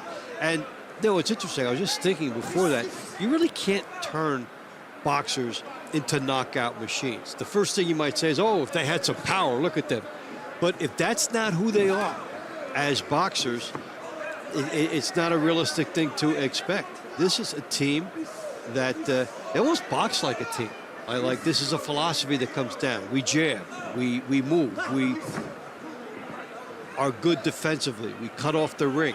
It just seems that goes right down the line tonight with them. And the following fighter wants to do it in a more impressive fashion than the previous fighter. It feels like it's more than just passing the baton.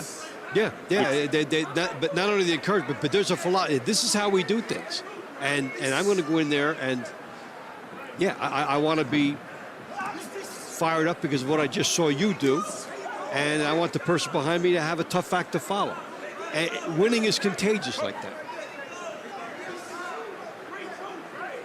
Well, the fundamentals have been contagious up and down this Atlanta roster through the first 18 rounds.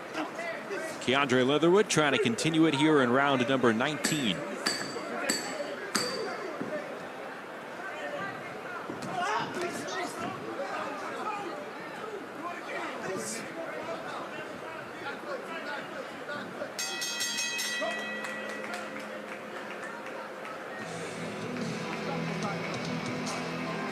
Leatherwood confidently feeling that he looked and performed like the part over the 20-year-old. There has been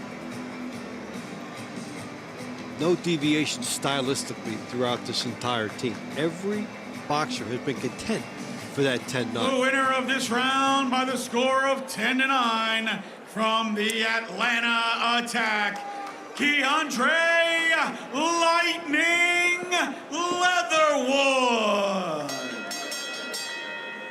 Atlanta leads 185-176.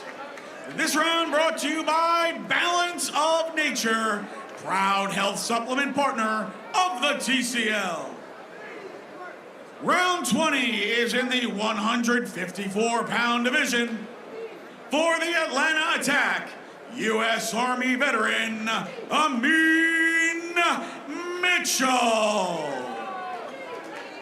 For the Houston Hitmen, Renard Elif Ali Talib. So it's the second meeting here tonight between Mitchell and Talib. And it was Amin Mitchell pulling out a 10-9 decision over Renard Talib Jr. back in round number 7.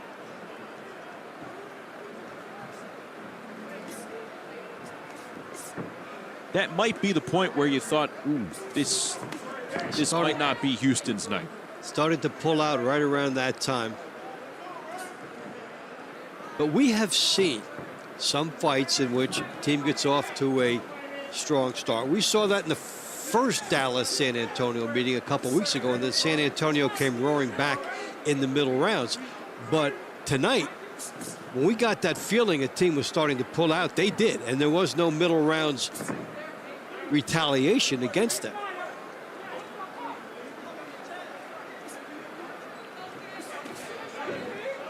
Two junior middleweights sharing the ring for a second round tonight. 154-pounders Amin Mitchell and Renard Talib Jr., who's in the black trunks for the 0-4 Houston Hitmen. Here you see the Atlanta Corral members of the Attack cheering on Amin Mitchell. He tries to go 2 for 2 tonight. No easy task against Renard Talib Jr. It's easy to box and move comfortably too when your team is way out in front. It takes pressure off. You just have to be yourself. You just have to settle into your comfort zone and try for a 10-9. The other team is desperate for the 10-7 of the knockout. Maybe the other fighter will commit himself and take chances that you can capitalize on. But if you can maintain that adage of hit and don't get hit, just take it all the way through. Good right hand from Amin Mitchell landed moments ago. Maybe try to get another one through the guard of Talib Jr. He moved a little bit to set that up. That right hand lead would be there for him.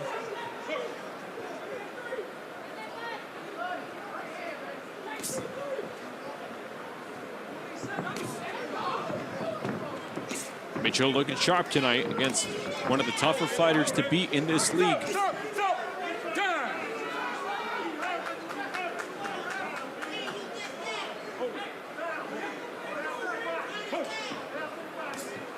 A warning call for holding. Mitchell's from St. Louis. He said his biggest goal is to show his children the importance of chasing their dreams, because coming from the inner city of St. Louis, he said it's important for him to show the youth there's life behind the inner city, like St. Louis. He didn't realize that until he was a grown man. You have to show them that opportunity from an early age. Here he's competing as a pro boxer, and he may have just accomplished a pretty rare feat, because Renard Talib, he's been really active in TCL Team Boxing League the last 2 years. He's only lost back-to-back rounds once. Yeah, and he's one of the top fighters on the Houston team, but this has been a good effort placed against him. And Mitchell, it's good to inspire the kids and give them a leg up, a chance to compete. They will look up to mentors like him. The winner of this round by the score of 10-9 for the Atlanta Attack, Amin Mitchell. Atlanta leads 195-185. Round 21 is in the 205-pound plus division. For the Atlanta Attack, Brendan Glanton. For the Houston Hitmen, Travaris Bear Barnes.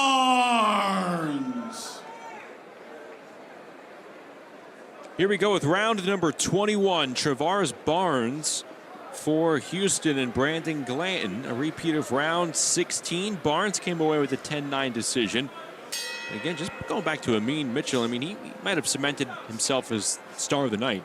2 rounds against Reynard Talib Jr. And leaving no doubt, really. They were good performances right through.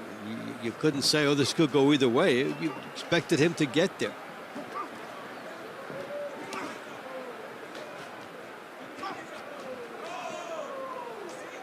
And as we approach the mid-season mark,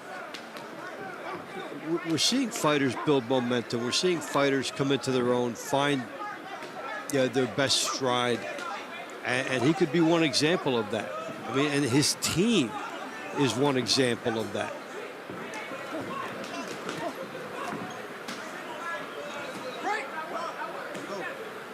This night has belonged to the Atlanta Attack.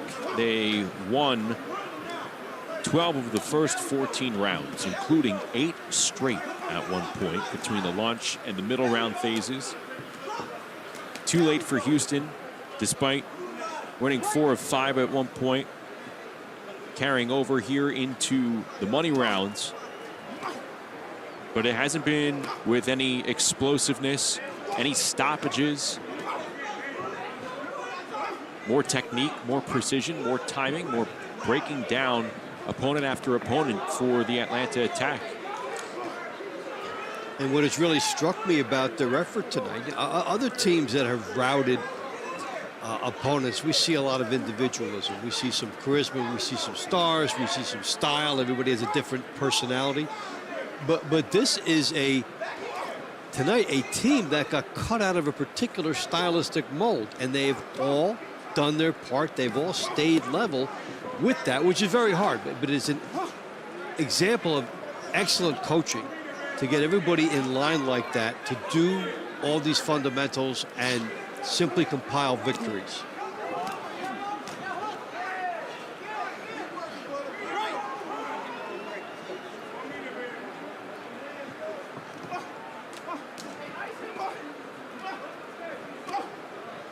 Barnes tagged Glanton with that left hand with a series of punches. Houston was hoping at placing Barnes near the end here in round number 21. It was going to be meaningful, but this one got out of hand rather early. A 10-point lead here for Atlanta. In many ways, it feels like it's larger. Yeah, because based on the number of events, it is larger.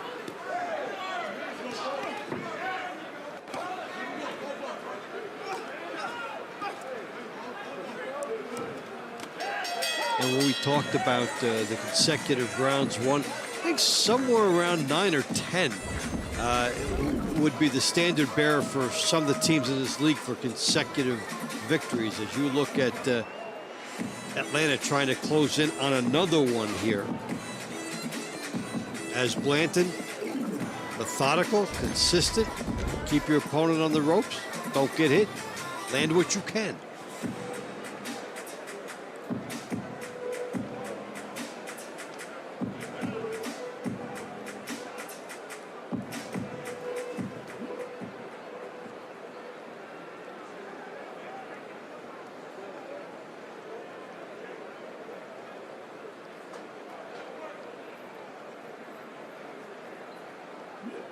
Barnes feels he's gone 2 for 2 tonight. The winner of this round by the score of 10-9 for the Atlanta Attack, Brendan Glanton.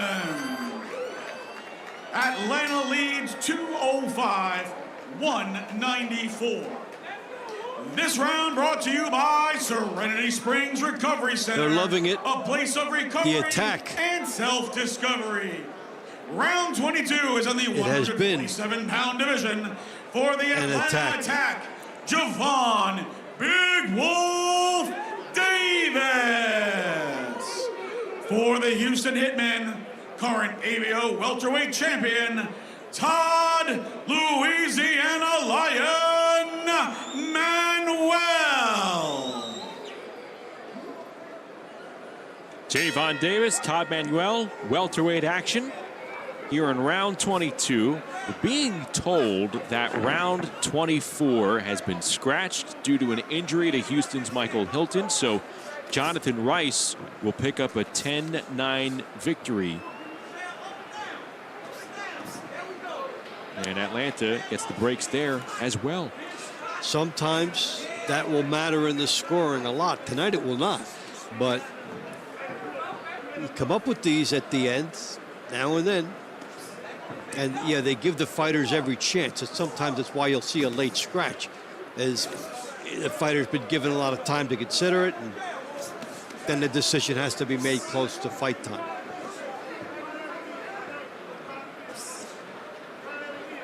Davis has had a successful 2025, 6-1 record. Came away with a 10-9 decision over Manuel in round 6, one of the key rounds in the launch phase. This was when the Atlanta train was starting to leave the station.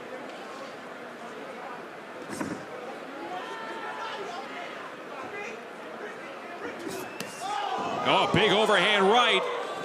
Landed there by Javon Davis. How much did that rock Todd Manuel? Davis feels like he has enough time to just acknowledge his teammates. And he is putting a hurt here on Manuel, who's lodged against the ropes. And he shows some signs of life here and get himself out of this. Might we have our first stoppage coming? Can Davis break the mold and at least provide the knockdown? A lot of time to work with. Davis.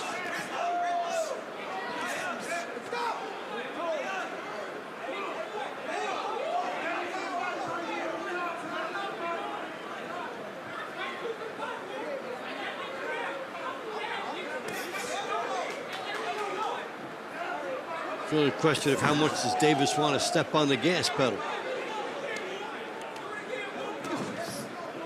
Manuel might be back as far as having all of his faculties about him.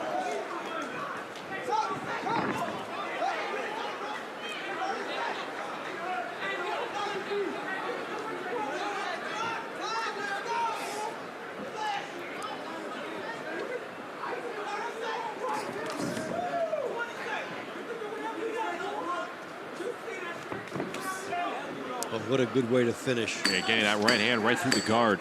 And set up by the double jab.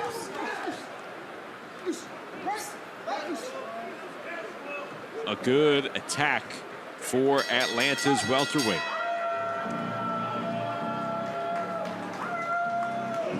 The Lone Wolf howling on a Friday night. Likely moments away from a second round victory here over his opponent, Todd Manuel. Good right hand shows you one reason why. Jab downstairs and then the right. That almost was. I tell you what, I think the rope saved him. Yeah, and it could be ruled that way. Yeah. It wasn't, but it can be.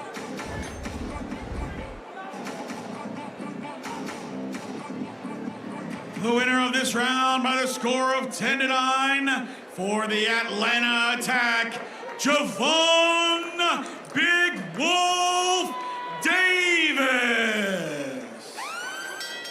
Atlanta leads 215 to 203.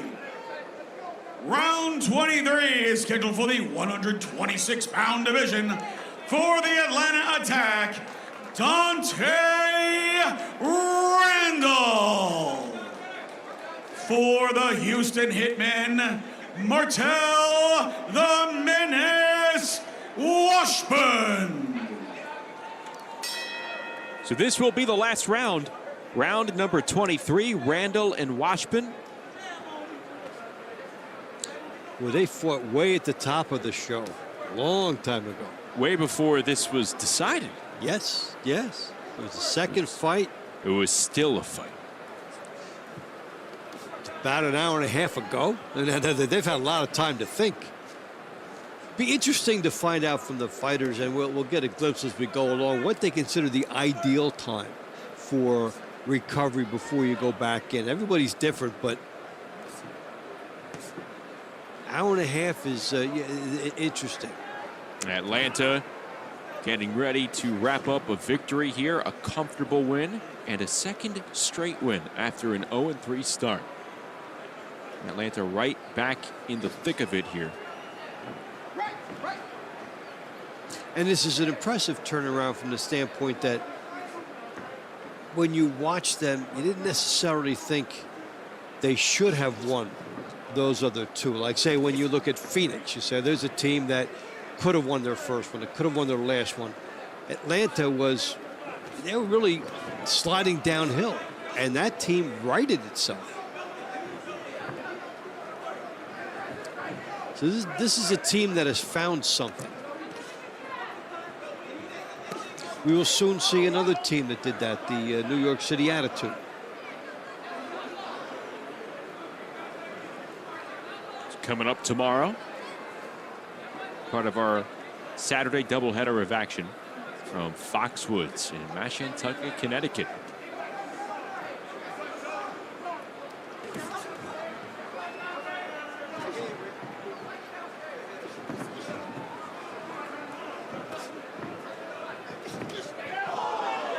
About that. And he acknowledged it. That is a knockdown. Hey, first knockdown of the night. It's about just in time. You wait long enough, you get it. Dante Randall records the knockdown with less than a minute remaining in the final round of the night.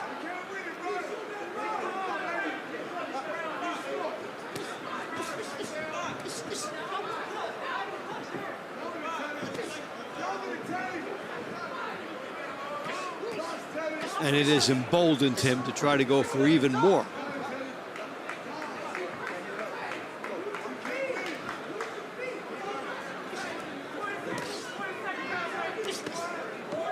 Atlanta will have a week off before they're back at it in Nashville against San Antonio, where they'll try and go for a third straight win. Houston with a lot of time to think about how this season has started.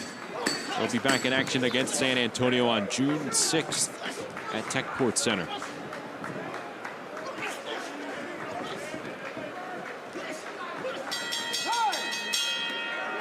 That's going to wrap it up. It should be a 10-8 round for Dante Randall.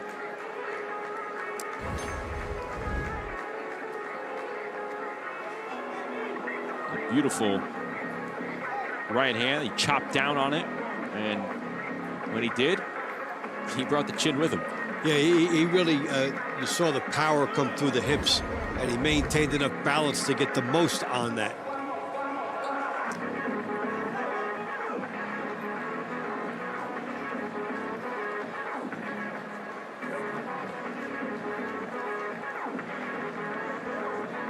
Winner of this round by the score of 10-8 for the Atlanta Attack, Dante Randall.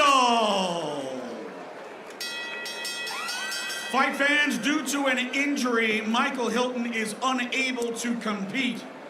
So the round will be scored 10-9 for the Atlanta Attack and Jonathan Rice. Our final score tonight, Atlanta 235, Houston 220. That is a resounding victory. Of the night next. 15-point victory for Atlanta on the road in Texas. It'll be a happy plane ride back to the ATL. The Attack all over Houston here on this night. They win their second in a row. We'll take a break. We'll come back with some accolades, the stars of the night, and then give our final thoughts as we wrap up our Friday night doubleheader. Who doesn't like a good old-fashioned car check? Get out of the car. How come you didn't stop? I don't want it. As far as dumb drugs, Give you guys a couple minutes to get dressed. Well, what brought you guys all the way up here? Sex. it's just plain stupid behavior. I'll see you for Cops Reloaded on MeritTV. Oh, by the way, you're under arrest. As a physician, there were some tough lessons of life. We have no say on quantity, but I can help with quality of life. And that became my life's mission. And that's how I started Balance of Nature. It's my desire to help people's lives. And this is the best way I can do it. Get 35% off your first set as a preferred customer. Claim this offer by using discount code. Talk is cheap when it comes to saving our country. We're not just any cell phone service provider. We're Patriot Mobile. It's not enough to simply talk about values. We live them. Defending life, protecting our First and Second Amendments, and celebrating our military and first responder heroes. We're boots on the ground making a difference. We're America's only Christian conservative wireless provider with nationwide coverage on all 3 major networks and 100% US-based customer service. Join Patriot Mobile today and make an impact every time you use your cell phone. TCL Team Boxing League is brought to you by Climax Moonshine Fire number 32. A drink not only made to tingle your senses with hot cinnamon flavor, but also made to pay tribute to firefighters all across America. This drink will put a kick in your step with its bold, hot smoothness. Atlanta all over Houston tonight, 235-220. Let's take a look at our Fire number 32 knockdown of the night. Save the best for last. Final fight of the night. Right there, a big overhand right from Dante Randall puts Martel Washburn down to the floor. I love how he spun himself into that from the left hand to the right side, the power and the knockdown. Atlanta victorious by 15. Let's go back inside to Gillies, Dallas.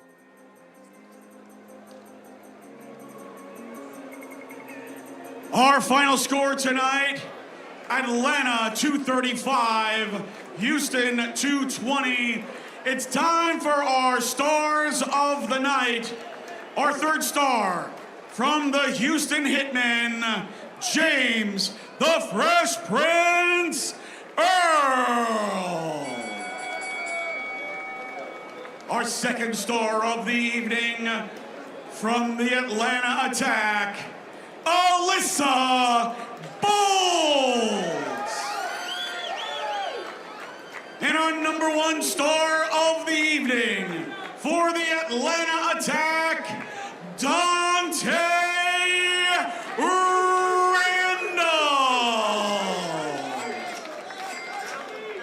Our round of the night tonight was round 18. These 2 ladies put on a tremendous performance. Give it up for Ariel Davis and Samantha Ginnathan.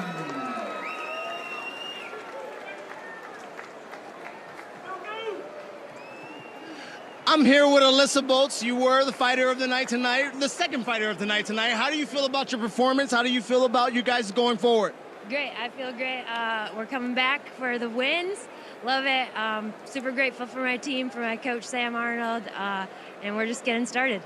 You guys are on a little bit of a win streak. You guys got the win against Dallas. You got to win another win tonight. You guys are on a little bit of a roll. How do you feel like that is going with your coaching staff and with your teammates? How do you feel like that's doing?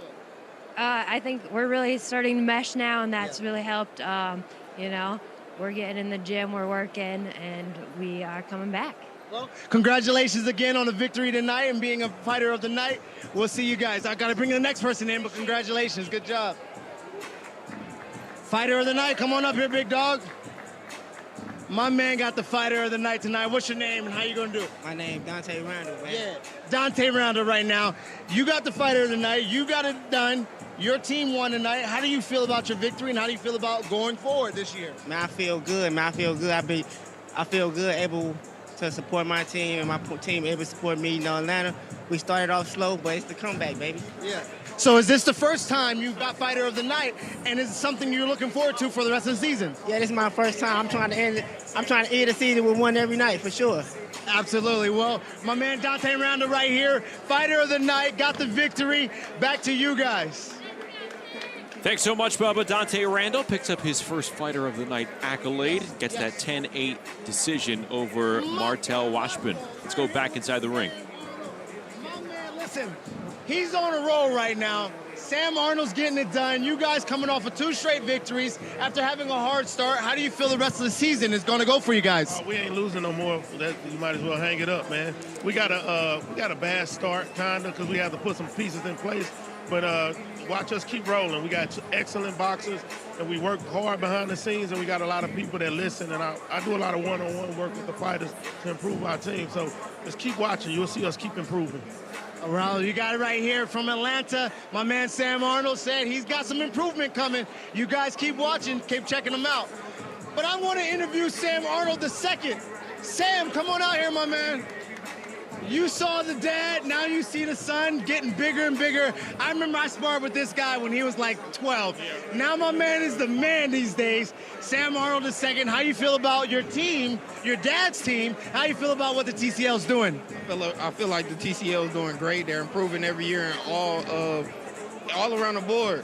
My dad's team is doing great because, of course, they started off with a losing record. Now they're coming back and not just winning, but winning in dominant fashion. What more could the fans ask for? You could be an undefeated team and lose to a team that's 0-3. TCL is unpredictable and full of excitement.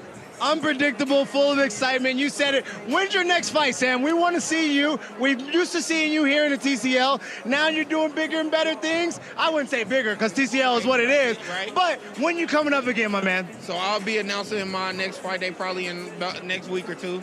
That gonna be in the corner? Yeah, of course, always. Yes, sir. Yes, sir. All right, well, you heard it. Sam Arnold here, Sam Arnold Jr., Sam Arnold Sr., the fam in the game. Right. TCL out here, Team Combat League, Atlanta Attack got it done tonight. We're back to the studio to you guys. Thank you, Bubba. Sam Darnold stands at 6'3", so when he was 12 sparring Bubba, he was probably like a full 6 feet tall. Yeah, I think Bubba had a height and reach disadvantage even then. He was very, very nice to him on the interview. Sam Arnold 12-0 as he gets set for his next fight. Atlanta sounds like they are fully behind the message there from their head coach in Sam Arnold. Sounds like, yes, maybe to them, they fully believe that it was a bumpy start. They got their ducks in order because you heard it from the 2 stars. You heard it from Alyssa. You heard it from Dante. They both mentioned the slow starts. They mentioned how they were coming back for the wins. So everyone seems like they're in line. They're on the same page. And we talked about it tonight, too, how this team looked like an extension of their coaching staff all the way through because everybody was doing what they were supposed to be doing fundamentally. The jab, the body shots, the movement. There was a philosophy. One of the biggest team efforts I've seen so far in this league in which you felt there was a coaching philosophy extending forward. So there is a wave coming forward. And then he said, we're not going to lose again. So we have some locker room stuff to put up there for everybody, too. We're going to take a break. We're going to come back with more, discuss what Sam Arnold continued to say to Bubba there, and overall, this performance here by the Atlanta Attack, 235-220 from start to finish. Atlanta rolling on the road in Texas. Saturday night, it's a TCL doubleheader built for the big stage. First, swagger meets flash as the NYC Attitude takes on the Las Vegas Hustle. Both guys headhunting.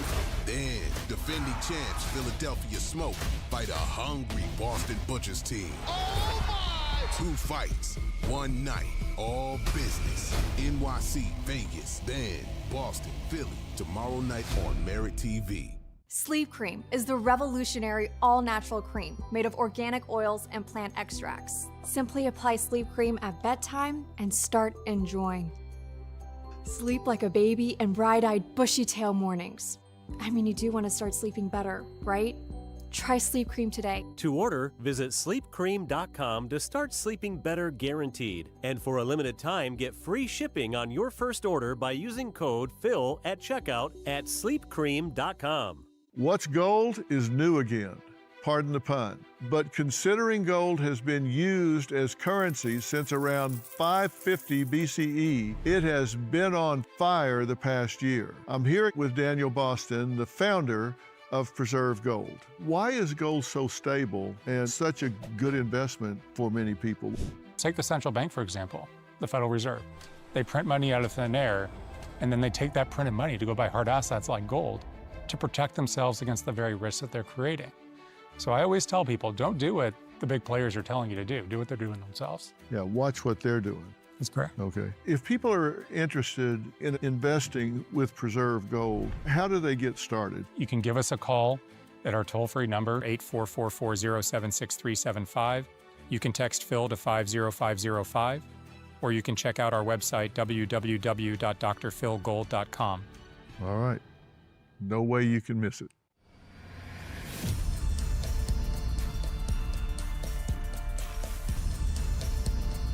Busy night of fights in Dallas, Texas. It's wrapped up with Atlanta coming into Gillies, Dallas, and beating up the Houston Hitmen, sending Houston to an 0-5 start to begin the 2025 season for Houston. But we're back here in the studios dissecting this victory for Atlanta. Dave Bontempo, Justin Shackle with you. We just heard from the head coach, Sam Arnold, talking with Bubba Jenkins. He also talked about how, hey, we're not losing another fight.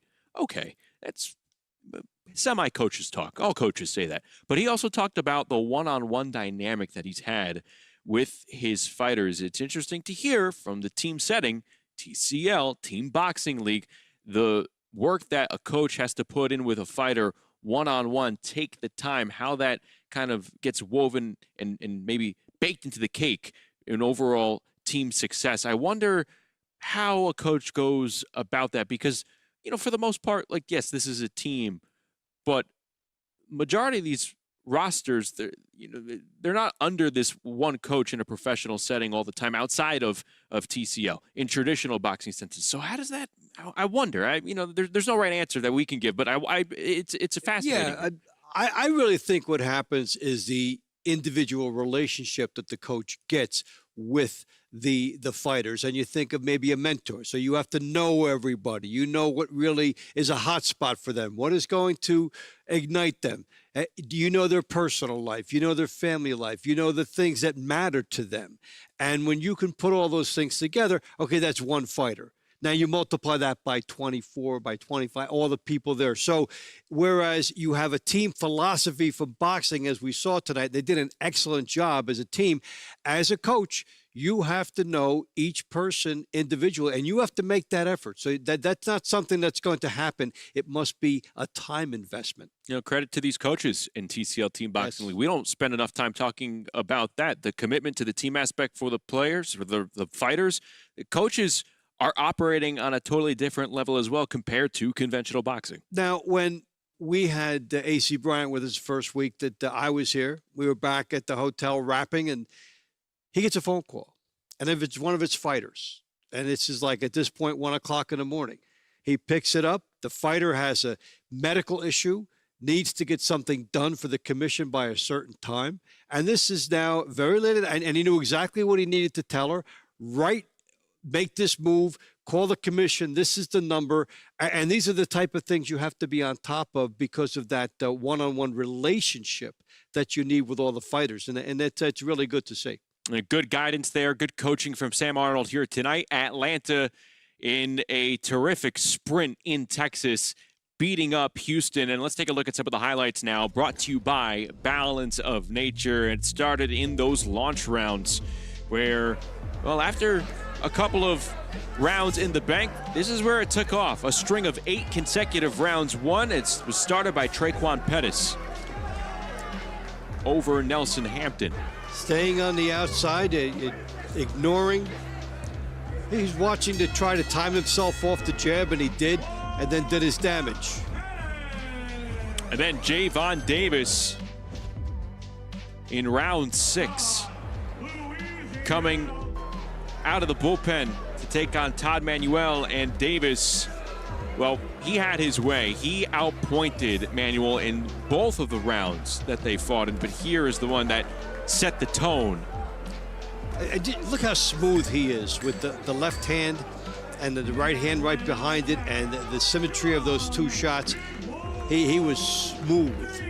Well, we saw the signs of Atlanta pulling away near the end of the launch rounds, and it continued into the middle rounds. Round 9, Alyssa Bolts, right called Galvin, a rematch of round number 1. We saw a couple of adjustments from Galvin, but overall, Bolts showed why she was superior. Galvin took more chances and got inside and did attack more, but Bolts maintained her strategic discipline on the outside, and that's what got her W number 2. And the star of the night, one of the stars of the night. Then fast forward to round number 12, Ariel Davis taking on Samantha Ginneth, and these two put forth 2 quality rounds against one another in this matchup here in Dallas. Davis, though, using that movement, landing the more accurate punches.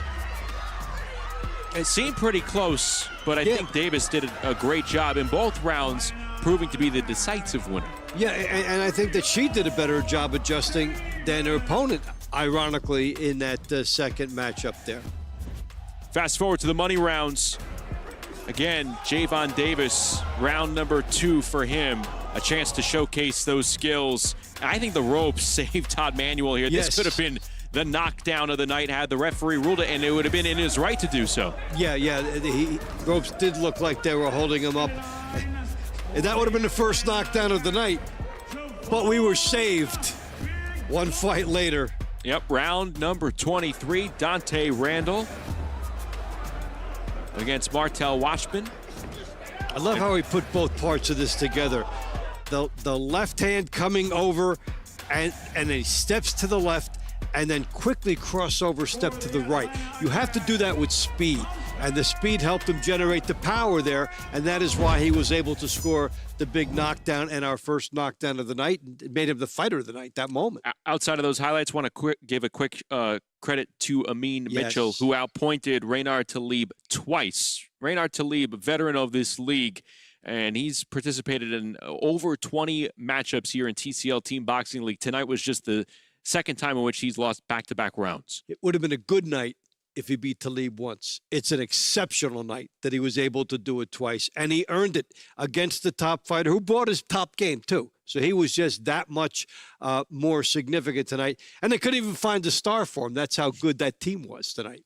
So Atlanta improves to 2-3. They pick up their second straight win. Houston falls to 0-5 as we take a look at the latest TCL standings for you. Atlanta climbing up the ranks. Houston now the lone team still without a win here in 2025. And then we focus in on what will be happening tomorrow. It's going to be another doubleheader, a doubleheader Saturday now on the East Coast. And it all starts at 7:30 Eastern, 6:30 Central. Another action-packed double dip. We head to Connecticut as New York City takes on Las Vegas. And then in the nightcap, we have a heated matchup as the Butchers take on the Philadelphia Smoke. All coming your way on Merit TV. That's going to wrap it up for us here tonight in Texas. Again, the final score, Atlanta 235, Houston 220. For Bubba Jenkins, for Dave Bontempo, and our entire crew, this is Justin Shackles saying so long. Have a great night, everybody.